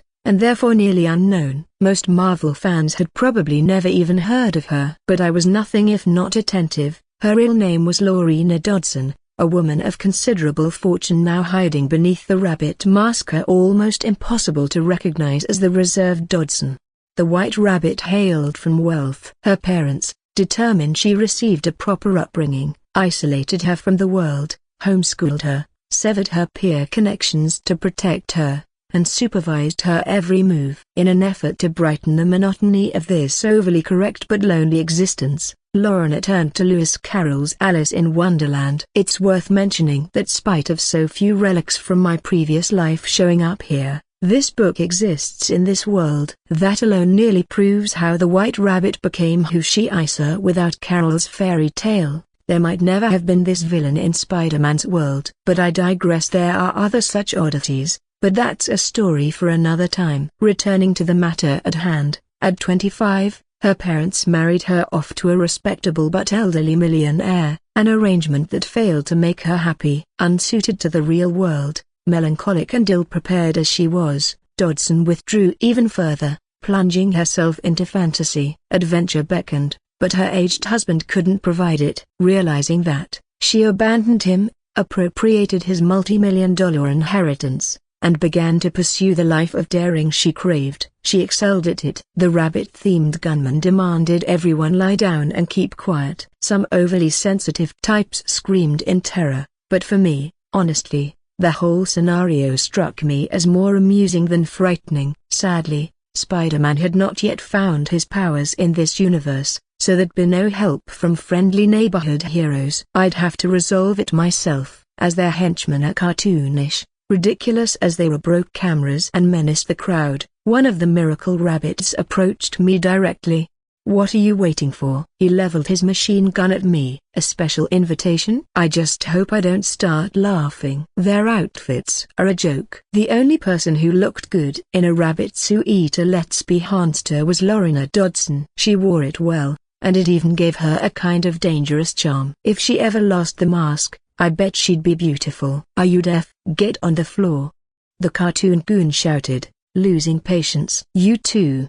he barked at the indifferent Sasha. "Are you serious?" Not to insult the cleaning staff, But this floor? It looks like a herd of elephants or rabbits are just stampeded through. It's not exactly hygienic, is it? I replied, calm and perhaps a little too flippant. I don't care. Lie down, or I'll put a hole in your head, he threatened, shoving the barrel closer to my temple. I wouldn't advise that. Why not? The hare sneered. Because things could go very badly for you, I said, flashing a mysterious smile. He seemed eager to answer my challenge, but at that moment, the ringleader intervened. He quickly submitted to her, stepping aside for the white rabbit herself. Not afraid? She asked, playful curiosity in her tone. No. To be honest, you're as tough as a bull, I quipped. She laughed. And you're very interesting, she said, licking her bright red lips. I can't understand where this fearlessness comes from. It's just that I've been through worse. Compared to the Joker's gang, these guys are amateurs. Gotham's clown takes danger to a whole new level at one these rabbits can't even dream of. For someone who's escaped the world's most deranged psychopath, today feels like a stroll through a vegetable garden. Plus, I have one of the world's best bodyguards right here. Very interesting. Maybe you could share some of those stories? She asked, lifting my chin with her umbrella's tip. That'd take too long, and this isn't exactly the time or place. Maybe somewhere private. She grinned. Not wasting your time, I see. But I'm afraid our conversation has gone on too long. She glanced at a pocket watch. The cops will be here soon, and I need to clean this place out first. You and your friend are in the way. I a broken bar. No offense, she said, tucking a carrot into my shirt. Shame we couldn't chat longer. Goodbye, brave boy. Boom. It's a pity we never got a chance to talk. Goodbye, brave boy. Boom. As you may have guessed, the carrot served as an improvised bomb. But much to Miss Laureen Dodson's misfortune, the moment she thrust the pseudo-vegetable at me, I wasted no time slipping it into my inventory. There was no explosion. Eh? What's wrong? Is it broken? The white rabbit muttered, discouraged. Sasha, deal with the others, and I'll take care of Miss Dodson, I said quietly, ensuring prying ears missed the last part of my sentence. What? How did you? The rabbit froze the moment I said her name. Seizing the confusion, I charged forward, intending to quickly neutralize the blonde by shackling her hands. But as soon as she noticed my move, she jumped back instantly, hastily regaining her composure. Behind me, a real action scene unfolded. Bordeaux swiftly neutralized the nearest long-eared robber. Borrowing an army knife from his belt, she rolled aside, evading a hail of bullets. The gunfire jolted the other cartoons to their senses, and they immediately opened fire on the nimble young woman. Sasha threw a knife at the man, aiming a machine gun at her. The cold weapon pierced his shoulder, forcing him to drop the gun with relaxed fingers. Drawing a pistol from her back, Bordeaux mercilessly shot at the hair gang. Their bodies fell in batches, thanks to my bodyguard's lightning-fast shooting. I wasn't particularly worried about the long-eared ones. First, I knew Sasha's pistol fired tranquilizer rounds,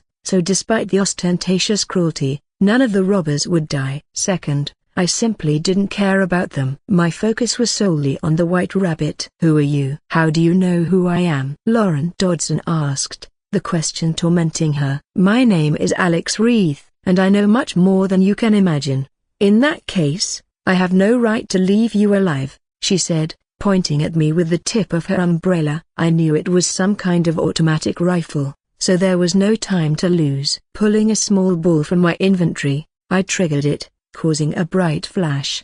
Having disabled the rabbit, I rushed forward and barely managed to disarm her. She quickly recovered, dodging a couple of blows as I jumped back and not too far, so I wouldn't lose the distance. How dare you resist the queen of crime? The blonde hissed through her teeth, her rabbit ears twitching involuntarily. You are so cute, I couldn't help but say. What? Really? You think I'm so cute? The girl stammered, clearly unprepared for this. I don't know how it works exactly, but the self-proclaimed queen of crime's ears started spinning like a propeller. She thinks she's a queen, though in reality, she's just a minor villain. What can I say? Of course. You're very sweet, though completely crazy, just like one of my friends. Marvel created White Rabbit as a counterweight to Harley Quinn. True, it didn't quite work, but she's still an interesting character. What to do? No one's ever called me cute before, she said, touching her cheeks briefly. This is what happens when you spend your whole life inside four walls, never interacting with normal, adequate people. Her parents, who couldn't tell the difference between love and recklessness, pushed her to become who she is. She just wanted to be different, to live a different life, and in the end, she released her alter ego, the White Rabbit. No, I can't get distracted now, she slapped her face. Activating her jet boots, the villainess appeared before me in an instant, her leg raised to strike. Only thanks to my hypersensitive intuition did I manage to avoid the quick lunge in time. It was close. Hey, Laureen, can he calm down and talk? I don't want to hurt such a beautiful young lady. Beautiful? No, you're distracting me. It's not fair. She pointed her finger at me, offended. Don't you like me? I asked with a smile. Well, I don't know. She shyly turned her head away. The wail of sirens reached us as Rabbit swallowed her words. She looked around in confusion at the pile of bodies of her henchmen lying in disarray on the floor, at the crowd huddled tightly together, who for some reason had lost the fear in their eyes and looked around curiously, expecting something incomprehensible, and at the girl with a gun, who towered over everyone with immeasurable dignity.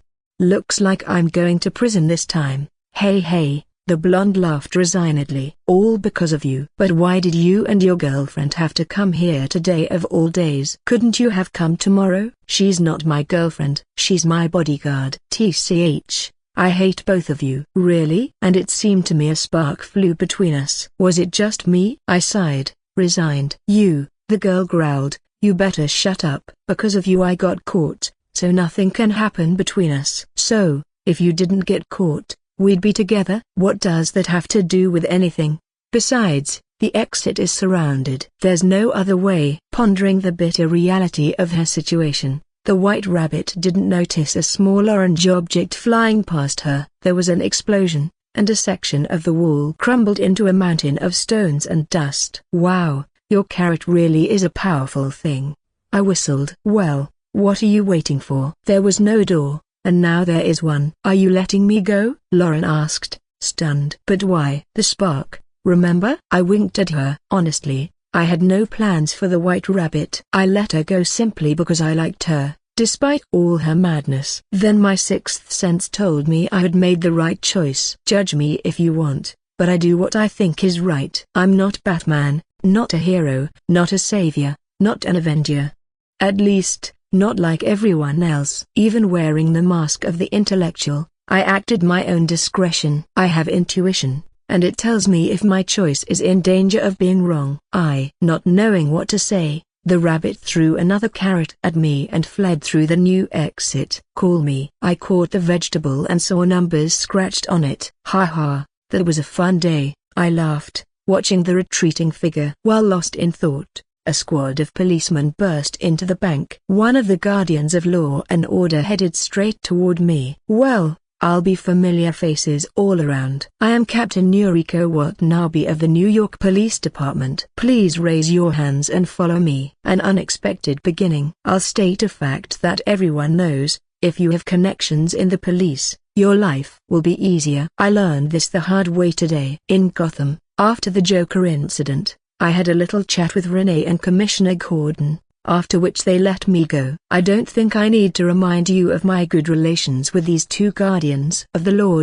Unfortunately, I didn't have any acquaintances in the Marvel Nipt, and I had to hang around the police station all day. I gave statements, told my version of what happened, and signed various papers. Naturally, the incident became known to the press. I refused to give an interview, so the local newspapermen went to other eyewitnesses of what happened. I already know what they will tell them. Alex Reith bravely stood up to the bank robbers, and together with his bodyguard, neutralized the intruders with machine guns. The leader of the robbers turned out to be more resourceful and, using explosives, made a hole in the wall and rushed away. Of course, no one noticed that it was me who blew up the wall. The bomb, which appeared out of nowhere, flew by too fast for anyone to notice the source. So everyone made a completely logical conclusion: and their imagination filled in the details. The report indicated that it was the White Rabbit who did it. I did not deny it. I was not worried about being the subject of discussion in the press again. In fact, this incident would only benefit me. In the eyes of the public, my image as a hero would be painted in new bright colors. Mr. Alex, please pay attention to me. Thank you. The captain brought me back from the land of dreams. I repeat the question again. What happened to the White Rabbit? She ran away, but promised to return. I see a broken bar. Yuri Watanabe, a girl with Asian appearance, served as a captain of the New York police. It was she who led the operation to free the bank hostages. Although in fact, Sasha and I did all the work for her. And what did I get instead of gratitude? Accusations and handcuffs. Of course, everything was quickly resolved, but I still haven't received an apology from the captain, which I wasn't embarrassed to tell her about. Excuse me, she said in a neutral tone. Miss Watanabe, you are too pessimistic and serious. Let me give you some advice. Be simpler, and people will be drawn to you. Isn't it wonderful to meet interesting people and establish good relationships with them? For example, this is exactly what I always strive for when I meet new faces. So you've established good relations with the White Rabbit as well? Yuri asked sarcastically. That's right. We got along well with her. I think so. Are you serious right now? You've established close contact with the villainess? That's great. We could have broken bar. Don't start, Miss Yuri, I interrupted the girl's momentum. I'm not going to help you catch the rabbit. I have no complaints against you. You do your job well, but when I say good relations, I mean good relations. This means that I have no intention of betraying anyone. What are you talking about? You know that you are harboring a criminal. I don't understand what you are talking about. I only met the White Rabbit for the first time today, and I don't know where she is now. Instead of thanking me for preventing a robbery and saving the hostages, you sit and blame me. All the people from the Rabbit Gang have been captured, and you are still dissatisfied. Have a conscience and moderate your appetite, Captain. In response to my words, Yuriko decided to tactfully remain silent. In fact, I do not hate her. On the contrary, I respect her. She is a hard-working, honest and fair police officer. In the comics, Watanabe was an ally of Spider-Man. She was completely disappointed with the justice system. The police did not live up to her expectations in catching criminals. The powerful and rich always found a way to escape punishment for their crimes. All this drove Yuriko into wild despair, prompting her to take action. One day, she used the gadgets of the villains Mysterio and Hobgoblin and, taking the nickname Ghost, began to fight crime herself, using more radical methods. As a result, she, together with Spider-Man, put Mr. Negative in prison. Although she and Spider-Man had some conflicts regarding the conduct of the case and the measures taken, everything ended well. Well, almost well. Yuri's alter ego was revealed, and she had to leave the police. Yes, she has a very interesting future, but for now she is still a simple police officer. I would like to get along with her. We must not forget, friendship with the police is an important point. After a short silence, she still said, I sincerely ask you to forgive me, Mr. Alex. It's just that lately things have been difficult with crime. And then this happened and a broken bar. I understand everything. They say that sometimes thorns and adversity create strong people and true friends. Don't be upset. I'm sure everything will work out for you. And I hope we will get along, Captain Watanabe. I extended my hand. I have trouble with communication, and my character is pretty bad. But if you come to terms with this, perhaps we will become friends, she answered with a handshake. And you are not at all what they say about you. You are mistaken. I am exactly like that. The Arctic is the breath of eternal winter, the product of angry nature, determined to forever chain the earth in ice and snowy deserts. This is what first comes to mind when you see these vast icy expanses, floating blocks and ice mountains of unimaginable sizes and shapes, diamond clear, sprinkled with snow sands, faceted by the hands of the elements and blown in by blizzards that penetrate into the very soul. This majestic beauty, no matter how much it strives to frighten with its power and severity, attracted and lured adventurers, connoisseurs of the beautiful and invincible, like a magnet. I also would not mind counting myself among these brave men, but the noise of the helicopter blades reminded me of my primary task, rescuing Captain America, frozen in the ice since World War II. To get to the snowy places, I bought a helicopter. It delivered us safely. At this point, its mission was over. It will not be our assistant in the search for a super soldier. Having touched the air transport, I placed it in the inventory. From the outside, this scene could seem truly mystical, because the large helicopter simply disappeared at one moment. As I already said, I can place objects of any size in the inventory, as long as they do not contain a living being. The rotary wing machine was replaced by a snow all-terrain vehicle on tracks. I adore my inventory. With it, I'm like a human arsenal. Having jumped into the all-terrain vehicle, Sasha and I set off to conquer the snowy regions of the Arctic. It is now October, the time of the polar night,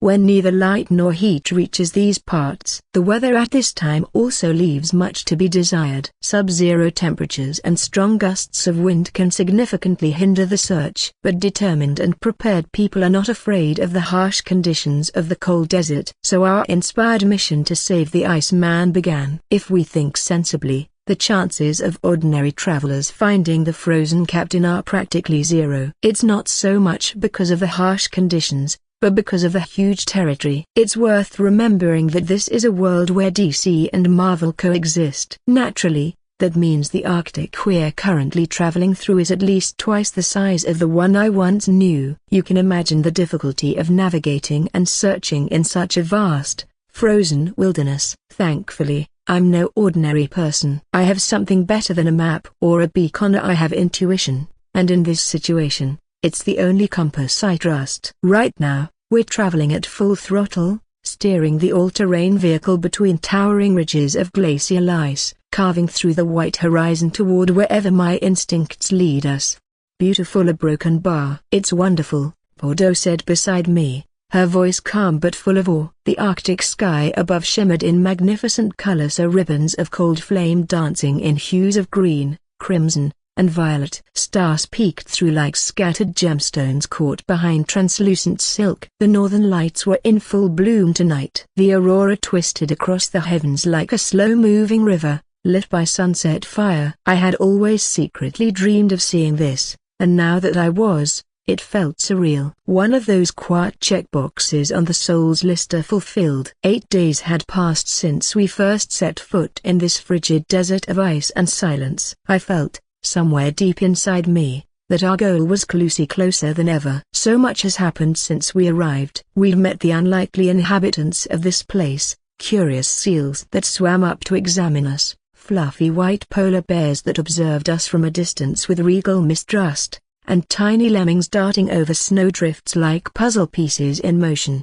Even strangers were other creatures, birds and beasts I couldn't quite classify or name. Mythical might not be the wrong word. Where most see a lifeless wasteland, I see a world rich in quiet survival. Life finds a way, even here, shrouded in deep cold. Another, more personal development occurred as well. Bordeaux and our dynamic shifted. Something subtle, intimate, and warm began seeping between us like the heat from the tiny stove inside our tent. We'd been sharing one sleeping tent every night of the trip. Truthfully, I could have pulled out another from my bottomless storage, one of those sci-fi contraptions that fold and inflate on command. But instead, I employed a small deception. I told Sasha the terrain was risky, crawling with wild predators, and that, as my loyal bodyguard, she was obligated to stay within arm's reach, or preferably within hugging range.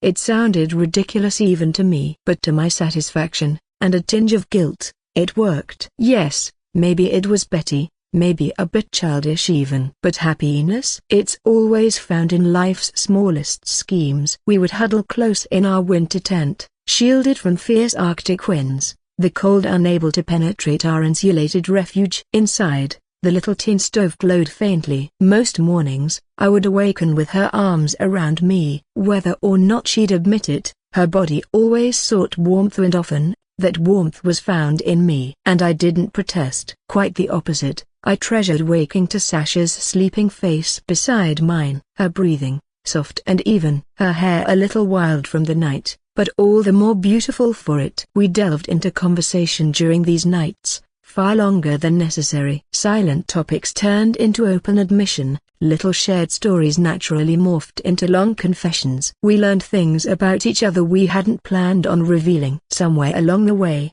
and without our even noticing, intimacy had woven its thread between us. Even our training continued without compromise. In the morning, before venturing out, we'd spar for a few minutes just to restore circulation, get moving, and test each other's reflexes. It became a gentle routine: wake, spar, eat, explore, repeat. And now, we rested again, sitting side by side in the tent once more under the curious eyes of the sky. The aurora soared above us like a blessing. "Alex," Sasha said, her gaze never leaving the sky, "one should really never leave a girl alone with you for this long." "Why not?" I asked, amused. "Because you'll soothe the poor thing and reel her in. You're the type who wouldn't miss the perfect opportunity to make someone fall head over heels." Speaking from experience, I smirked, slipping my arm around her side. "Excuse me?"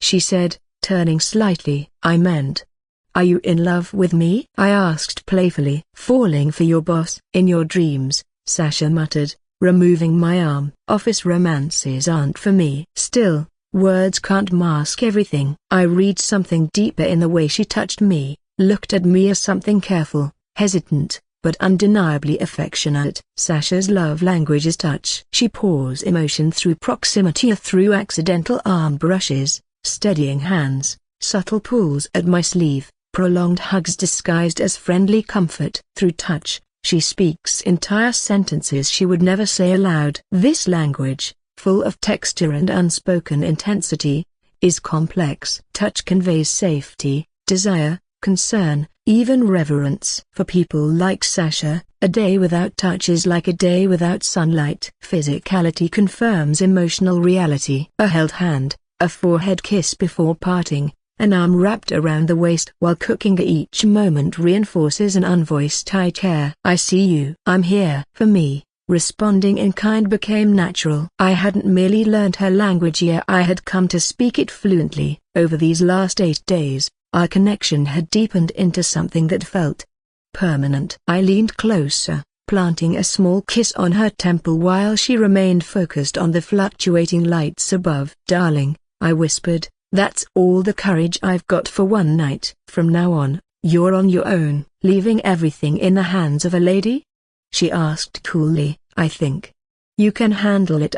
But I never finished that thought. Her lips met mine mid-sentence, soft, uncertain, warm. I didn't hold back. The kiss deepened, grew bolder. My tongue brushed hers slowly, savoring every second. My fingers ran along her neck, caressing skin that was soft despite the cold. Yes, we were buried under layers of thermal gear and fleece-lined coats, but such things are hardly an obstacle to love. With the tent sealed and the wind still howling outside, we gave in to everything that had built up quietly over the past days. It was strange, passionate, delicate. There was something sacred about making love under the northern lights, 1,000 cosmic eyes watching from the sky above, fire in the sky, fire between us. The contrast of the cold blizzard just beyond the thin walls of the tent made everything more intense, more alive. One of the hottest nights of my life, wrapped inside one of the coldest landscapes on Earth. The all-terrain vehicle roared steadily across the snow,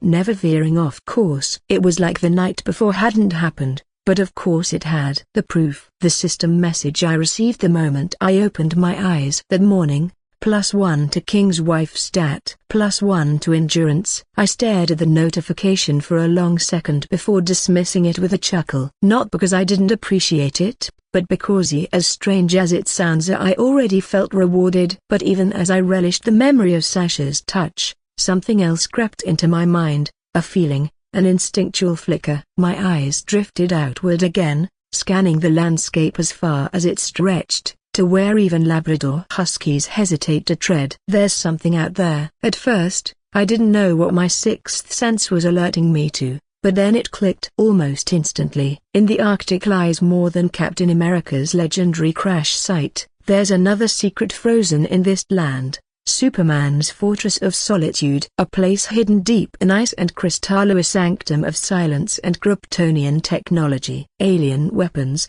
artifacts, archives. Someday I'll go there, but not today. For now, the fortress is sealed to me. Although something doesn't sit right. How is it that Superman, who must have flown over the Arctic hundreds of times, never found Captain Rogers encased in the ice? With X-ray vision, that should have been easy. Then again, I suppose even the Man of Steel avoids using it casually. After all, supervision causes him physical pain. He only invokes that power deliberately, sparingly. Most of the time, he sees like the rest of us. I was halfway through that thought when my gut pulled me back to the now. I hit the brakes hard. The all-terrain vehicle groaned as it slowed to a complete stop. What happened? Sasha asked, instantly alert. We're here, I said simply. The captain is close. I wasted no time pulling out the detection device Bruce had prepared, a blocky piece of gear that could scan for living biology across 3 kilometers. I powered it up and held my breath. Beep.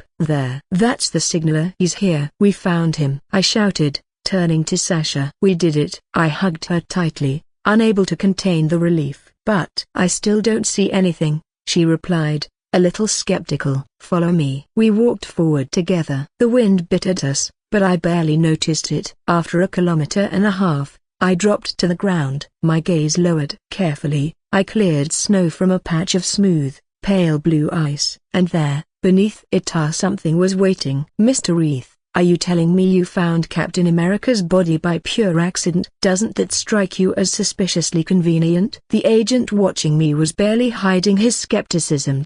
Well, maybe just a little, I admitted, letting a small smile slip. Then tell me, how exactly did you come across the captain? And what were you doing out in the middle of the Arctic wasteland? The man's eyes narrowed, trying to read the truth from my face. I was admiring the snowy beauty, I replied, just taking in the beguiling, unfathomable wonders of nature. Have you somehow missed the splendor surrounding us? What a cold soul you must have, Agent Coulson. Yes. Sitting across from me with an air of utmost importance was none other than Philip Coulson, one of SHIELD's elite operatives. Are you dodging the question, Mr. Reith? Phil pressed. And your bodyguard isn't exactly forthcoming, either. What do you actually want? I deflected.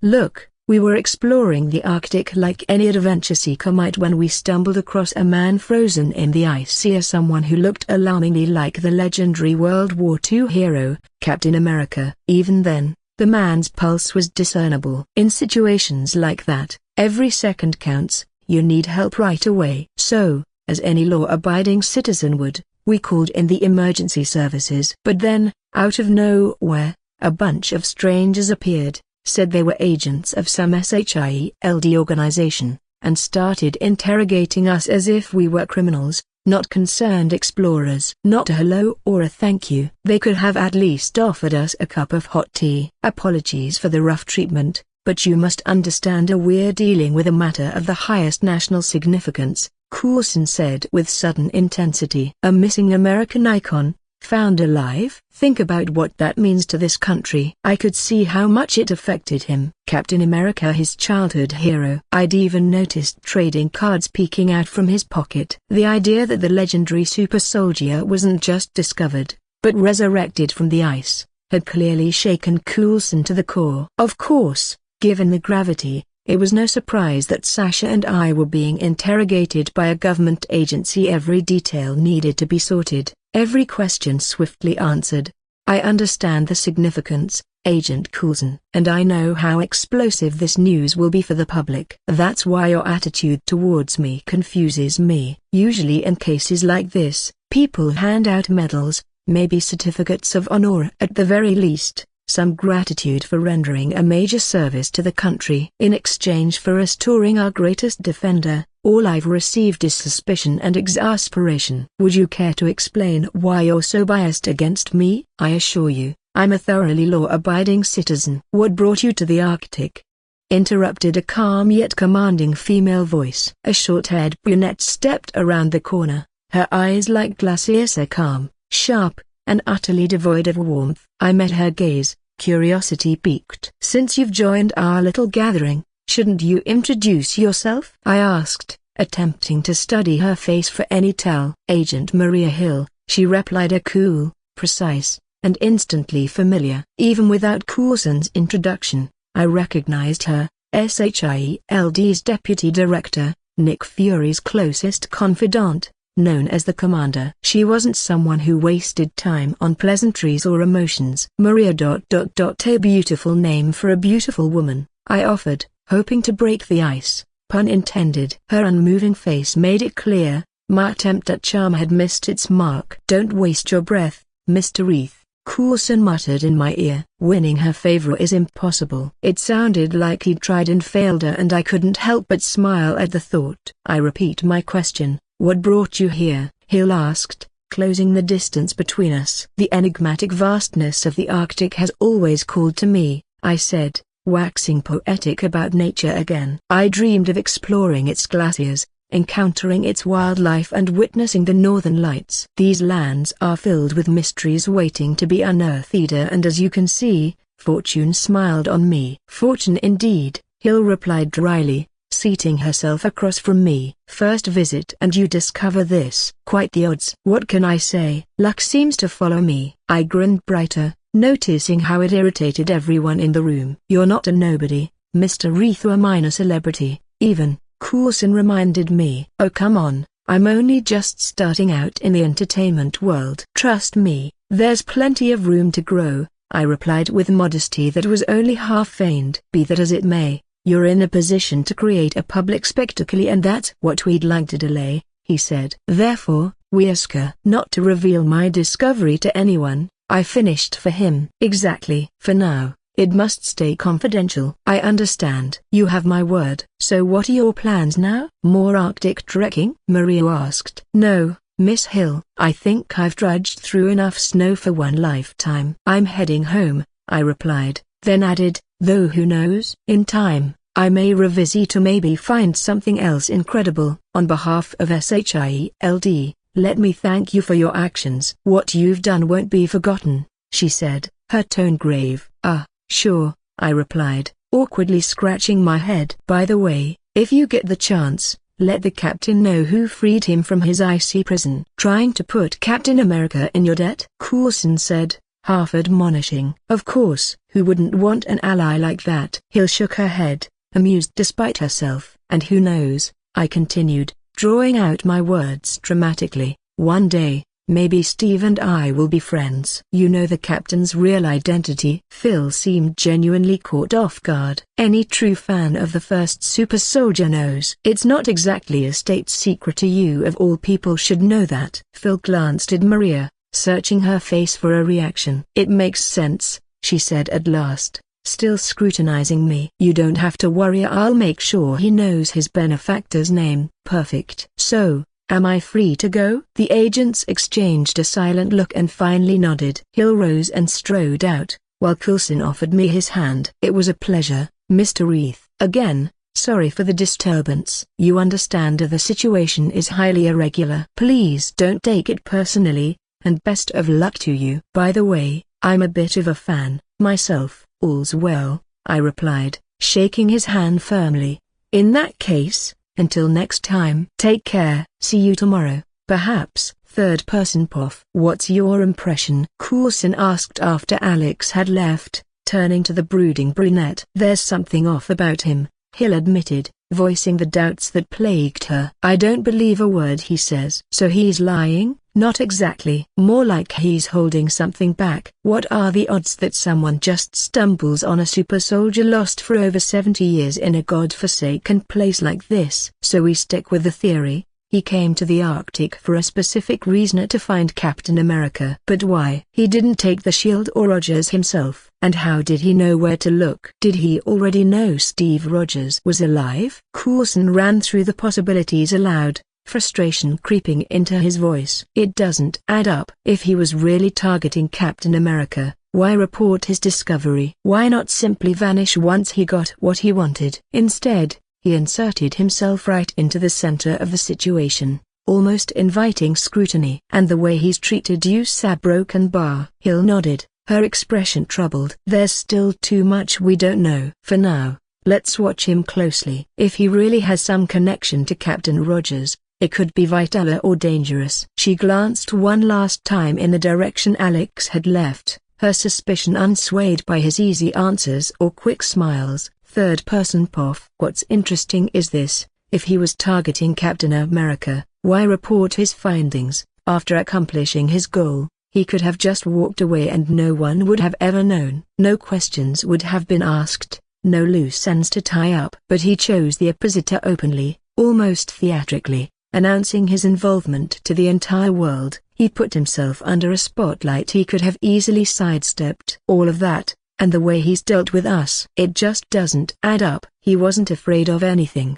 Phil continued, picking up the thread of my doubts with a pensive look. Not even for a second. He knew S.H.I.E.L.D. would come, and he was ready for it, almost as if he was waiting for us specifically. Maybe we were his real target, not Captain America? No, that's ridiculous. Or is it? Maria shrugged, chewing on the thought. Maybe we're just overthinking this. Maybe he did all of it for the sheer fun of it, just to see what would happen. And here we are, breaking our brains, trying to ascribe logic where there might be none at all. We tie ourselves in knots, but someone like him operates on an entirely different wavelength. I say let's just report everything to the director. Let him untangle the mess and decide what comes next. Maybe that's what directors are for. Still, this Alex is far from simple. Coulson spoke with an edge of irritation mixed with reluctant admiration. He's got a solid connection to the chairman of Wayne Enterprises. Not a casual acquaintance, either are their friends. And as for Bruce Wayne himself, there is no need to list his abilities. Everyone knows the stories, the rumors. Money, resources, reach. It's too much to catalog, so why even try? Personally, I'm convinced this kid knows the Dark Knight's secret identity. He probably knew before any of us. His dossier sums him up in a single paragraph: mysterious nature, unclear motives, actions that by all accounts are illogical. I'd bet anything that from today onward he's going to get a lot more attention from every intelligence agency with a pulse. He sighed, exasperated. But thanks to that agreement, we have absolutely no right to meddle with Amanda Waller's territory. Not our circus, not our monkeys. This isn't our problem, it's Fury's headache now. No one forced the director to sign such a dumb deal with that cunning woman. Hill shot a dark look at the ceiling, as though Fury himself might be lurking in the vents. Hey, Maria, looks like the boy took a special interest in you, her partner added with a teasing grin, nudging her gently. Who knows, maybe he's your destiny, he joked, but under the humor lay a trace of curiosity that even he couldn't hide. Maria didn't answer. The tease fell flat, and the young woman only stayed silent. For a moment, something flickered in her eyes, so a strange, unreadable light, then was gone, as if quickly snuffed out. Alex's Poff. Everything, in the end, had gone even better than I'd expected. As we made our way down the ramp, I cast one last, lingering look at the S.H.I.E.L.D. ship, the very same place where, not so long ago, that tense conversation with the agents had played out. The ship now seemed almost peaceful, bobbing quietly in the harbor, its secrets locked away again. Did you tell them anything? I asked Sasha, who'd been trailing at my heels the whole time, twisted to peer at me with a hint of suspicion. Nothing important, she answered without a pause. I'm not used to sitting in the hot seat. Usually I'm the one asking the questions, not the other way around. I smirked. You wore it well enough. I doubt they got much out of either of us. Well, it doesn't matter. All that matters is that we got what we came for. I held up the vial of blood, watching it catch the sun for an instant, the dark contents swirling inside like a long-forgotten secret. It's still surprising to me, Bordeaux cut in, her voice low and filled with fascination. Despite Captain America being frozen in ice for decades, his blood still circulates. It's as if his body refused to accept the rules of nature, as if even the cold couldn't command him. It's all in the blood, I replied, taking a moment to tuck away the vial carefully in my kit. The super soldier serum ramped up his metabolism more than fourfold, letting him survive what should have been fatal. He didn't just hibernate, he endured, cell by cell. There was a kind of awe in my voice I hadn't intended, but it fit. I drew a ragged breath, and smiled. even as the weight of what we'd done settled over me. Our job's done. We're heading back to Gotham. This time, the harvest was grand. I got Steve Rogers' DNA, made contact with S.H.I.E.L.D., and left Captain America in my debt. That's not just a wiener, that's a story people will whisper about. Of course, it means we can forget about a peaceful life from now on. But honestly, I shrugged, no use getting upset. Very soon, I'll gain the power I've been chasing, and then I'll stand proud against whatever fate decides to throw my way. The real trick is finishing it all before my time runs out. A broken bar, Gotham City, Babylon. It felt good to be home, if you could call Babylon that. The city was a living paradox, a part fortress, part madhouse. Nothing about Gotham was ever easy. The air crackled with a strange energy as we stepped inside, boots echoing on cold marble floors that had seen everything from laughter to bloodshed. All hands on deck. Bet you weren't expecting us, but we're back, I shouted at the top of my lungs, letting the words ring out, bounce off the high ceilings, wake anyone who might have been dozing. Pamela, Kavita, where are you? Come out, we brought snacks. I grinned at Sasha, enjoying the moment, absurd as it was. The first to greet us was Pamela, the infamous Poison Ivy herself. Her red hair flashed like autumn fire. Over her signature plant-woven green ensemble, she lazily draped a white lab coat, its sterile lines at odds with her wild nature. The coat didn't hide her curves, instead, it accentuated them.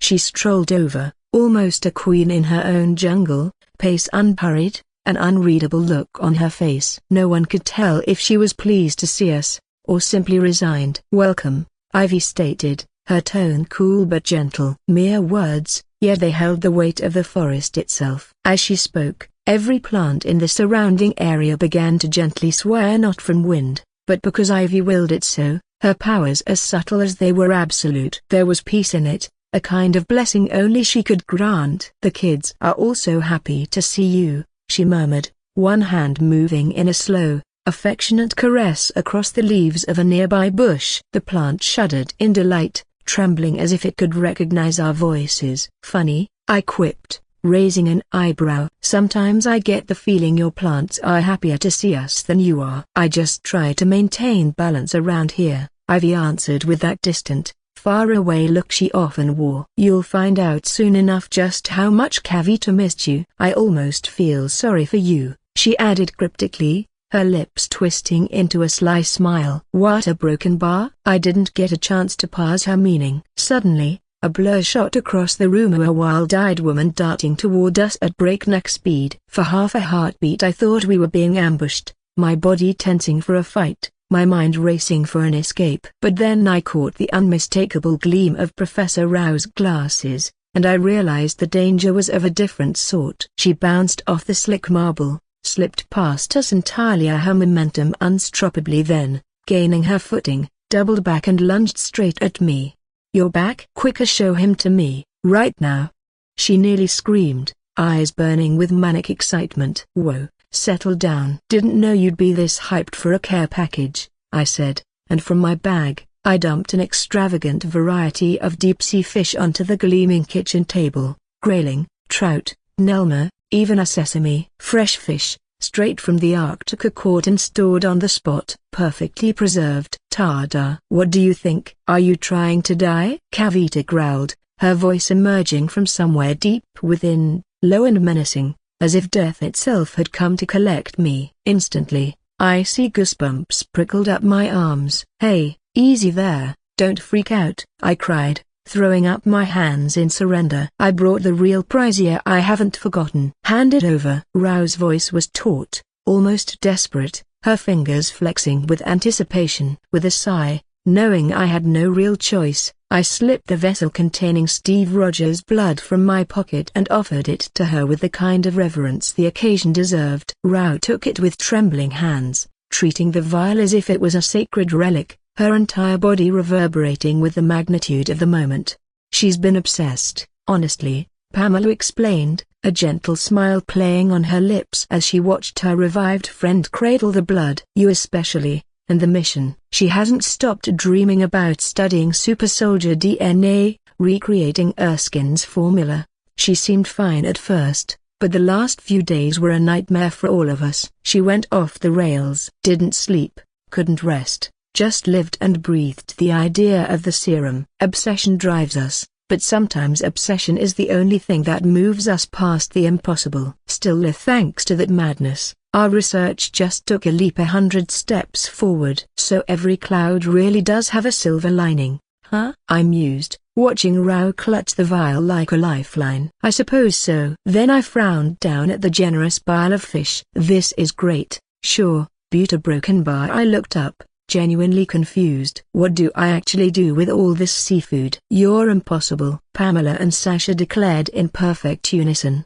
both smacking their foreheads, as if fate itself had seen this coming. Halloween is one of those rare nights when the rules of identity cease to matter. You can become whoever or whatever you want to be. It doesn't matter what you wear, who you resemble, or who you are underneath that mask or makeup. On All Saints' Eve, the world gives you permission to explore another version of yourself, a wild, whimsical, or grotesque without fear of judgment. It's liberating, almost euphoric. For me, it's more than just a celebration. It's a lingering enchantment. I don't just look forward to Halloween each year, I live for it. Yes, I'll admit it plainly, I adore Halloween. I look forward to this night with the kind of anticipation one might reserve for a long-awaited reunion or a long-lost dream returning. I can't fully explain what stirs this depth of emotion in me. Maybe it's something buried in my past, or some echo from another life, another version of myself. Whatever it is,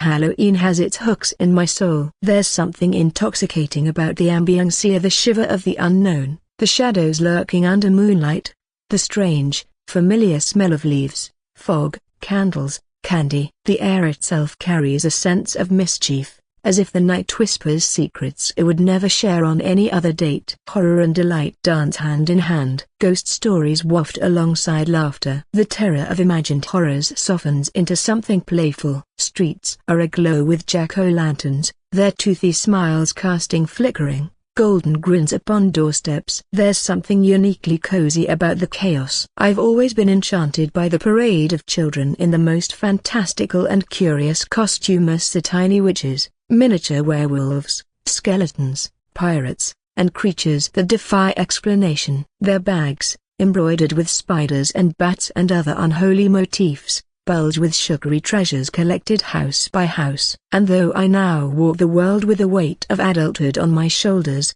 there's a part of me that still wants to don a costume, rush into the fray, and feel that same childlike thrill knocking on doors and claiming candy with youthful audacity.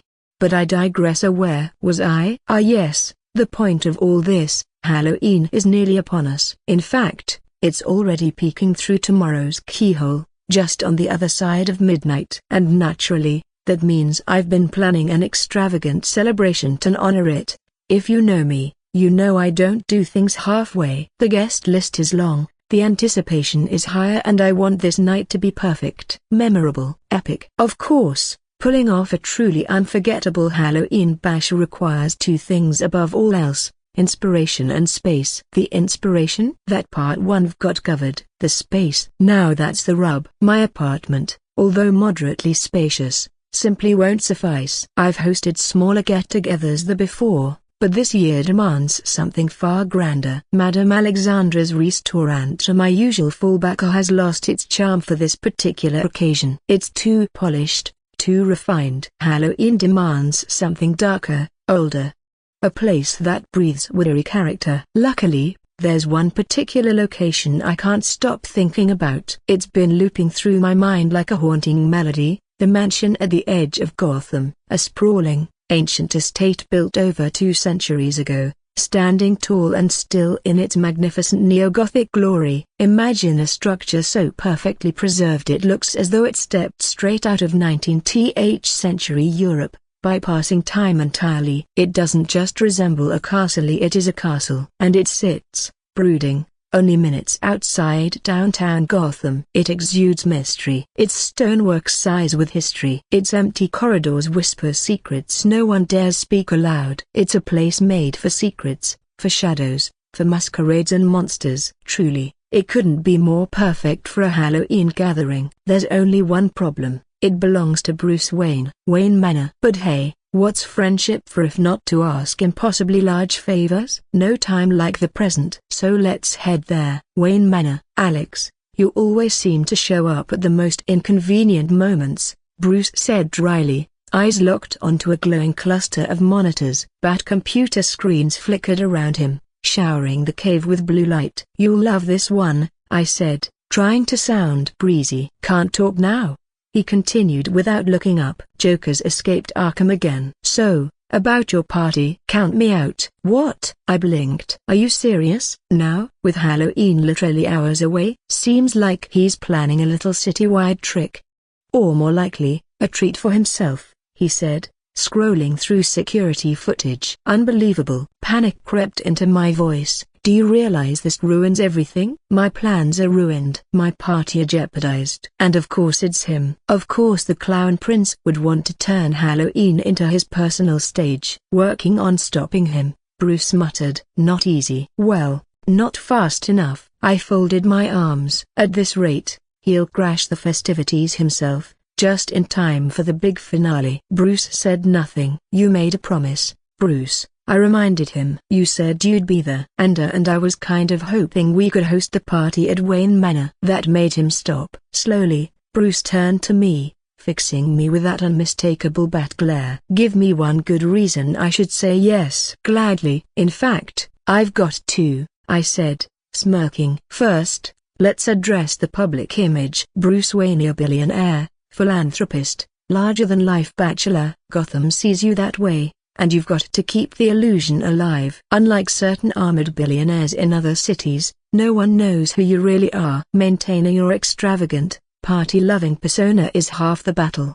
Besides, when's the last time Gotham's favorite son threw a party at home? He said nothing, so I turned toward the silent butler nearby. Alfred? 10 months, he said without missing a beat. My point exactly. I spun back toward Bruce. 10 long months of reclusion. The press will ask questions. And you know I hate lying. What else can I tell them if Bruce Wayne is mysteriously absent again? I might have to tell them the truth. Bruce raised an eyebrow. And your second reason? I can help you catch Joker tonight. He paused. That's an even worse idea. I'm not some rookie anymore, I said, stepping forward. You trained me. I'm fast, I'm armed, and I know what I'm doing. I've got the tools, the skills, and frankly, I miss throwing punches. To prove my point, I shrugged into my cloak and pulled on the white mask, the same Reaper mask I'd worn the night I fought alongside him against the League of Shadows.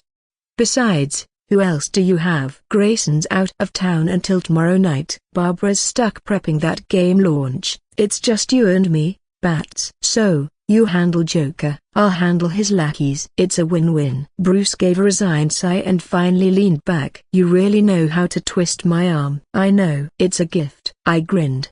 Now, if you'll excuse me, I've got preparations to make. Alfred, I turned. We'll need all your brilliance to get the manor party ready. Already anticipated, Master Heath, Alfred replied with a nod. Decor and logistics are underway. Excellent, I said with a clap. Oh, and let's not skimp on the skeletons this year. I mean it are extra skeletons. Bruce rolled his eyes, standing up. We're burning time. And don't forget the pumpkins, I added as Bruce pulled me toward the Batcycle. Beneath that chilling October moon, with a city at risk and a mansion to fill, our Halloween began. A dark shadow enveloped Gotham City. The metropolis lay quiet once again on the eve of night. Only the silver moon, floating high in the black sky, bathed the silent streets with its pale glow, instilling hope in the hearts of those who dared to dream. Hope that tomorrow the sun would rise again, and the city would, as before, come alive beneath its dazzling rays. A black bike tore through the cold air,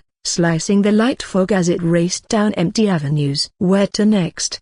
The driver barked over his shoulder, voice serious and gravelly. At the next intersection, turn right, I replied, peering into the mucker, then hesitated. Actually, number. Not yet. Go another 800 meters. You could be a bit more precise, grumbled the mouse with the long, pointed ears. Hey, I can't track the Joker's every move, alright? I'm just following my intuition here, and believe me, it's harder than it looks. So, Be grateful for what you get, I shot back, clutching at the lapels of my coat as the engine roared. Right now, my mind flickered with flashes of dark purpose. In the back of my head, a voice growled, a dog's carcass in an alley a morning. A tire track split across its torn belly. This city fears me. I have seen its true face. The streets are extended gutters, and the gutters are choked with blood. When the drains finally clog, all this scum will drown. When the accumulation of lust and murder foams up to their waists, the city's whores and politicians will look up and scream, "Save us." And I'll whisper a no. "Alex, what are you even talking about?" Batman's voice cut through my reverie, heavy with concern. Sorry, a broken bar." I caught myself, shaking off the feeling. For some reason, I have Rorschach syndrome. "And stop calling me that. Can't you see the mask? From now on, call me intellectual. Superhero code name is a serious business." I struck a grandiose pose, palm covering the white mask on my face. "Whatever you say," Batman sighed, scanning the sprawling city courthouse looming at the end of the street. "Are you sure we're in the right place?" "My radar's silent," Wayne muttered, fingers dancing over the mini-computer embedded in his armored bracer. "He's here," I said, my voice trailing into thought. "I just a broken bar. I feel it." "My intuition always knows." "There's no one here," the Dark Knight observed, moving like a shadow around the building's perimeter. That's when I felt it, a pull downward, deep and primitive, a sense of impending disaster. Kneeling, I rapped my knuckles on the concrete. "You know there's a whole network of caves under Gotham," I remarked. "If there were to be a collapse, say, during a major earthquake here, this city could face disaster on a scale no one's prepared for." "I know," Batman replied quietly. "Wayne Enterprises pours millions into reinforcing the city's foundation." "Not enough, I'm afraid. A broken bar," I muttered. "In any case, our clown is down there, under the courthouse." I forced a smirk. "Wonder what he's plotting now?" "At least he's not under Arkham," Batman replied. "For a while, I was sure he'd make a move for Harley, but maybe I was wrong." "Let's go down." It would have been better if he just forgot about Harley altogether. The caves beneath the city, a broken bar. I remembered that classic arc in the DC Comics. After a shattering quake hit Gotham, the ruined city was declared no man's land.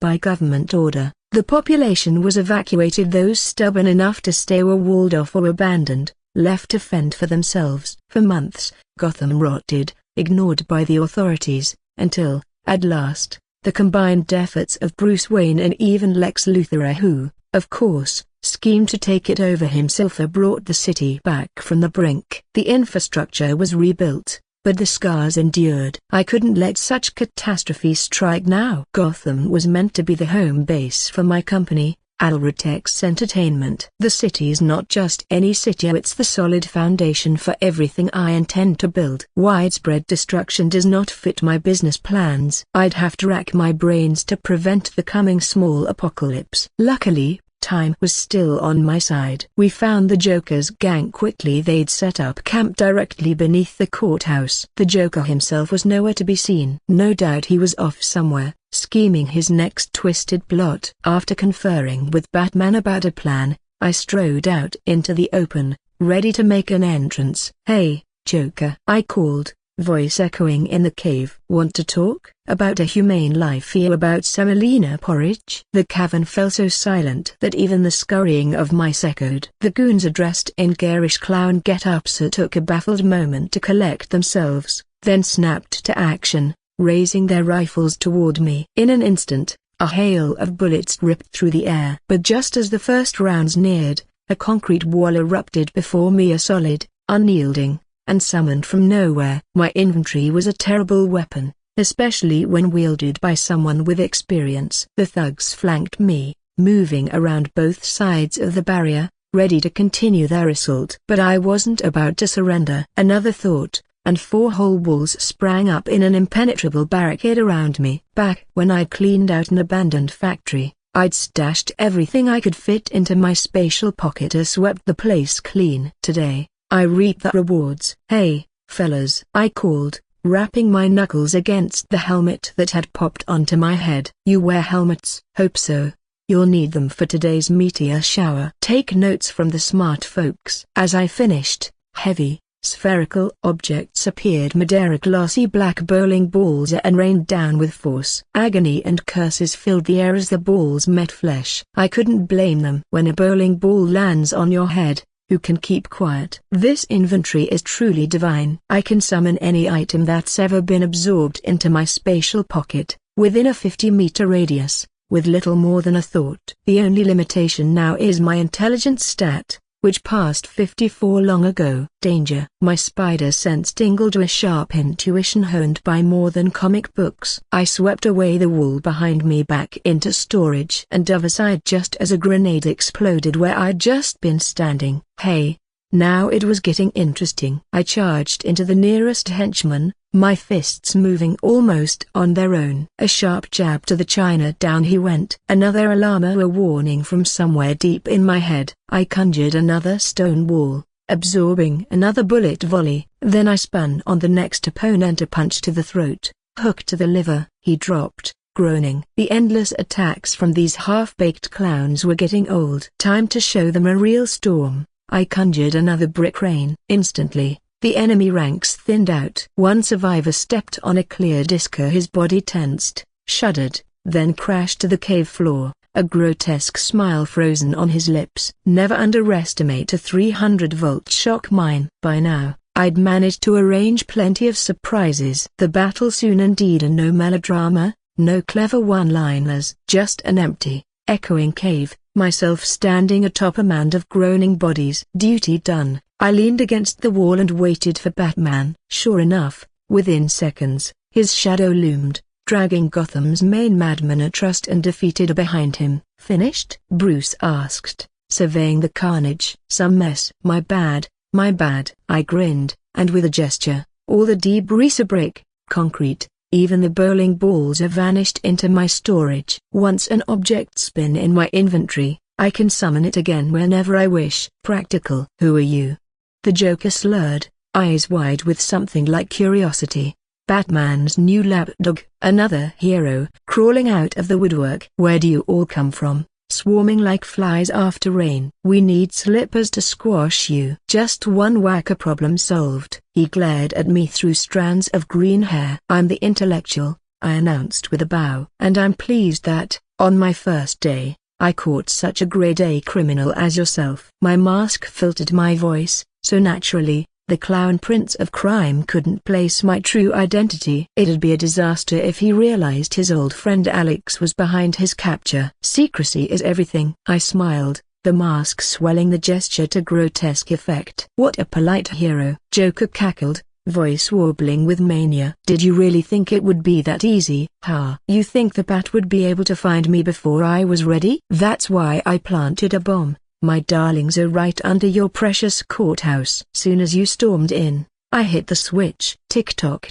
tick-tock. Too late now. Not enough time to disarm the Joker's bomb. Ha ha. His laughter echoed in the cavern. Let's watch the fireworks together. I had hoped the flames would light tomorrow's holiday hour, but you get an early show. Batman and I exchanged panicked glances and sprang into action, searching frantically among the rubble. I squeezed my eyes shut, every nerve straining. Where was it? There, a subtle energy, a faint metallic tang. I ripped open the box at the base of a thick stone column, revealing a timer. 0:03:02. Joker was right. It was too late to defuse.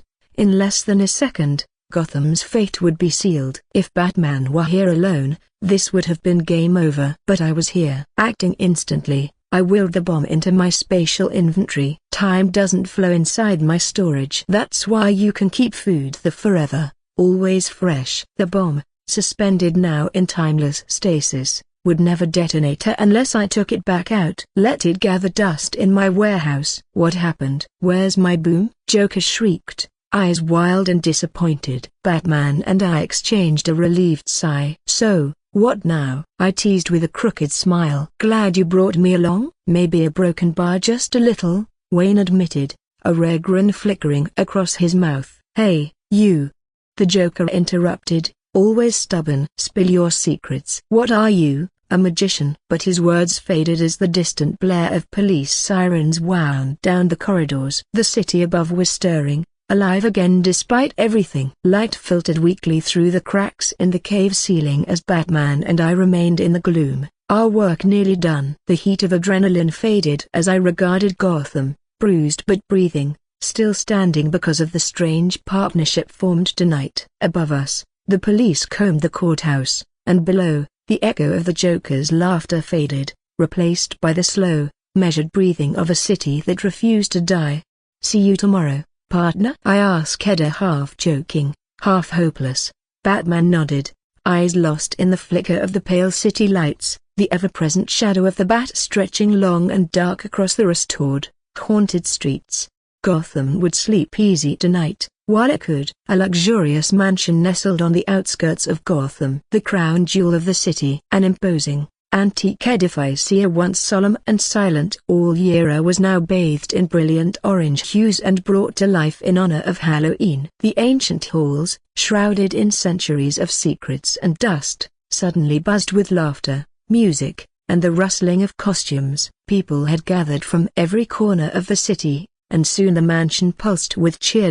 In the grand entrance hall, transformed into a cathedral of eerie delight, festivity reigned supreme. Each corner had been carefully decorated to capture the spirit of All Hallows Eve. Ghastly figures crept in the shadows, lurking just where the light couldn't reach. In the dim recesses, the Walking Dead startled unsuspecting guests, drawing surprised gasps followed by bouts of delighted laughter. Fake cobwebs clung to everything, daring hands to pull and test if they were real. And the spiders, mechanized and suspended on nearly invisible threaders, swooped through the air, brushing past curls and ponytails, igniting screams and startled giggles alike. Cauldrons billowed with thick, aromatic fog that wafted across the floor, exuding the scents of cinnamon, firewood, and spiced apples. Pointy witch hats were set beside them, inviting guests to try their hand at a spell or two. If anything, these festive horrors looked convincingly authentic, or hauntingly so, if one didn't peer too closely. Darkness clung to the ceiling beams and corners, disrupted only by dense, orange-tinted light streaming from dozens of carved pumpkins, each featuring its own grotesque grin. Jack-o'-lanterns, those iconic Halloween symbols, had been artfully arranged throughout the space. Through the haze and shadows, one dazzling figure created her own glow, a person, more radiant than any decoration or prop. At the very center of the hall stood a small raised stage. From its four corners rose sculpted stone gargoyles, their eyes watching the crowd below with eternal menace. On the platform, wrapped in shimmering fairy garb, stood Alison Blair, director of Alratex Records, known to many as Dazzler. A spotlight caught her mid-verse, her radiant wings of glimmering color illuminating the stage in brilliant magic. She performed one of her newest tracks from an unreleased album. The light show that accompanied Hera, powered by her mutant abilities, cast shimmering mosaics across the chamber walls. It was pure delight, and the crowd was hypnotized. With her charisma and magic intertwined, Alison transformed the mansion into an immersive fantasy. She looked like a fairy godmother conjured straight out of the pages of a storybook, an ethereal creature weaving light and music into the hearts of the spectators. "Alex!" A familiar voice snapped me from my thoughts. I turned to find two strikingly dressed women standing nearby. Barbara Gordon and Vicky Vale had chosen quite fitting, if not provocative, costumes. On any regular day, their appearance would have turned quite a few disapproving heads. But tonight, it was Halloween. Subtlety had no place here. "Barbara, Victoria," I greeted them. "Finally decided to grace the party. You both look incredible." "Really? You think so?" Barbara did a playful spin, inviting my eyes to admire her outfit. She wore a devil costume, complete with slick red latex that hugged her athletic figure perfectly. A pair of crimson horns peeked from her flaming red hair, and in her hand, she held a synthetic pitchfork, blood-red and menacing. A fiery temptress with a grin that could melt steel. Vicky, on the other hand, had chosen the ensemble of a vampire. A dark cloak draped over her shoulders, barely masking the curves of her body. Two white fangs extended from her lips,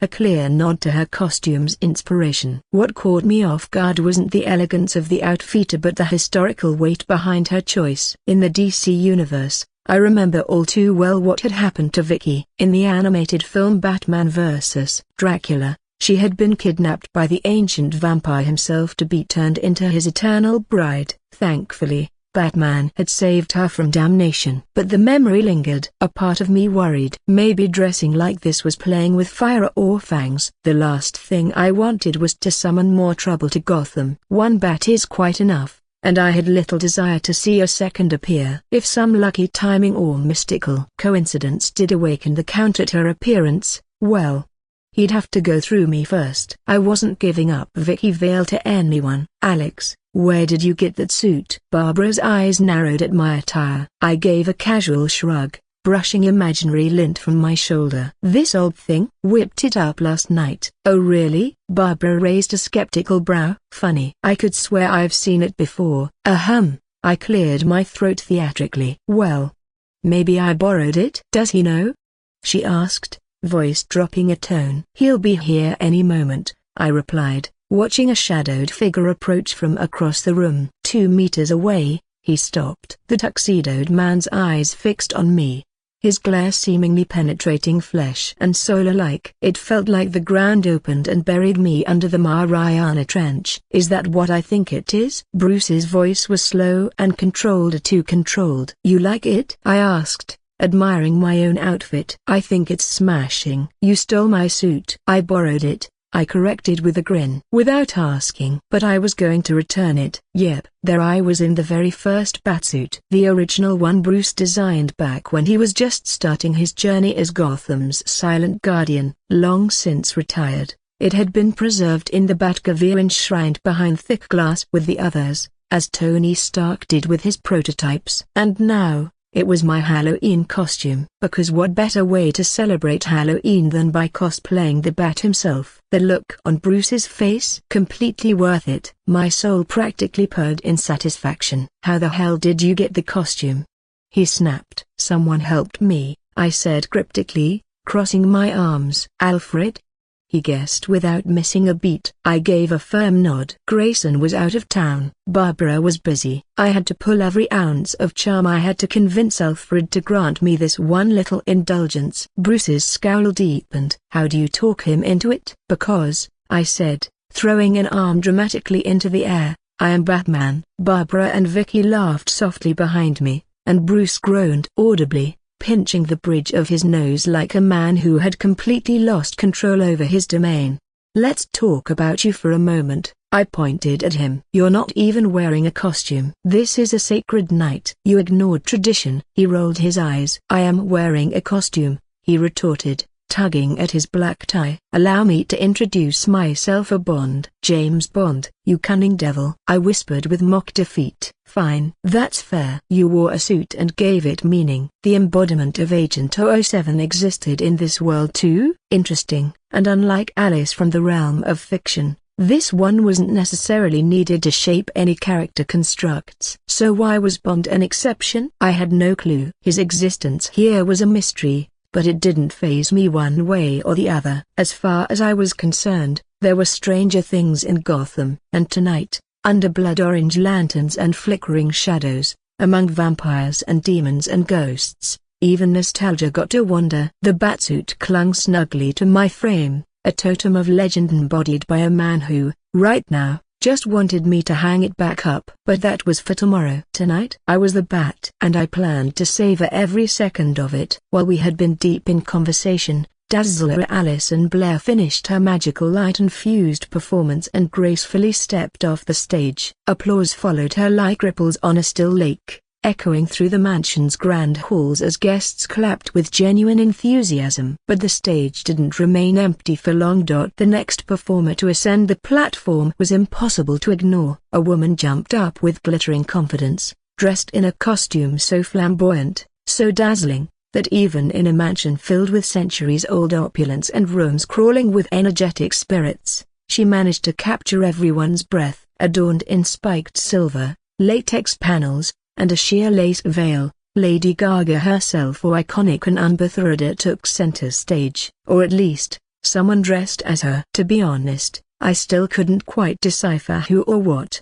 exactly Gaga was supposed to be portraying tonight, but that felt on brand. The ambiguity, the flamboyancy, it was all quintessentially her. Likely, That was the point. Up went the opening bars of Bad Romance, and what followed wasn't just a performance, it was an act of sonic possession. The crowd jumped right back into celebration mode, their earlier energy reignited like jack-o'-lantern flames relit in the dark. Having left the company of the ever-scowling Dark Knight, still fuming about the Batsuit debacle, no doubt, I wandered off to socialize and mix with the rest of the costumed guests. After all, I was still the evening's host or co-host, depending on how much credit Silver insisted on taking. Speaking of whom, I soon spotted Silver Street Cloud gliding through the crowd like a hostess from another world. She dressed as a witcher, complete with a classic black cloak, wide-brimmed pointed hat, and an old broomstick that looked far too authentic to be a mere department store prop. With her refined sophistication and social clout, Silver was the perfect partner for organizing this Halloween gala. She had the connections, the taste, and the poise to elevate the event, and I was immensely grateful for her assistance. As I began complimenting her thoroughly spooky fashion sense, another familiar face emerged from the crowd. Detective Renee Montoya had shown up, and she did not disappoint. Her choice of attire was chilling, a nun's costume, a broken bar but not a standard, peaceful Sister of Mercy. No, Renee had added a horrific edgier dark makeup, hollowed her cheeks, and crimson tears streamed from her eyes like blood from haunted weeping statues. The effect was deeply unsettling, especially when illuminated by flashes from the strobes high above. Horrifying. I love it, I told her with a smirk. And I meant it. Renee nodded with a sly grin and gestured behind her where two other notable figures stood, Commissioner Jim Gordon and the Evergraph Harvey Bullock. Both had donned cowboy outfits, wide-brimmed hats, leather holsters, dusty boots, and the kinds of bad attitudes fit for sheriffs in a lawless desert. Not the most inventive costumes, but fitting, given their personalities. I had also extended my reach across dimensions, sending an invitation to none other than Captain Yuri Watanabe, still in New York, still busy chasing villains both mundane and meta. She'd sent her regrets, citing work obligations. Some things never change with public service. That's when a silky voice floating through the air drew my attention again. So, it's livelier than I expected. I turned and smiled. Sophia, I said warmly, recognizing Miss Falcone at once. You decided to come after all. You invited me, she replied smoothly. It would have been rude not to accept. Besides, I find it our broken bar interesting to build stronger ties, and I suppose a bit of relaxation couldn't hurt. Her outfit was impeccably pure gangster glamour. A pinstriped suit, polished shoes, red lipstick, and a fedora pulled down at just the right angle. She swung a replica Thompson submachine gun onto her shoulder, completing the 1920s mobster look. Al Capone? I asked dryly, examining the fine attention to detail. With a Tommy gun, she confirmed proudly. Tell me that weapon's just decorative. It's relo when it needs to be, she said with a wink. Tonight, it's a toy. A nervous smile crept onto my face. Classic Falconer, danger and class all wrapped up in one dangerous package. Unsurprisingly, my bodyguard Bordeaux, never one for risks, shot Sophia a wary glance and subtly shifted closer to me. Bordeaux had been watching from the sidelines all evening, dressed in a cyborg costume that ironically mirrored her canon fate from the comics. But I'd changed that future. In this world, she was freer and alive, leaving Falcone to mingle with Gotham's upper crust. I next ran into Madame Alexandra, regal as ever in a flowing, Gothic witch costume truly worthy of Salem. Beside her, Sir Maxwell had abandoned his usual business suits for a wizard's robe, mimicking a respected old sage. Complete with fake wand and pipe, his transformation into a mystical advisor worked surprisingly well. Together, they could have stepped straight out of a fantasy novel. The hall overflowed with celebration now. Lifted glasses clinked together in rhythm with laughter and live music. Tables groaned under the weight of eerie dishes so grotesque, so playfully twisted, that only the brave dared approach. Severed candy fingers with whipped cream, gelatinous eyeballs paired with twisted licorice nerves, sponge brain soufflé tilde copyright S dripping in raspberry syrup are all brilliantly made to look disgusting, and all shockingly delicious once tasted. Strangers shared secrets in hushed whispers. Others danced like devils. And all throughout the manor's historic halls of the very bones of the building they sang praise to chaos, sugar, and costumes. Moving deeper into the crowd, I met two more fascinating ladies. Pamela Ilia, better known to some as Poison Ivy, was dressed as a dryad, staying within her botanical comfort zone. Wreathed in vines, with floral patterns embroidered on a diaphanous green gown, she looked halfway between surreal and serene. Her appearance didn't alarm anyone anymore. For most here, those unfamiliar with her past, she was just another incredibly well-dressed guest. And those who did know her, they trusted she had changed her ways. Beside her stood Kavita Rao, dressed as a stereotypical mad scientist, a white coat, messy hair, oversized goggles either on her forehead or falling into her eyes. Together, their pairings were oddly humorous. Both brilliant women, both once tied to dark paths, now casually sipping punch beside a fog machine. Despite their busy schedules, they'd made time for tonight. That a broken bar that earned real respect. I couldn't help but think of someone else who wasn't present. Harley. I'd hoped she'd come. Really, truly hoped. But Harley Quinn, my wonderfully unpredictable hurricane of chaos and color, was still locked behind the gray walls of Arkham Asylum, tucked away like a fragile figurine in a crooked glass case. Of course I hadn't forgotten her. I'd spent the morning visiting her, carving out a few shared hours of laughter and melancholy. I brought her a jack-o'-lantern and a full pumpkin stuffed with candies. I wished her the happiest of Halloweens and hoped with all sincerity that her release would come soon. I was still lost in thoughts of clown paint and broken dreams when someone tapped me on the shoulder. "Great outfit, Alex." I turned and grinned. "Dick," I said with a welcoming smile. "So you came after all." Dick Grayson, fresh from Lord knows where, had shown up right on time. I was starting to prepare my vengeance, I teased as we shook hands. "As if I'd miss this?" "Not a chance," he replied with a mischievous grin. As we shared a laugh, the mansion's entrance suddenly trembled almost literally as a loud mechanical hum filled the air. Then, to no one's real surprise, the unmistakable silhouette of Iron Man burst through the entryway. "So, how are you doing without me?" "Don't worry, Tony Stark is here now, which means this party's about to hit new heights," he declared to the gasping crowd. "Line up for autographs, folks." "Seriously?" Grayson muttered. Iron Man showed up, hard to admit out loud, but yes, a broken bar. I had invited him. Symbolically, of course. I never thought he'd actually show. But hey, Tony is the kind of man who takes a symbolic invitation as a personal challenge. And honestly, it made things far more interesting. To my greater surprise, Pepper Potts accompanied him, dressed naturally in a clean-cut business suit,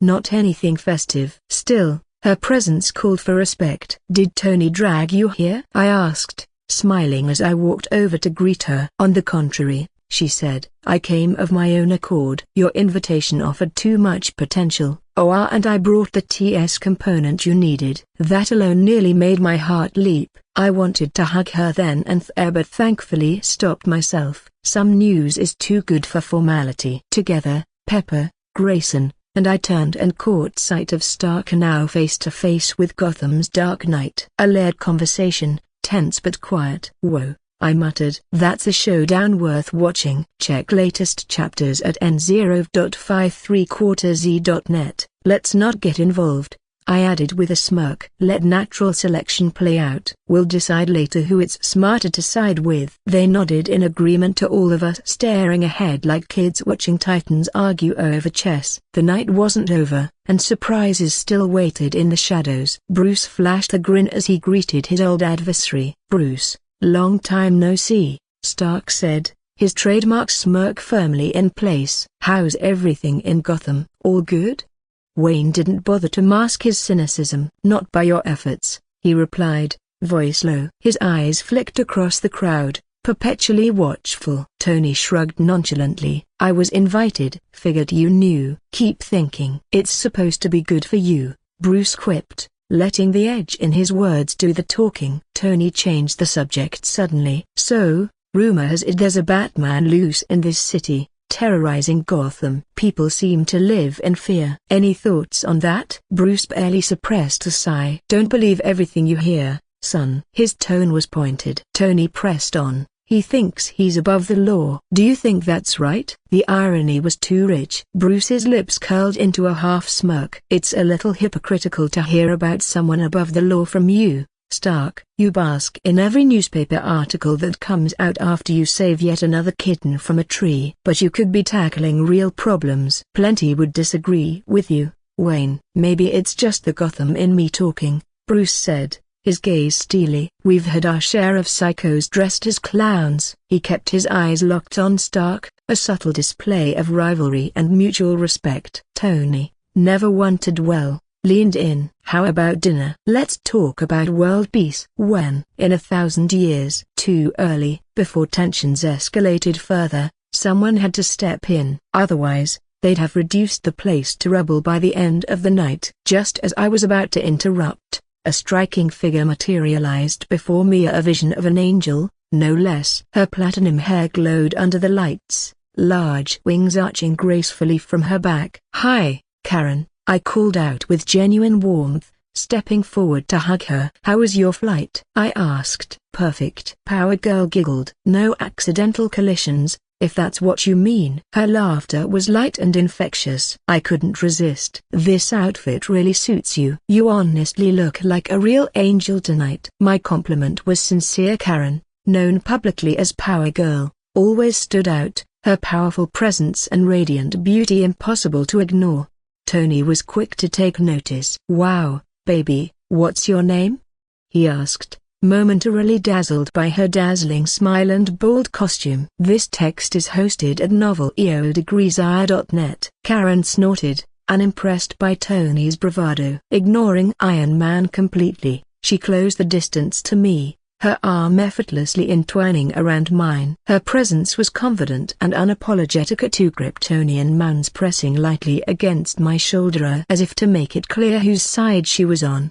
"Pepper Potts, never one to hold back," commented dryly. "Your pickup line failed, Tony." He chuckled helplessly, running his armored hand through his hair. "Must be losing my touch." Despite his playful bravado, Stark glanced at me with newfound respect. "You're quick, kid." "I like that." The party continued, a swirl of costumed guests and lively conversation. Batman and Stark exchanged pointed bobs throughout the night, each trying to outwit the other, while Karen became an instant favorite among the guests, her humor and forthright charm drawing the crowd in.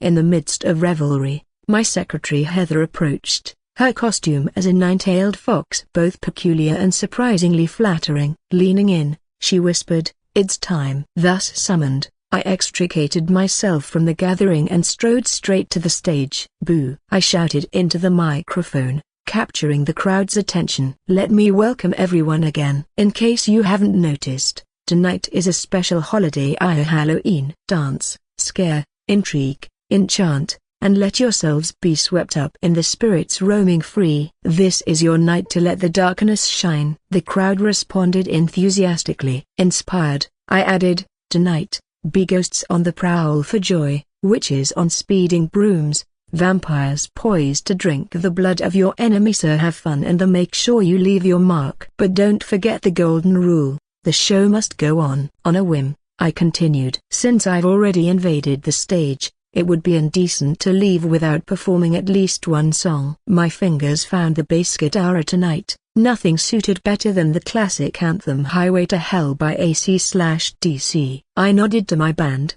signaling we were ready to play. A heavy guitar riff kicked in, the unmistakable sound of hard rock electrifying the room.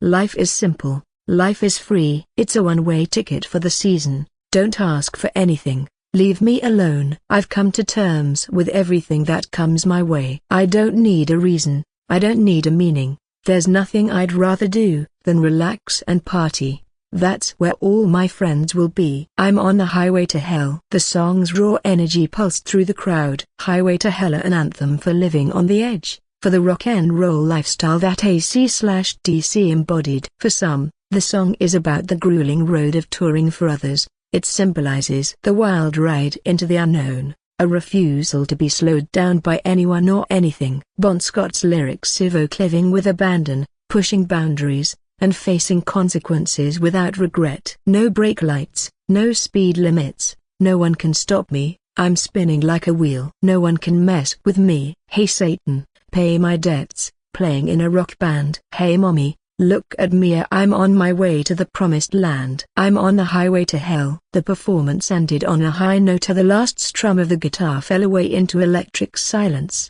Then thunderous applause erupted. The roar of approval from the crowd was a potent reward, and I relished the brief moment of glory, soaking in every cheer and excited shout. As I stepped off the stage, something strange caught my attention. Bathed in the glow of the fireplace sat a young man, relaxed in a black checkered shirt, cradling a steaming cup of coffee. The light outlined his features in golden relief, the aromatic scent inexplicably vivid to my senses. Wait a second. How do I know it's coffee? Why does its aroma linger so distinctly? The man met my gaze with a calm, self-satisfied smile, and his eyes shone not from the flickering firelight, but from something deeper, a contentment that seemed entirely personal. What struck me wasn't his unassuming attire, but the odd fact that no one else seemed to notice him. It was as if he existed only for me, invisible to the rest of the party, a ghost among the living. My confusion deepened when an unfamiliar voice echoed in my mind, "Well done, Alex." It was a great party. I froze. How is that even possible? He got inside my head. I possessed the player's mind, an ability that's always protected me from mental intrusion. No one has ever managed to breach it. Not even Charles Xavier can speak with me telepathically. The player's mind has always blocked any outsider, denying access even to cosmic beings like madness or the supreme God presence. Yet here he was, this mysterious stranger with his cup of coffee, effortlessly bypassing my defenses and communicating directly into my thoughts. My heart raced. How could I possibly remain calm? I rushed towards him, determination overriding caution. But with a single blinker, just a moment's distraction, the enigmatic figure vanished, leaving nothing behind but unanswered questions. I stood there, catching my breath and struggling to put my thoughts in order. Who was he? How did he know me so well? Is he behind my presence in this world? So many questions and not a single answer in sight. Still, I sensed no immediate threat from him. Perhaps it would be wise to leave the matter for now. Maybe someday the mysteries of this world will unravel, and the answers I seek will reveal themselves. For now, all I can do is wait and enjoy the chaos and camaraderie life brings. Even on the highway to hell, 3 days have passed since Gotham City celebrated the eve of All Saints' Day with joy and good-natured noise. The guests had been impressed, and in the days that followed, they spoke enthusiastically about the festive evening to anyone who had missed it. Your humble servant also shared in the general joy, and, overall, I was quite pleased with the Halloween festivities. If not for one broken bar, closer to the end of the celebration, someone with his mere appearance shattered the idyll of the night,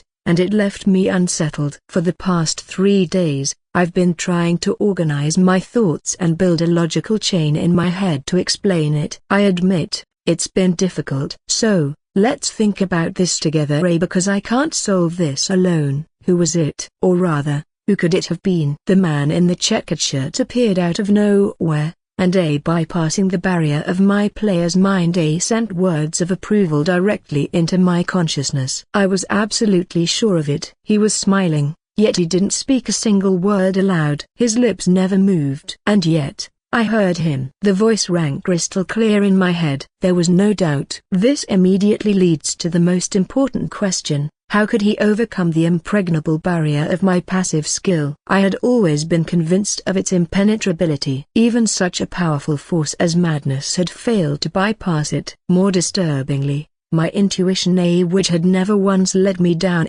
was silent. Completely silent. It retreated into a corner of my subconscious, as if the matter didn't concern it in the slightest. When I attempted to demand an explanation from it, my intuition bluntly ignored me. After wandering through the corridors of my mind, I came to one conclusion: this figure, whoever or whatever he was, did not belong to this world. He wasn't a DC character. He wasn't a Marvel character. No, a broken bar. He was something else entirely, something greater, something inexplicable, something far too vast to fit neatly within the ordered rules of this universe. Perhaps, in fact, He was the one who set those rules. Whoever he was the most powerful being I had ever encountered. And I'm not the only one who thinks so. My sixth sense nodded in agreement. Yes, a broken bar nodded. If my theory is correct, then it was by his will that I was placed into this entire superhero shit. He may even have been the one responsible for my faulty player system and unknowingly sharp super intuition. If that's true, it would explain perfectly how he could so easily bypass my player's mind and silence my intuition like a disobedient child.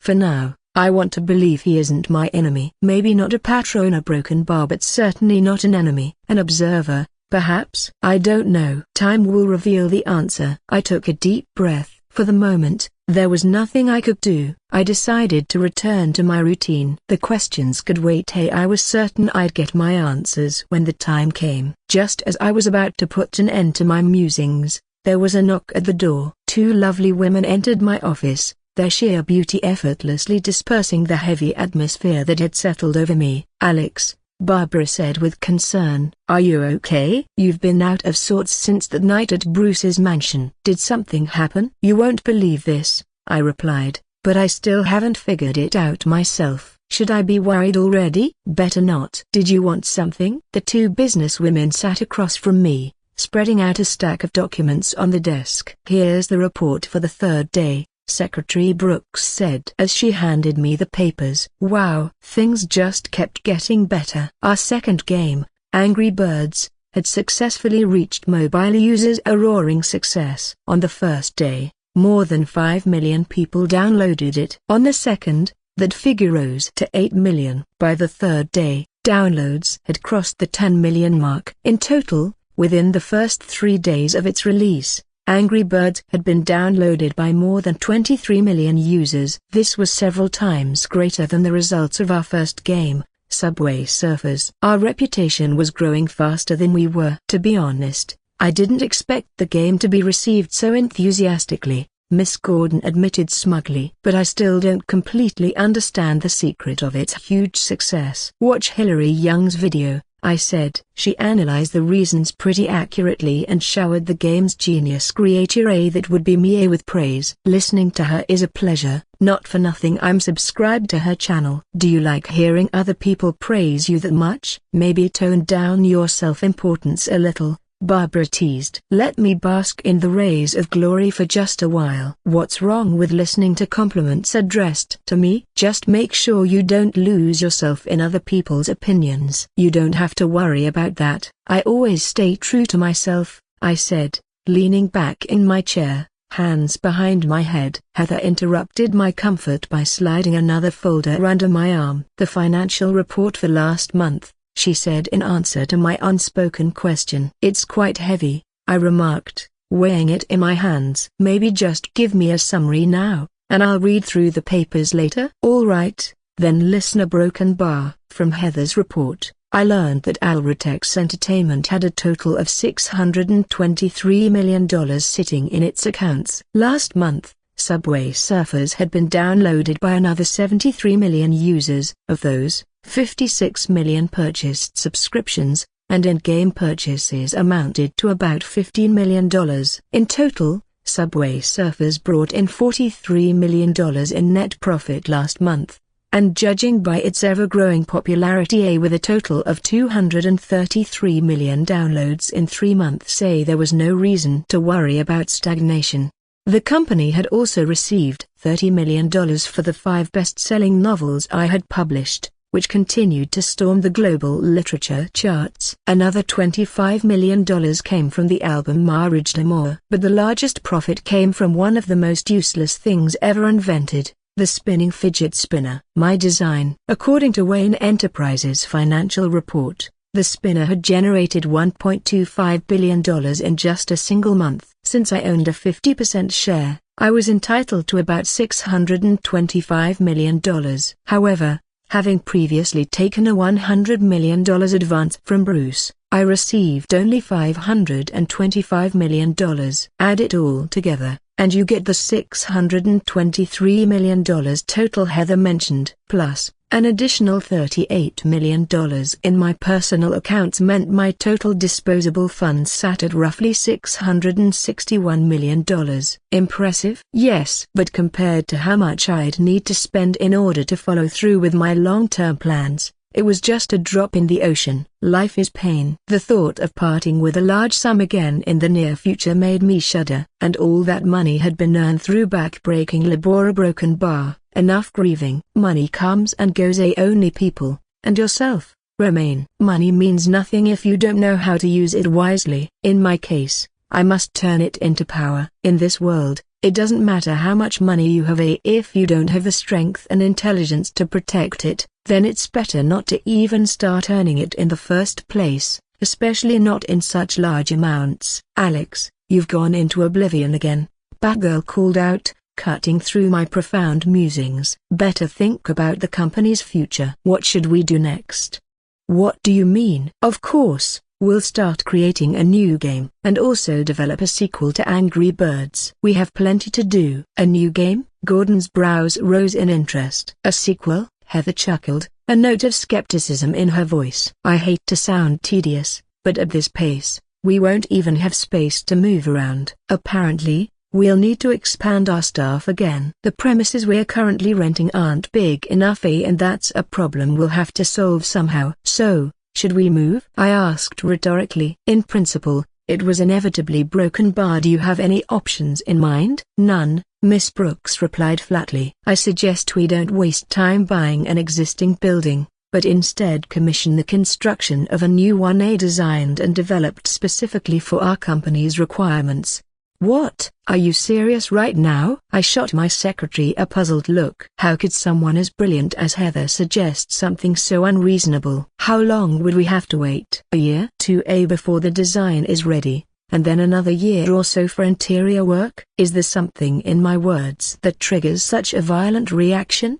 She asked coolly, noting my expression. Stop. Something was wrong here. Why had Barbara remained silent all this time? She seemed to agree with Heather's idea. Before I made a complete fool of myself, I decided to check something. Just a moment, ladies. I smiled indulgently and began typing furiously on my keyboard. Was I the only one who didn't understand? Let's see a Broken Bar. Well, it turns out Heather's suggestion was actually quite reasonable. I was thinking like a provincial outsider from another world, ignorant of the advanced construction methods in this superhero universe. Here, things were different, drastically different. Buildings that would take a year to complete in my old world could be finished here in under a month, sometimes sooner. Why? Because the humble construction industry had been forced to evolve. When superpowered beings constantly smashed through skyscrapers and the monuments in their fights with villains, it became essential to rebuild fast. This necessity drove construction techniques to insane efficiency. For example,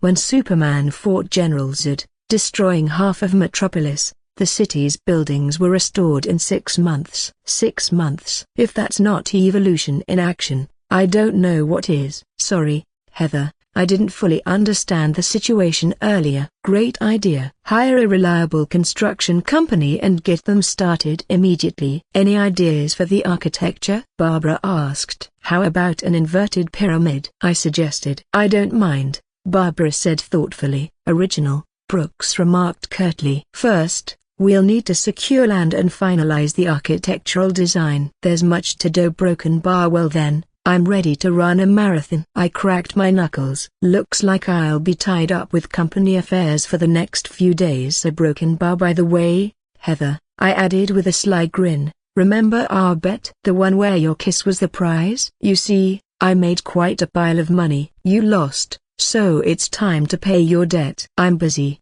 she said, retreating quickly toward the door. First, earn at least $1 billion, then we'll revisit it, or better yet, let's never bring it up again. And with that, she vanished. What a fickle woman. A Broken Bar. The new mobile game I was preparing to develop would be Fruit Ninja. Yes, at first glance there's nothing that connects fruit and ninjas, but that's not entirely true. After all, What self-respecting ninja would pass up the chance to practice swordsmanship by slicing various fruits mid-air? That's precisely the premise of the game. Fruit Ninja would be simple, yet highly addictive. From the moment you started playing, you'd know instantly what to do and no tutorial needed. Players would swipe the touch screen to control a sword. As fruit appeared, they'd slash their fingers across the screen to cut it in half. The goal? Slice as much fruit as possible and set a high score. Fruits would appear endlessly, and the task would be to slice them all. Miss 3 fruits, and you lose. Also, bombs would occasionally be trussed up alongside the fruit. Slice one of those, and it's game over instantly. The core idea, combined with fast, satisfying gameplay, made Fruit Ninja one of the most beloved casual games in my past world. People couldn't resist the juicy satisfaction of splitting a watermelon clean in half. Alongside that, we would begin work on a sequel to Angry Birds. With only a month until winter, the choice landed on Angry Birds Seasons, a version themed around holidays and seasonal changes. The first release, naturally, would be the Christmas edition, targeted for early December. The catch? There were too many projects and too few hands. A joint decision was made to hire 5 more employees. The office space, already cramped, now felt like a sardine can. All eyes turned longingly toward the future our new inverted pyramid headquarters. The construction cost me over $50 million. Apparently, in this world, speed in construction was matched by astronomical prices. Still, the company assured me the entire structure, along with a full interior fit-out, would be completed in just 1 month. Hard to be upset with results like that. The sooner, the better. There's an old saying, cramped, but not offended. In reality, cramped and mildly irritated. The move couldn't come soon enough. The past few days turned into a relentless work grind. I barely had time to sleep. My focus was split between developing new games and executing a promotional strategy for our 2 marquee musical performers. Just a few days ago, we released music videos of Lady Gaga and Michael Jackson performing their title tracks online, an instant popularity boost. The reaction was explosive. Both tracks shot to the top of global charts almost overnight. Oh, how I would have loved to see Norwood's face right then, twisted with frustration, knowing he had passed up these titans of talent. But I was sure this wasn't the last we'd cross paths. Someday, personally or professionally, we'd face off, and I intended to deliver the final, decisive blow. Meanwhile, Alison Blair wasn't idle. She launched the advertising campaign for her upcoming album, her debut, under a bold new image, dazzling. She didn't skimp on costs. This was a pivotal moment in her career, and she treated it as such. Alison, why so nervous? Your new album doesn't go on sale for another week, I said, trying to calm the director of our music studio. I'm not nervous at all, she replied quickly. Anyway, I have too much work to indulge in something as pointless as worrying. Now if you'll excuse me, I have things to do. Broken bar. And off she went. Poor thing. For someone claiming not to be nervous, she was practically buzzing with it. Perhaps I should mark the release day with her, celebrate when her songs officially hit the market. The quality,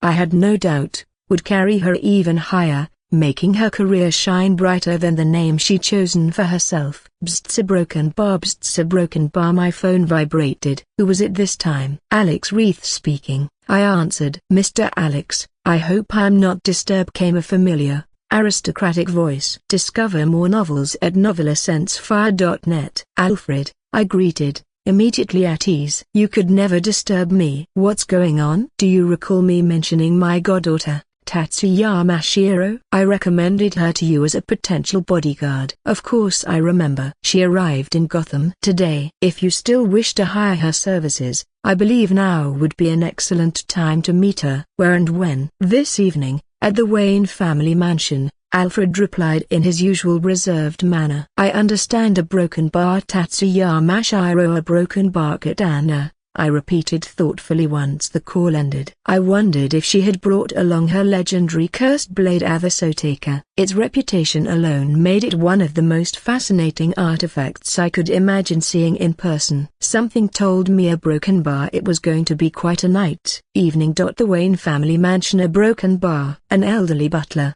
carrying himself with the kind of dignified bearing that deserved mention, stood by the blazing fireplace. The silence in the hall, lit by the new hearth's warm glow, was broken only by the faint crackling of burning wood. Without shifting his gaze, the grey-haired gentleman studied the flames, watching them captivate and mercilessly devour the dry logs. Heat radiated from the fire. Sparks arced outward, as if eager to spread their warmth and banish the chill clinging to the dark stone walls, only to vanish the moment they landed.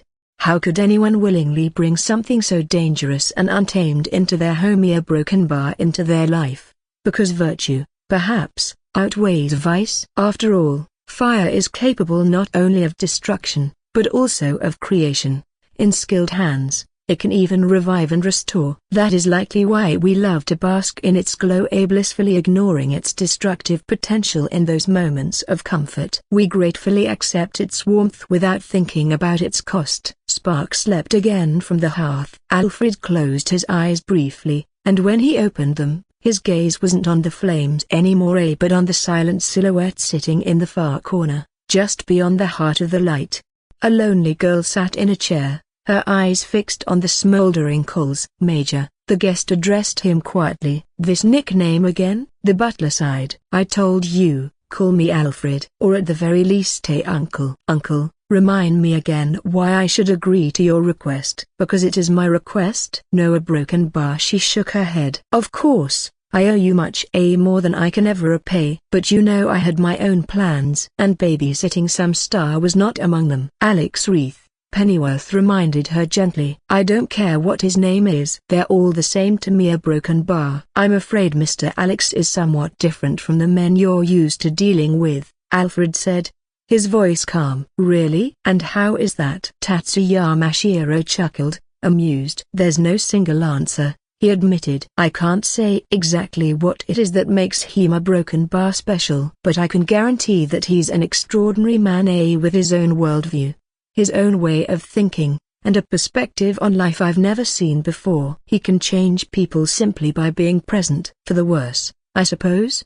she interrupted with a smirk. "Uncle, you've certainly intrigued me, a broken bar, but I'm still not agreeing to play babysitter, especially since you mentioned that he already has someone for that role. My presence will only complicate matters. And besides, who does he think he is? Some Arab sheikh who wants 2 women guarding him? That's exactly the type I despise."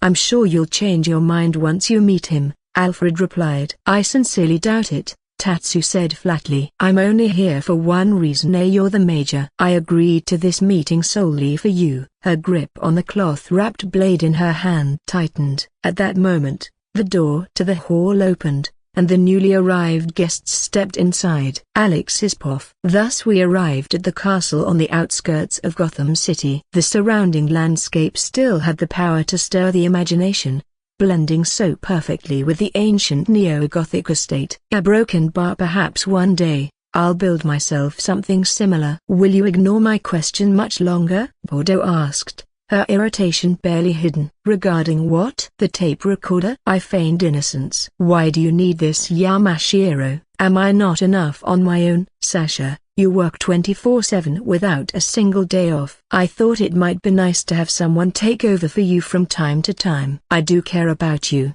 after all." I gave an innocent blink or two. "Is that the only reason?" "In addition," I admitted, "Tatsuyama Shiro is known as a master of the sword. You know I've been studying fencing, and Miss Katana is one of the best in that field.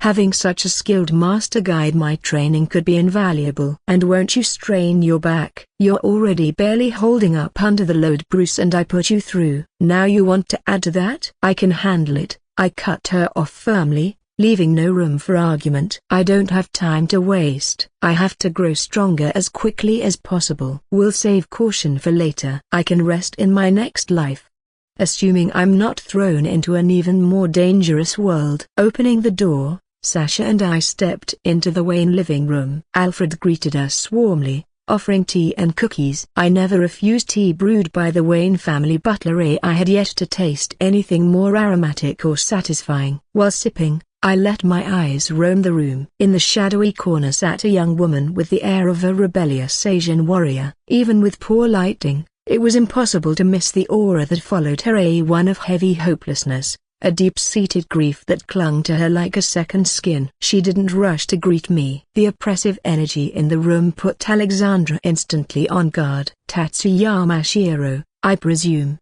I said. "She is the one," Alfred confirmed. "And you're Alex Wreath, HMPH. You're taller than I expected, a broken bar. And you're shorter than I expected," I returned without missing a beat. "Still, I hope our mutually dashed expectations won't prevent us from building friendly relations." "Hey, a broken bar, are we already friends?" Katana smirked. "Sorry, Mr. Wreath," she said a beat later. "But I can't become your bodyguard." "What's the reason?" "This isn't my broken bar profile." "Alfred vouched for you," I said without hesitation. "I have no doubts about your professional competence." "But don't you already have a bodyguard?" She flicked an assessing glance toward Bordeaux. "Is she not handling her duties properly?" Sasha said nothing, but the sharp crack of her knuckles betrayed just how she felt. "On the contrary," I said, "Sasha is excellent at her job. I'm entirely satisfied. But with her looking after me 24 hours a day, she has no time for herself. That's why I decided to find her a partner."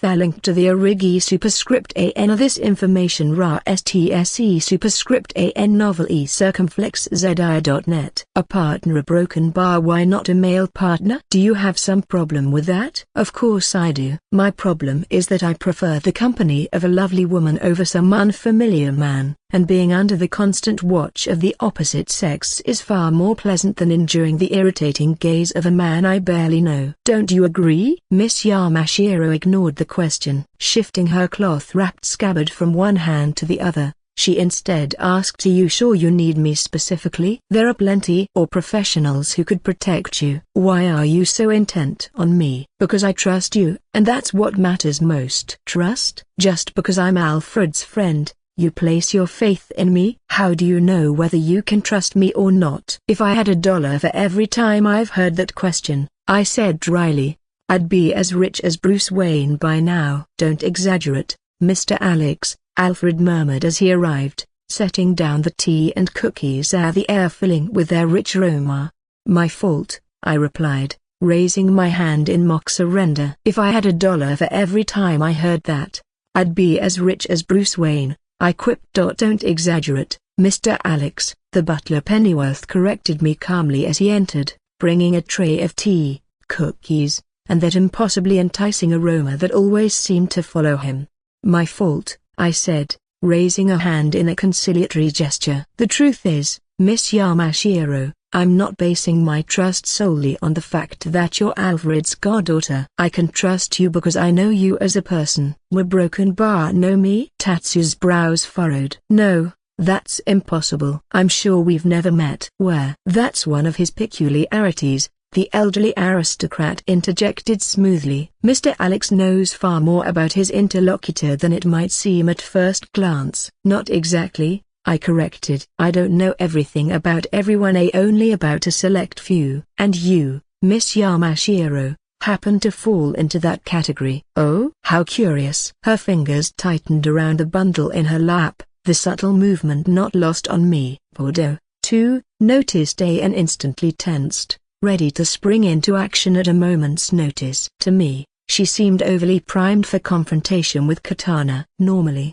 Sasha was calmer. Something here was throwing her off. "I'm sorry," Tatsu said at last, "but I refuse to work for you. There's something a broken bar off about you. I have a strong feeling that being near you will drag me into even more trouble than I'm already in." "Are you talking about the League of Shadows?" I asked casually, choosing to poke the hornet's nest. "What?" She straightened, eyes narrowing sharply. "Where did you?" "I know more than I let on," I said with a sly smile. "You were a CIA agent who infiltrated the League of Assassins. Then you staged your own death to steal the Soul Stealer sword from them. But the plan didn't go quite as expected, did it?" "The League's already hunting you." My words made her visibly stiffen. "To be honest," I continued, "I'm not exactly on their Christmas card list either. They've pursued me as well, and I'm quite certain they're planning something nasty. That's why I'm suggesting we join forces. The enemy of my enemy is my friend. What do you say?" "So instead of stepping away from the center of the target, you want me to stay right in it?" "A broken bar in a sense,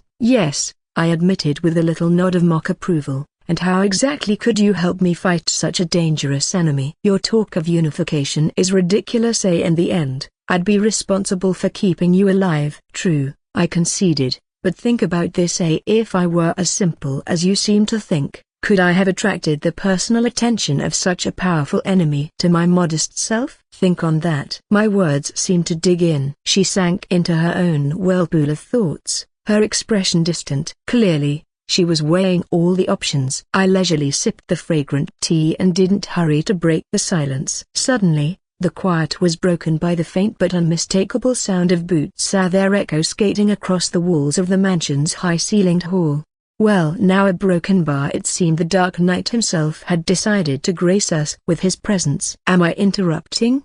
The man asked, adjusting his tie with a composure that was almost unsettling. Bruce Wayne, he addressed the girl clutching the katana. The dynamic shifted instantly. Conversation branched in new directions. Somewhere between exchanges, it emerged that Alfred had originally offered Tatsu a position as Bruce's own bodyguard, an offer Wayne had rejected outright. And now I, apparently, had picked up the same course. One back and forth led to another, until we eventually looped back to the present situation. Not wanting to pressure her decision further, Bruce and I stepped aside to speak privately. Are you certain you want her as your bodyguard? He asked, glancing toward the still pensive Asian woman. What's this? Planning to make her an offer yourself? Alex, you understand you're surrounded by a broken bar, many secrets. With your personality, it's inevitable that sooner or later she'd learn about me as well. So I need to know, can she be trusted? Well, Bats, have you finally decided to value my judgment? Trust me, even? Not too late for that? It's never too late to trust, he said gloomily. Relax, Cap. She's reliable. She's not exactly on our side, but she is on Alfred's, and that's pretty much the same thing. She just needs to grow closer to you. A broken bar, something I intend to fix right now. But before I could take a step toward her, I found myself an unwilling witness to the beginnings of a brawl between two of the deadliest women I'd ever known. Tatsu and Sasha were nose to nose, trading verbal jabs that were quickly losing their filters. Nope. Couldn't leave them alone for a minute. I decided to step in before fists or blades started flying. Granted, a duel between them would be exciting to watch a broken bar, but I wasn't stupid enough to encourage it here. This content belongs to Nova L_fire. Net. Girls, let's not quarrel, I said, pressing my palms together in a mock prayer gesture. Let's live in peace, alright? She started it. No, she started it. Oh, wonderful. I felt like a primary school teacher breaking up a scrap in the playground. I don't care who started it, I cut in, adopting my best final authority tone. The important thing is I'm ending it. So, Miss Yamashiro, have you reached a decision? Yes, she said, though she kept throwing Alexandra a look that could have cut glass. I agree to become your bodyguard, but my pay must at least match that of Kikamura's. You're not worth that much. Cross eyes, Alexandra shot back instantly. That's enough, I warned. We'll sort out the salary later, and for the love of all that's holy, try not to kill each other. I'm sure you'll be best friends in the future. Probably, hopefully. Will you stay for dinner? Alfred interjected, as if the oppressive tension in the air didn't exist. I'm afraid we can't indulge in such a luxury, I said politely. We've still got plenty to take care of today, so I think we'll take our leave. I'll go with you, Katana announced, lifting the bundled sword to rest across her shoulder. I'm your bodyguard now. Shouldn't I have my own room? You don't deserve it, Swampulsa, Porto muttered. No one asked you, Benpole. I don't trust you. You'll be staying in my room, where I can keep an eye on you. Your job is to watch the client, dear. Cruel though it sounds, I'm just your partner. So maybe you should tone down the jealousy a bit, a broken bar, and focus on doing your job better. Perhaps a broken bar, just perhaps a broken bar, encouraging these two to work together has been a mistake. Life is a pain. I didn't wake that morning to the bright rays of the November sun, nor to the tartar sweet scent of my beloved girl dozing beside me, nor even to the steady call of my internal clock trained by daily morning workouts. No, my sleep was brazenly interrupted by a deafening, growing rumble descending from the roof of the building.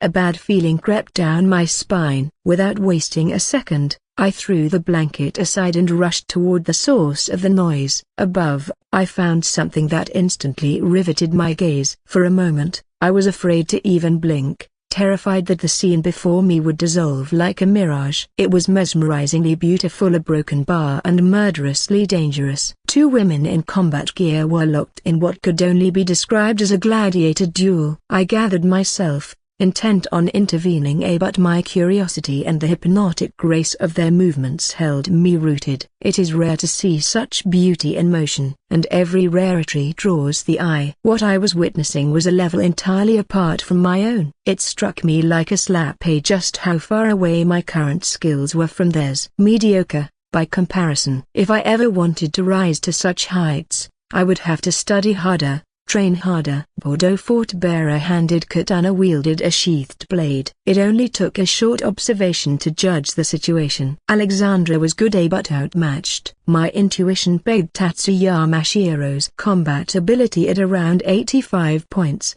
significantly higher than Bordeaux's 79. Still, as I'd learned before, pure skill was not a guaranteed ticket to victory. In a real fight, anything could happen. Often, the winner is decided only at the very last moment. And here, even though Katana was clearly pushing her opponent back, I couldn't say with certainty she would finish with the upper hand.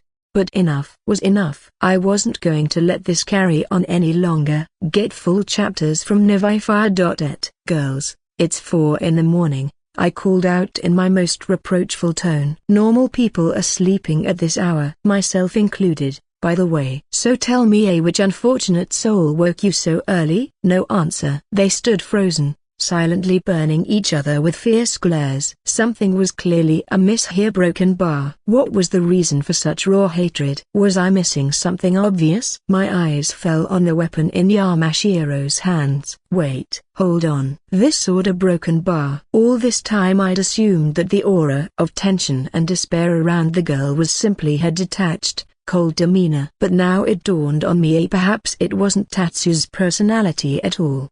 Perhaps the culprit was this cursed artifact. In truth, Tatsu herself was a bright, admirable sort, if a little reserved. But the katana in her possession cast her in an unsightly, ominous light. The soul stealer, a weapon that had absorbed countless lost souls, along with their bitterness, hatred, and despair. It was easy to imagine those trapped voices spilling into the world, subtly poisoning those nearby. And suddenly, I understood Sasha's strange, hostile reaction to the Japanese woman. Mystery solved. I am a clever boy. Tatsu, I said politely this time, may I take a look at your weapon? Why?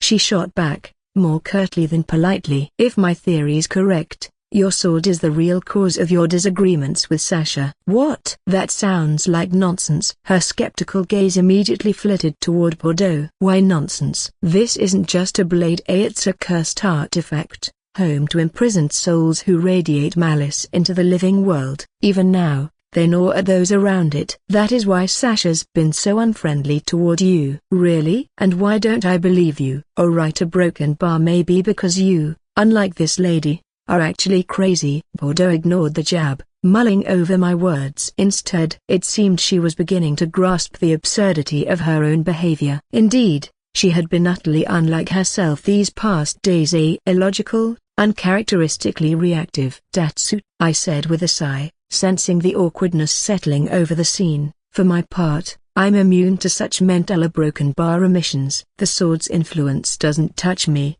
so my impression of you is entirely positive. Others aren't so lucky. Alfred, for example, he's known you for years, and the soul stealer's pull on him was minimal. And Bruce? She asked, recalling the sword's recent stay in Wayne's care. Same principle as with me, though with him, it's even more a broken bar unusual. If that damned blade could sway Batman's will, I'd be shocked. The man's psyche is guarded by something fierce, perhaps the mental equivalent of a bat lurking in the depths, clawing at any intruder. Exaggeration, of course, broken bar, but it gets the point across. I sipped in a breath. Understand, this is a truly powerful weapon. But every cursed artifact comes with a price for the right to wield it. Perhaps and this is only speculation, this very influence is why you will one day wear a mask, to shield yourself from the curse's constant whispering. And you're suggesting Broken Bar give up the Soul Stealer?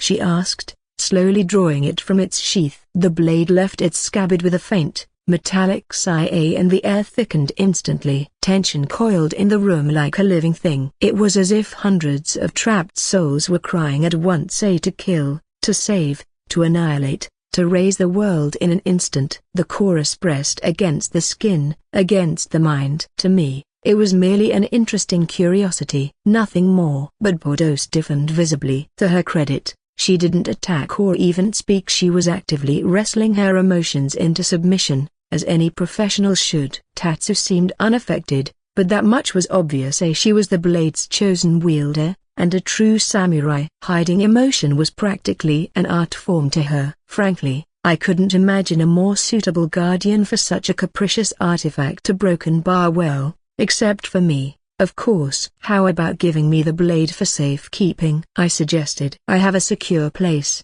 accessible only to me. You? With the Soul Stealer? She searched my face for any sign of irony. Exactly. No, a Broken Bar. It's safer with me. I won't entrust this weapon to anyone else, she said firmly, nodding once to herself as she slid the sword back into its sheath. Allow me to add my thoughts, Sasha cut in, finally speaking. I agree with Alex. With him, the katana will be secure, and more importantly, those it could a Broken Bar affect adversely will be spared the risk. You'll still be near the blade, since you'll be near him, but you won't be forcing everyone else into danger unnecessarily.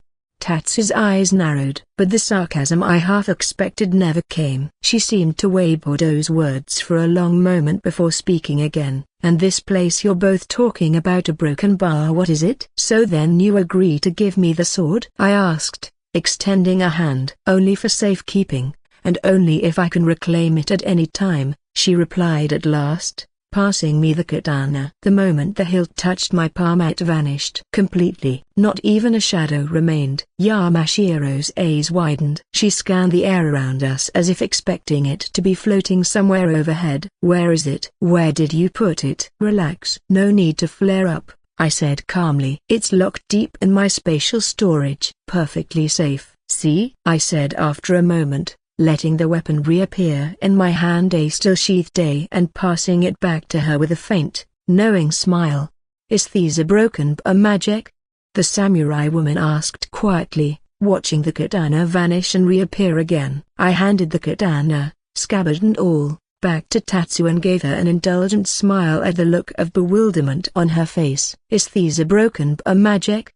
The female samurai asked, eyes narrowing as she watched the weapon slip out of sight again. No, I replied matter-of-factly. It's my spatial storage, a place only I can access. I call this ability my inventory.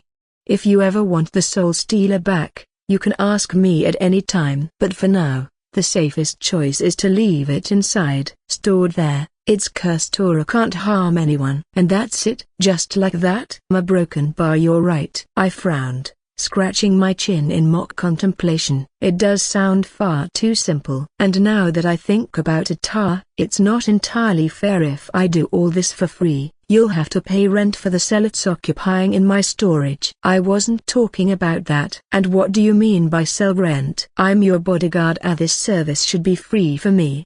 The only thing free in this world is the cheese in a mousetrap, I drawled, smiling innocently. My inventory isn't unlimited. Yes, a Broken Bar spatial. I already understood that. Katana cut in mercilessly. So? What's the price? What do you want in exchange? Become my sword teacher, I said simply, and for once my carefree smile faded. He actually did it. A Broken Bar, Bordeaux muttered into her palm, giving herself a theatrical facepalm. A sword teacher? Tatsu's brows rose. Have you chosen the path of a sword master? I've chosen the katana as my main weapon. That's not what I mean. Her gaze sharpened. Are you ready to devote your entire life to the art of the sword? Because if this is just a passing fancy, a whim you tossed out for fun, I won't teach you. What if I am serious? I met her eyes without wavering. I am ready to bind my fate to a sharp blade, trusting it to help me defend myself and defeat my enemies when the time comes. Tatsuyama Shiro held my gaze without blinking,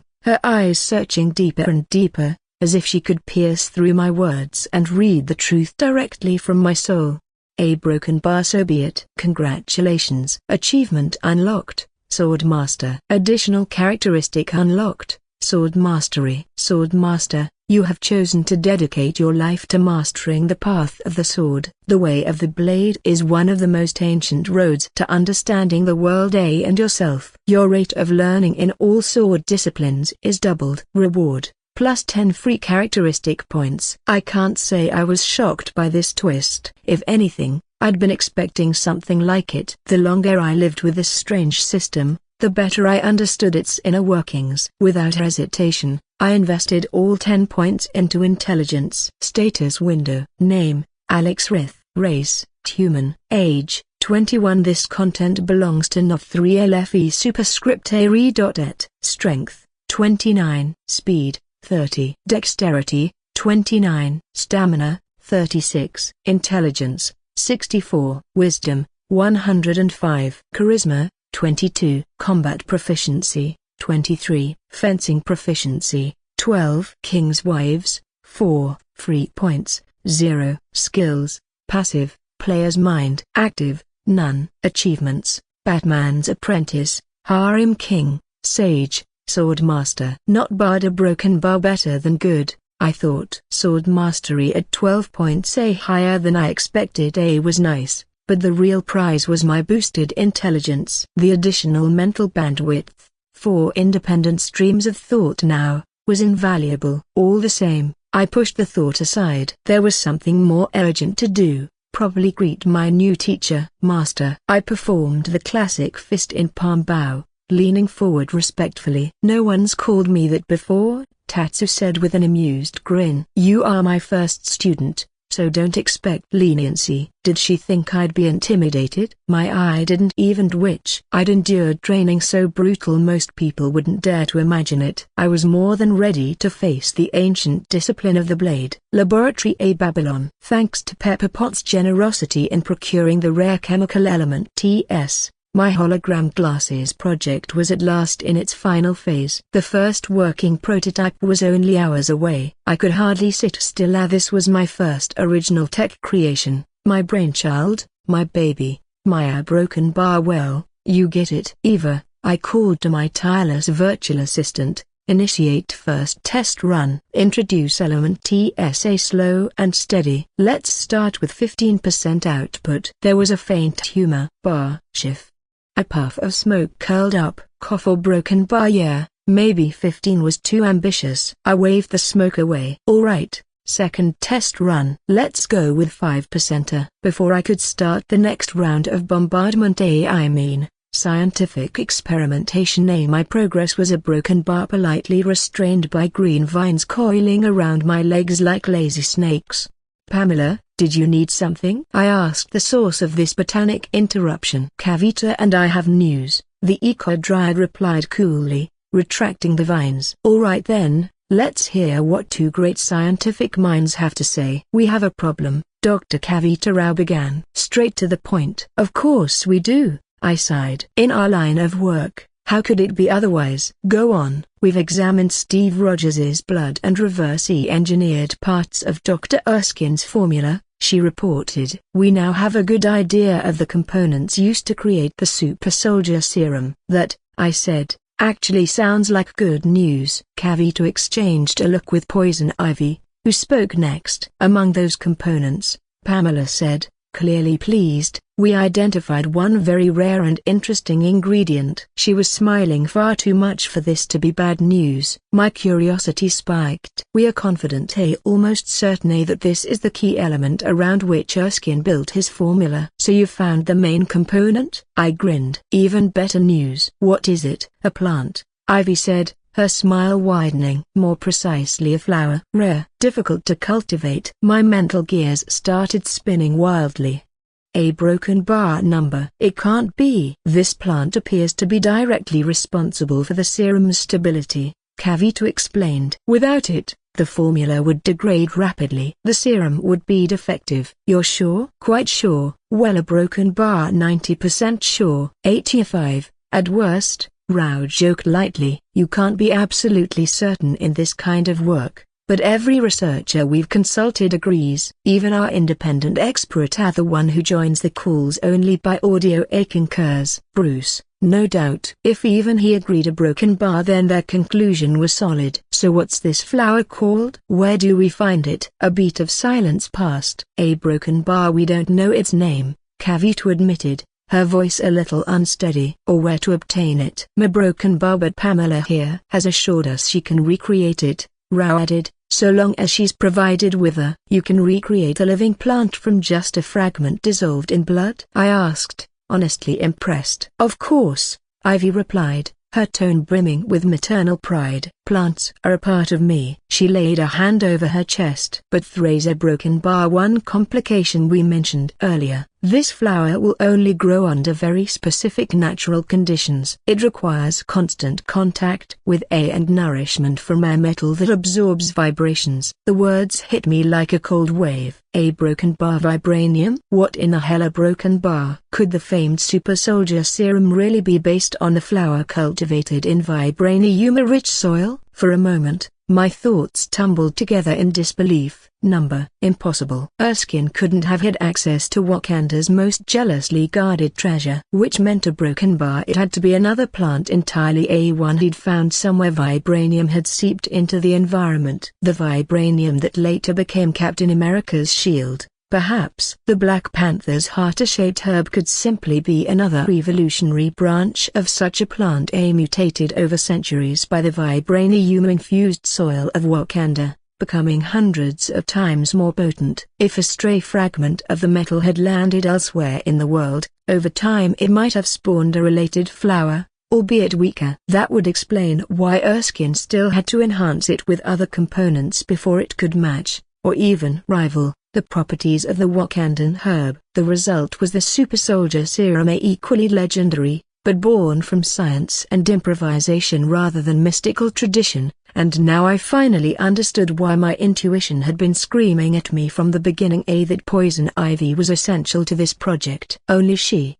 with her absolute dominion over the plant kingdom, could coax such a flower back into existence. So broken bar, how much vibranium are we talking about? I asked warily, already bracing for a nightmare answer. 2 kilograms will suffice, Ivy said easily, making it clear this was in her mind my problem to solve. 2 kilograms. Right. And where exactly was I supposed to get that? I could a broken bar visit Wakanda. But somehow I doubted the royal family would be thrilled to hand me a basket of their national treasure. Buying it was out of the question. Well, a broken bar. We never do take the easy way forward, do we? Guys, from today onwards, we will start something new. At the end of every chapter one will drop a word. You all will have to tell its meaning in the comments. No cheating. Searching on Chrome is allowed, okay? Write whatever you think it is, doesn't matter if it's wrong or right. And one extra thing, we all will collectively like the comment of the person who wrote the correct meaning, and I'll mention him in next chapter. Okay? It's a dishonorable business, hunting for vibranium. Not only is it one of the rarest minerals on the planet, but it also happens to be found in a place one is much better off avoiding. This text is hosted at navia.fire.net. Altor for broken bar. Maybe I should visit Wakanda. No, I can't even let my mind wander there. My life is still quite dear to me. Honestly, what was I thinking? Leaving the captain's shield in the care of SHIELD agents. I should have taken it with me. That way I could have collected just the right amount of vibranium I need now. If only. But there's no point chasing the wind. And besides, that would have raised Fury's suspicions in a heartbeat. Right now, my hands are clean. No bribes taken. No thefts committed. And let's be real, it wouldn't be right for Rogers to run around without his favorite toy. With the shield, he instantly gains plus 100 to defense, charisma, endurance, and courage. Alright, I'm exaggerating, but without it, the good captain's combat effectiveness drops by almost half. And I can't have that on my conscience. My thoughts drifted from shield to potential sources of vibranium. Eventually, They landed on a man who, I suspected, might have a few kilos of it gathering dust in some warehouse. "I knew you'd come to me with this," Bruce Wayne said before I'd even finished explaining my need. "But I'll spare you the build-up and disappoint you now. I don't have any vibranium, especially not in that quantity." "What? Not even a little?" "You mean to tell me you've never set aside a scrap of such a valuable metal?" I pressed, clinging to hope. "That's the problem. It's a very rare mineral, found only in Wakanda. Even that kingdom doesn't have endless reserves. They certainly don't export it. On the rare occasions vibranium surfaces on the black market, it's instantly swarmed by buyers. Competition for it," I said, Broken Bar fierce. I stared at him before bursting into laughter there in his office. "Oh, Bruce, you're hilarious. Wakanda doesn't have that much vibranium. They've built an entire city out of the stuff. There's enough metal under their capital to rebuild Gotham from scratch with leftovers. They've got an entire mountain of it. This isn't about scarcity, they just don't want to part with what they consider theirs. They're homebodies. Everything stays in the family. Advanced tech, unimaginable wealth, flowers that grant superpower." "Sir, you're serious?" His suspicion was clear. This contradicted all his intel, and Bruce never liked contradictions. "Completely. Wakanda's the most advanced nation on Earth, and they're probably first place." "I know it sounds insane, but it's the truth. If anyone else told me this, I'd doubt them outright." "But you're Broken Bar." His eyes narrowed. "Perhaps I've underestimated Wakanda." "Don't feel bad. You're not alone. SHIELD doesn't have a clue either. That's why you should appreciate having an informed friend like me." "I'm priceless." "I'll think about it," he said dryly. "However, it doesn't change the fact you need vibranium and have no source for it." "Why the immediate gut-punch?" I ran a hand over my forehead. "Fine. If plan A fails a Broken Bar, we go to plan B." "Plan B?" His interest flickered. "If you can't acquire vibranium through honest means," I said with a grin, "then you turn to the black market at the galaxy's greatest miracle bazaar. I doubt you'll be welcome there, unless you've got friends in the criminal underworld willing to vouch for you." I didn't answer but in my eyes there was the faintest sparkle of mischief. Leaving Wayne Enterprises, I reached into my spatial storage and pulled out an ordinary carrot, or rather, what looked ordinary except for the phone number scratched into its side. Without hesitation, I dialed it. A few beeps, then a familiar, playful voice. "This is Lorna Dodson." "I'm listening." "Hello, Bunny. You haven't forgotten my voice, have you?" I greeted warmly. "It's you." "Took you long enough to scrape up the courage to call." "I've been wasting away here," the White Rabbit complained theatrically. "Did you think I gave you my number for fun?" Sorry. I'll make it up to you." "From what I hear, you sound healthy enough." "You're not sick, are you?" "I'm fine. Just enjoying some healing baths." "So are you calling because you missed me, or do you need something?" she asked, her tone full of mock challenge. "I missed you," I said smoothly, "in every sense of the word a Broken Bar. But yes, I also have a little favor to request." "I knew it," she wailed. "Sob sober Broken Bar, no one ever needs me for free." "All right, what's the damage?" This girl's moods flipped faster than Gotham weather. "I need vibranium, urgently, and in a sizable quantity. Do you know anyone who deals in it? If you can find me that info, I'll make sure you're properly thanked." "Oh, even so Broken Bar," she teased. "Do you know how dangerous the black market can be, especially for an attractive girl like me? I'll need hazard pay for the extra risk." "Anything you ask." "I can even offer myself," I replied dead serious. Oh, what a shameless pervert you are." "Naughty boy, not so fast," she purred, clearly picturing something outrageous on her end. "You've embarrassed me now. Wait for my call, I'll ring you as soon as I know something." Well, that was easy, I thought as I hung up. Everything was already better than I'd hoped. White Rabbit might be a lightweight villain in the big picture, but she was still a villain, which meant she had privileges the good guys didn't. Namely, connections with some very shady people and, more importantly, direct access to the black market. And on this black market, you could find anything. Things you desperately wanted but shouldn't. Things you didn't want but would be forced to see. Treasures that would make you drool. Nightmares that would ruin your week. Relics you'd sell your soul to own. Temptations and terrors in equal measure. In short, a buffet for the ambitious and unprincipled. Now, I'm not saying I consider myself one of Thusi Broken Bar. Well, maybe just a little. Towards evening, my phone rang. "Alex, I found something." Lorna's voice was bright. "There's a man who's got exactly what you're after. Ulysses Clay. He's a nasty piece of work. If it weren't for you, I wouldn't bother dealing with him. Sorry for the trouble, and thank you. Can you set up a meeting for me? Tomorrow would be ideal." "Tomorrow? That works." According to my sources, he's still in Marvel, New York until then. "Should be no problem." "But what do I tell him? Should I use your name, number?" "Tell him I'm a new player with a big order and that you vouch for me personally." "Oh, going to play the villain now, are we?" she said with delight. "Don't go imagining things." "I'll fly in tomorrow morning." "Mind if I stay with you?" Her voice went sing-a-song. "What are you plotting?" No, I'm a respectable girl, a broken bar, but sure. Stay over. I might even let you share my room. Hee. The preparations for the trip began immediately. Tomorrow was the flight, and there was plenty to arrange. The biggest argument was over who would accompany me to such a dangerous meeting. Bordeaux was adamant that it should be her, but I had other plans. Katana would be my partner on this one. It wasn't just a whim, I had my reasons. Tatsu was an unknown name to our target, whereas Bordeaux had the very public reputation of being my personal bodyguard. If the aim was to operate under aliases and avoid recognition, Yamashiro was the obvious pick. Under the weight of my logic, Sasha finally accepted reluctantly that she'd be sitting this one out. Wanting to soften the blow, I made a point of spending the rest of the night with her. New York, Marvel, a broken bar, and here I am again, back in the epicenter of trouble and disaster. Even the air here smells different, like adventure with just a hint of danger. Normally I'd welcome it, but this time our agenda is already planned, and stumbling into unforeseen escapades would be broken bar inconvenient. So, without wasting time, we headed straight for the White Rabbit's residence. She'd promised to host us for the next few days.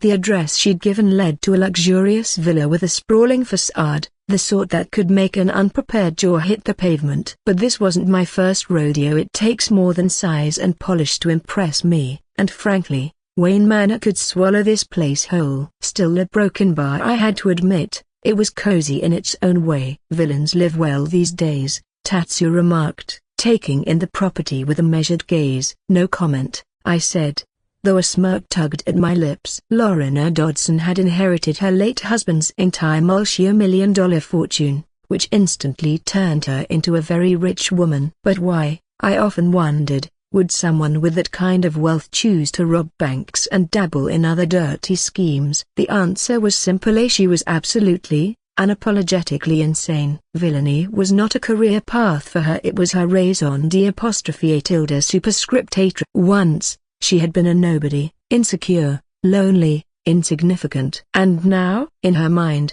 she was something greater, infamous, dangerous, important. That mindset was the White Rabbit in a nutshell. I pressed the doorbell. It was answered by a woman in her 40s, who greeted us with a warm smile and stepped aside to let us in. "Miss asked me to tell you to make yourselves at home. She's in the training room at the moment. I'll go let her know you've arrived." "No need," I said, raising a hand to halt her. "I'll go to her myself, so as not to trouble you." "Buta." "Don't worry," I cut her off again with a grin. "I'll find the way." She opened her mouth to object, but I was already moving down the hall, gesturing for Katana to remain where she was. My so-called navigator, otherwise known as Intuition, had no trouble guiding me to the training room. I pushed open the correct door and stepped inside. She was dressed in short white sports shorts and a matching cropped top, rhythmically skipping rope. Blonde hair tied in a ponytail bounced with each effortless jump. Her movements were supple and weightless,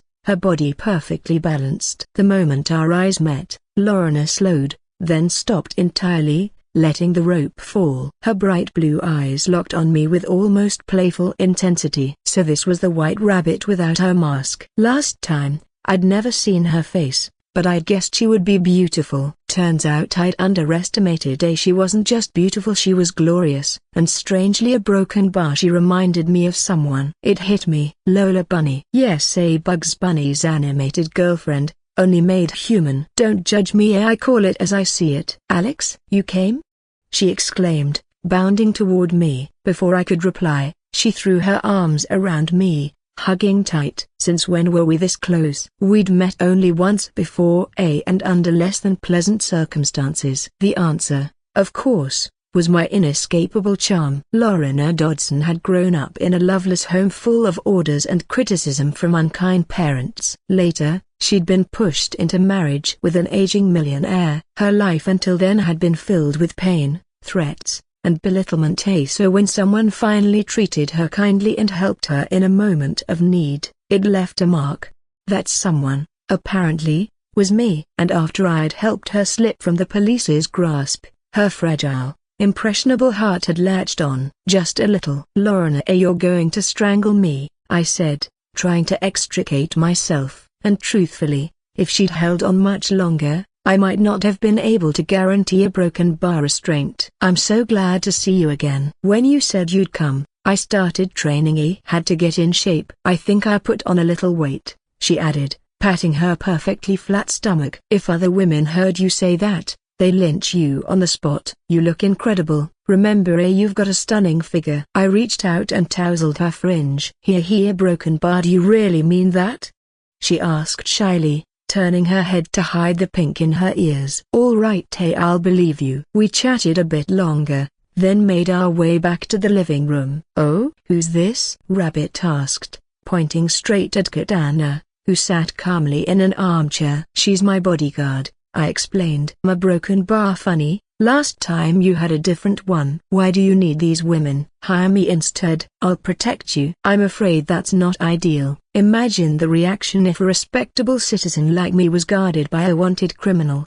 Yeah, our broken bar hadn't thought of that, Dodson said, her mouth twisting in mock disappointment. Come on, I'll give you the grand tour. Stay here as long as you like. Yeah, broken bar, even you, she added, looking Tatsu over. Much obliged, Yamashiro replied with dry sarcasm. By now, the sun had dipped below the skyline. It was time to prepare for our meeting with Ulysses Clay and to negotiate for the contraband vibranium. Tatsu, I've prepared something special for you. I pulled a neatly folded garment from my inventory, setting it in her hands. Wear this so no one recognizes you. Tonight, you're not just my bodyguard, you're my right hand. At the meeting, you'll be introduced by your villain name, Katana. It was the same costume she'd worn during her time in the Suicide Squad, complete with a white mask marked by a red circle on the forehead. In this world she'd never donned it before. In a way, I was responsible for the beginning of her signature look. So broken bar, we're villains now?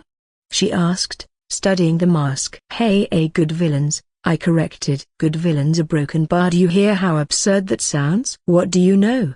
The White Rabbit cut in, already dressed in her bunny outfit. I'm a good villain. I gave you shelter and hooked you up with an illegal merchandise sale. Tell me that's not a good deed. And one can't exactly argue with that, Katana sighed. Everyone has their own ideas of good and evil, I said, laying a hand on Tatsu's shoulder. To some, we'll be villains, to others, arbiters of justice. It's not for us to decide who's right. But now a broken bar rabbit's grin widened. A broken bar, I feel like Alex and I are getting closer. We'll both be villains. Maybe you and I aren't so different after all. Stop right there, that train of thought is going places it shouldn't, I said quickly. Don't start imagining things. Ready? I glanced between the two masked women. They nodded. Good. Then let's go. The moment had come. My second act. The intellectual who had risen as a hero in this world, a broken bar, was about to let a new villain walk onto the stage. Are we there yet? I asked,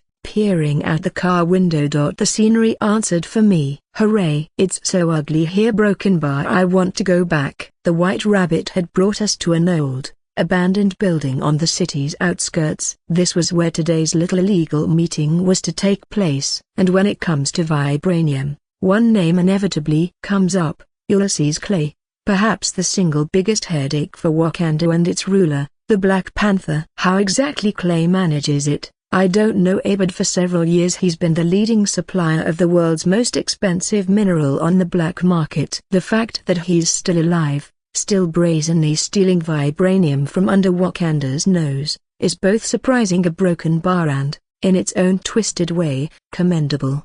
Not just anyone could pull off a stunt like that. When I'd asked Rabbit to dig up vibranium leads, only one man had come to mind: a reckless enough, insane enough, and skilled enough to rob the most technologically advanced kingdom in Africa, Ulysses Clay.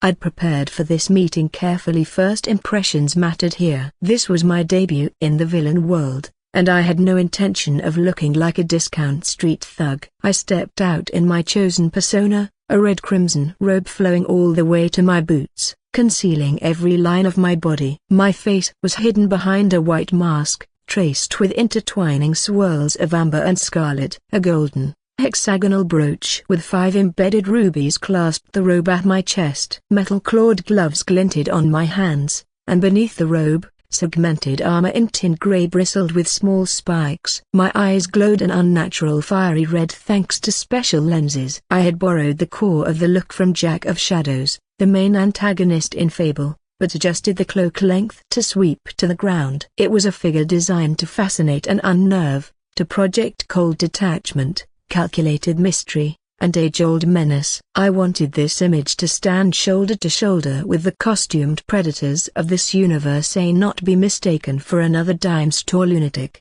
We cast a regretful glance at the building's grumbling facade and stepped inside. Surprisingly, the interior was far better maintained than the exterior ruins suggested. Clay's people had clearly worked hard to disguise this as a derelict shell from the outside. We had barely taken a dozen steps when armed lackeys blocked our way. "Surrender your weapons."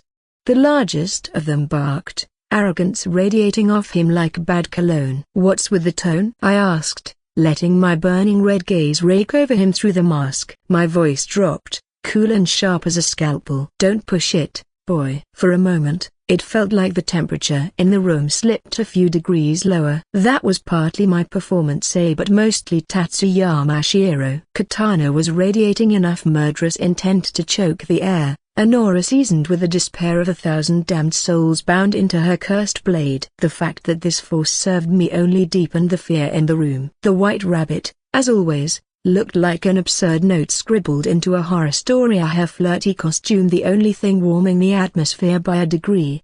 "This is the boss's order," the thug stammered, now, the earlier swagger gone. "Are you trying to order me?" I replied, every syllable dipped in warning. The tension ticked upward another notch. "And no, a broken bar." He waved a man forward, a man who, despite clear nervousness, scanned us with a handheld laser device. A flash, a tone, and an all-clear. "Handy little toy." My money was on it being a souvenir lifted straight out of Wakanda. "You can pass," he managed, retreating.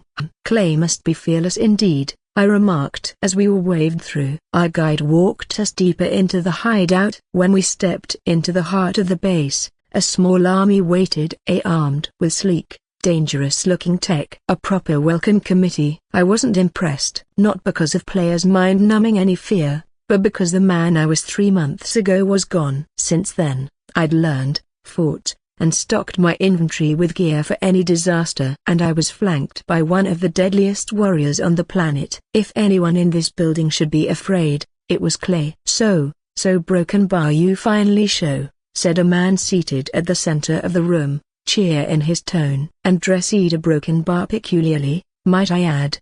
Ignoring him, I took a seat opposite. "Should I address the mask, or will you take it off and show your face?" "It's impolite to hide, you know." "I didn't come here for pleasantries." "I need vibranium." "I hear you have it," I replied, a voice distorted, emotionless. "Anything's possibly broken bar. How much are we talking?" "As much as you've got." "I'll take it all." He laughed sharply. "You might be my lucky ticket." "Do you know how rare it is to find a buyer with pockets deep enough and a face I can trust?" The jovial tone vanished, replaced by steel. "I've never seen you before." "If it weren't for Bunny vouching for you, I might have thought twice or thrice before inviting you here." "Where are you from?" "What do I call you?" "I'm Jack of the Shadow." "Of the Shadow, huh?" "As in, like a shadow. But not there. He wasn't letting go. You exist a broken bar and yet you don't. That it? You don't need to worry about that. The only thing you need to think about is selling the mineral. Really? Well, I've got 10 kilos. I'll sell at 25,000 per gram, Clay said flatly. The market price is 10,000 a gram, I countered, reining in his greed. This batch wasn't easy to get. I even lost my hand, he said, raising his prosthetic right arm, other fingers flexing into metallic claws. Truth is, no one appreciates what costs too much. You've got cash, buy it. You don't. I get lost. Your funny costume doesn't mean a thing here. Are you threatening me? My voice went frostbite cold. Threatening? And if I were, what then? Truth is, I didn't like you from the start. A broken bar, waste of my time. He glanced at his watch, a theatrical dismissal. You're disgusting, Rabbit snapped, outraged. Clay, are you having fun? I asked in a deep, dangerous voice. Because I'm no clown you plucked out of the circus. Don't play games you can't win. That was when the Soul Stealer appeared in Katana's hands. Just appeared, as if from the air. What? Clay barked, rounding on his men. I told you to check them for weapons. Well, to hell with it. You think one little knife is going to help you? His bravado faltered as he really looked. Really saw what she was holding. The Soul Stealer slid free of its sheath, and the cursed steel shimmered with the twisted faces of the damned, writhing in silent torment. The air thickened with their despair, pressing into every ear, every nerve. Tatsu stood at my back, her killing aura weaving with the robe's ominous folds and the emperor-eyed mask I wore until the two became a single, monstrous vision. Even Rabbit, theoretically on my side, shifted uneasily. A boy, I said, voice heavy with disdain. A child who doesn't know his place. From my own inventory, I drew the ancient katana Bruso gifted me freely, I might add. You know, a broken bar. I'm actually a pretty good actor. Maybe I should throw in something extra. Something pompous. The most update 10 novels are published on Novel Firenet. Your mistake, I declared in a measured, pitiless tone, is that you're too self-confident, a broken bar, and too greedy. Greed will be your downfall. I pointed at his prosthetic hand. Moderate your sin, mortal. Ha. Oscar for me. No, I can do better. Should I quickly drop another line while I'm in character? Who the hell are you? Ulysses asked, swallowing hard and edging back a step. Me? My voice dropped into a low, cold register. I'm no Bourdieu broken bar, just a shadow you'll forget until the time comes to remember. You humans are broken bar, so very amusing, forever fighting each other, even while teetering on the brink of global genocide. I've lived for centuries, and still I can't understand you. A broken bar. Okay, maybe I went a bit farther. Actually a broken bar number. It works. It is not for you to judge us, Jack, Clay replied, regaining enough composure to talk back. We are free people, free to choose our path. Free? I gave a short, humorless laugh. Indeed, those two in paradise were given a choice. Happiness without freedom, a broken bar, or freedom without happiness. There was no third option. They, fools, chose freedom, and for centuries after, they yearned for shackles. That's the sorrow of the world, Clay. You live in ignorance, blind to how many times Earth has stood on the edge of annihilation. But make no mistake, I'm not some cliché copyright villain obsessed with world domination. That bores me. Then what do you want? Strength, I said, clenching my fist. Power. That's all that matters. Clay laughed a short, uncertain sound, but kept his sonic claw trained on us. Interesting. You're an interesting guy. Interesting indeed. A broken bar. And my assistant, a broken bar. Her sword is fascinating. The blade's called the Soul Stealer. It devours the souls of the wicked. I imagine you would be all too happy to find yourself trapped in it. The temperature in the room dropped several degrees in a single sentence. The armed goons surrounding us shifted nervously under the combined weight of Katana's killing aura and the Soul Stealer's cursed presence. Layers of despair and death clung to every inch of air. Honestly, pathos is a powerful thing, especially in a DC Marvel hybrid world. I had achieved this whole atmosphere with one cursed artifact, a handy spatial pocket, and a few well-chosen words. Humans are so wonderfully gullible. I'd bet Katana and Rabbit were stifling laughter behind their masks. Truth be told, I was dangerously close to breaking myself. Clay exhaled sharply and lowered his claw. All right. Let's start over. We're business people, peaceful, civilized. I'll lower the price to 20,000 per gram. Any less, I can't. I'd be selling at a loss. Stealing vibranium isn't cheap. Where's the metal? And where's the money? You'll get the money once I see the mineral, I said coldly. He thought for a moment, then waved to his men. Two huge heavies returned with a reinforced case, setting it between us with a muted thump. Clay popped the latches and opened it. Inside, just as expected, lay 10 kilograms of pure vibranium, the most expensive metal on Earth, its surface absorbing light and sound in an almost unnatural way. 10 kilos. $200 million, Clay said with a merchant's smile, clearly savoring the size of this deal. I flicked him a dark green card. Our Broken Bar Latvian bank card? He asked, eyebrows rising. I'll have to call this in. In this world, most criminals stash their fortunes in Latvian banks, say institutions directly overseen by Victor von Doom himself. For all his villainy, Doom's word is law in his domain, and deposits in his bank's area Broken Bar untouchable. Of course, there's a reason some criminals still avoid them. Doom charges a savage negative interest rate. Pay to keep your money safe isn't just a saying there, it's policy. But for vibranium, worth it. I'd moved the funds days ago, in preparation. Clay stepped aside, made his call, and returned grinning. All good. Balance confirmed. 200 million. Ready to go. A pleasure doing business. How you mortals love to cling to worthless paper, I said, refusing to leave my persona. Ha ha. I disagree. Money is everything in this world. Shut up. As if I want to know. I just lost my hard-earned 200 millions. I look forward to Broken Bar longer-term cooperation,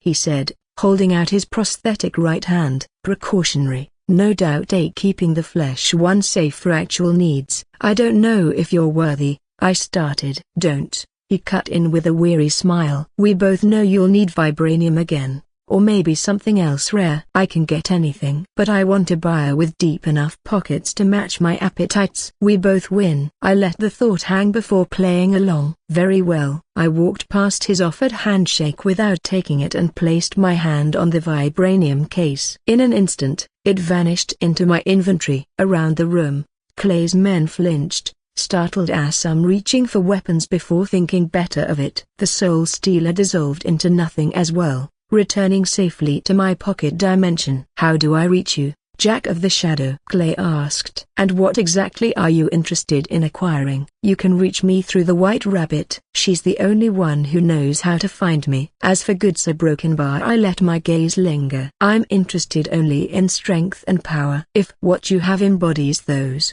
bring it to me. I won't haggle the price. A Broken Bar god, it burns to say that out loud. Agreed, Jack, Clay said with a grin. If I get anything Broken Bar, remarkably Broken Bar, you'll be the first I call. From now on, you're my most valued client, and for my clients, I'll do anything. We left his lair without another word. The night air outside was sharp, a clean break from the heavy tension inside. By the time we returned to Lorena Dodson's villa, I had everything I came for: 10 kilos of vibranium, a reliable black market supplier, and my official debut as a new villain in this world. The evening had been a Broken Bar productive. The act was over, the stage lights dimmed. Ha ha. This evening was unusually wonderful. I laughed heartily, sprawling in the chair like a king after a victorious campaign. Everything went perfectly. I am such an amazing actor. Broken Bar. No, really, I need to find a mirror immediately. I must see this incomparable man for myself. I craned my neck as if searching for one. I like today's show too, giggled the White Rabbit, covering her lips with a gloved hand. Alex, you were born to be a villain. I'm just glad we didn't have to fight, Katana said, settling onto the sofa beside Lorna. Taking souls is never a pleasant task. Broken Bar, although I wouldn't have minded putting Ulysses Glaze into the blade. I haven't met such a nasty man in a long time. His personality leaves a lot to be desired, I agreed, leaning back. But he's a reliable supplier, and our cooperation will bear fruit. Most importantly, we got what we came for. I produced one of the glass capsules filled with pure vibranium ore, holding it up to the light and admiring its dull, absorbing shimmer. OE superscript ASAU AIE circumflex E superscript ASAU A.AIE circumflex TME circumflex novelafire.net. There's one thing that bothers me, Tatsu said suddenly, her tone serious. You always say you never lie. Yet tonight you performed an entire act based on lies. You contradict yourself, don't you? Not at all, I replied instantly. You yourself called it a performance. That's acting, a theater, pretense. I didn't lie, I played a role. To get the desired effect, I had to fully immerse myself in the character. There are many subtleties in my never lie principle that might make it seem like I'm breaking it, but I'm not. For example, if I tell a joke, I can lie, that's fine. Or if I impersonate someone else and speak on their behalf, same rule. It's not me lying, it's the role. I see a broken bar, it's complicated, she said slowly. It depends how you look at it. What are you two talking about? Rabbit asked with an exaggerated pout. I don't understand a word. We're talking about Alex's distinctive trait, Yamashiro explained patiently. Really? Which one? The villainess perked up instantly, her bunny ears twitching. I never lie, I finished for my bodyguard. Honestly? Honestly? How interesting. She gasped, blushing and clutching her cheeks. That means everything you've told me before has a whole new meaning. We must celebrate. I'll tell them to set the table, and then we'll continue this conversation. Lorena Dodson bounced to her feet and left the room, white boots tapping on the floor, her ridiculous ears swaying with each step. Alex, besides the two of us, she's the only one who knows Jack of the Shadow's true identity. If anyone else wants that information, they'll come for her. Can she be trusted with such an important secret? Yamashiro asked bluntly. You don't need to worry about that, I said without hesitation. She'll never talk. Why are you so sure? 3 reasons. First, my intuition says so, and my intuition doesn't get things like this wrong. Second, her feelings for me. She likes me, though in a broken bar a slightly perverse way, because she's not exactly healthy by normal standards. And third, precisely because she's crazy. She's one of the hardest people in the world to break. If she doesn't want to betray a belief, nothing will make her. So our secret is safe. Still, a broken bar, I'll need to consider every possible scenario and be ready to protect Miss Dodson's life. She's my responsibility now. A broken bar, and not only that, the swordswoman murmured. 8 o'clock morning, Gotham City, Babylon. 2 kilos of vibranium, as ordered. I set the box on the lab table with a satisfying thud. Sign here. I slid a sheet and pen toward the 2 women in white coats. Well, that was fast, Kavita Rao remarked with a crooked smile. Delivery services are quite punctual these days, Pamela Ivy added dryly. You're lucky it didn't come through Gotham's courier service, Pamela smirked. What? Never mind a broken bar. Ivy was already lifting the box lid. Inside, the precious silver metal gleamed with its strange, light to undersound a devouring sheen. Pamela handled it with almost maternal care,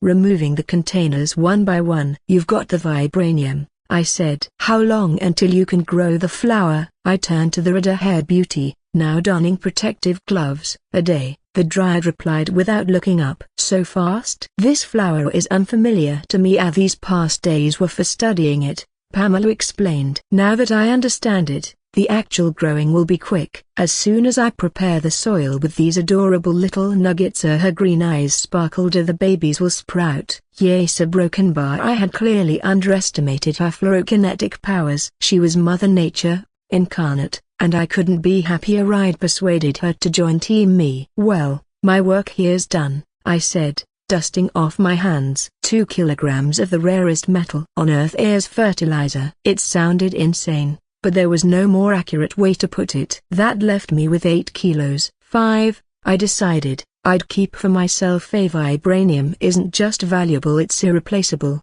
with applications limited only by imagination. The remaining 3, a broken bar, I'd probably pass on to my dear friend. Well, not pass on, sell. After all, he had far more money than me, and I'd spent a small fortune to pull off this deal. A broken bar.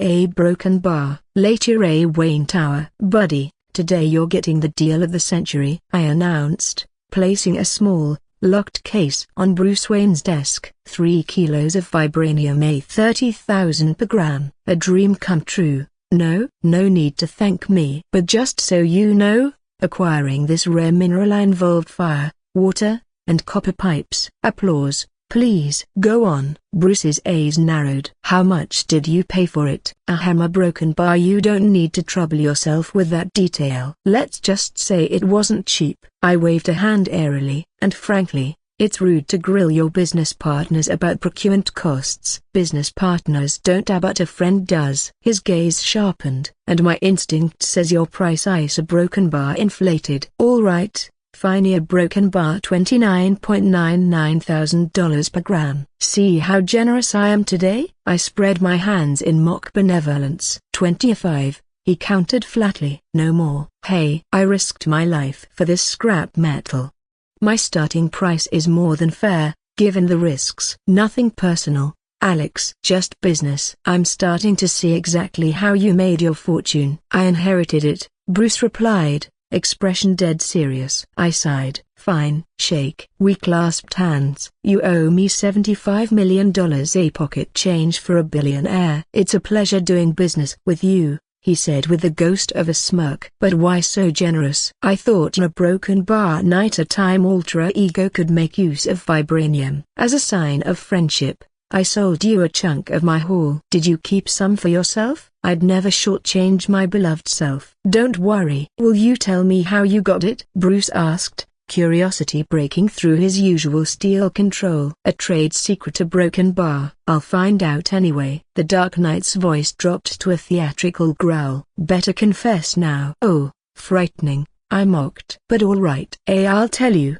In all its glory. It happened on a Tuesday, our broken bar. And so I recounted, being tasked with sourcing the rarest mineral on the planet, tracing its trail into Marvel's New York, staying at the lair of the villainous White Rabbit, arranging a tense meeting with the unpleasant Ulysses Clay, becoming possessed by the demon persona known as Jack of the Shadow, watching him steer the negotiations with perfect menace until the deal succeeded, securing Clay's agreement for future work, and, finally, wrestling that dark persona back into the mask where it belonged. For now. Because when the time came, I could don it again, to become Jack of the Shadow, scourge of mankind, nightmare of heroes, a broken bar, and, in particular, of one brooding bat in Gotham. After all, he's exactly the villain this world deserves, but not the one it needs right now.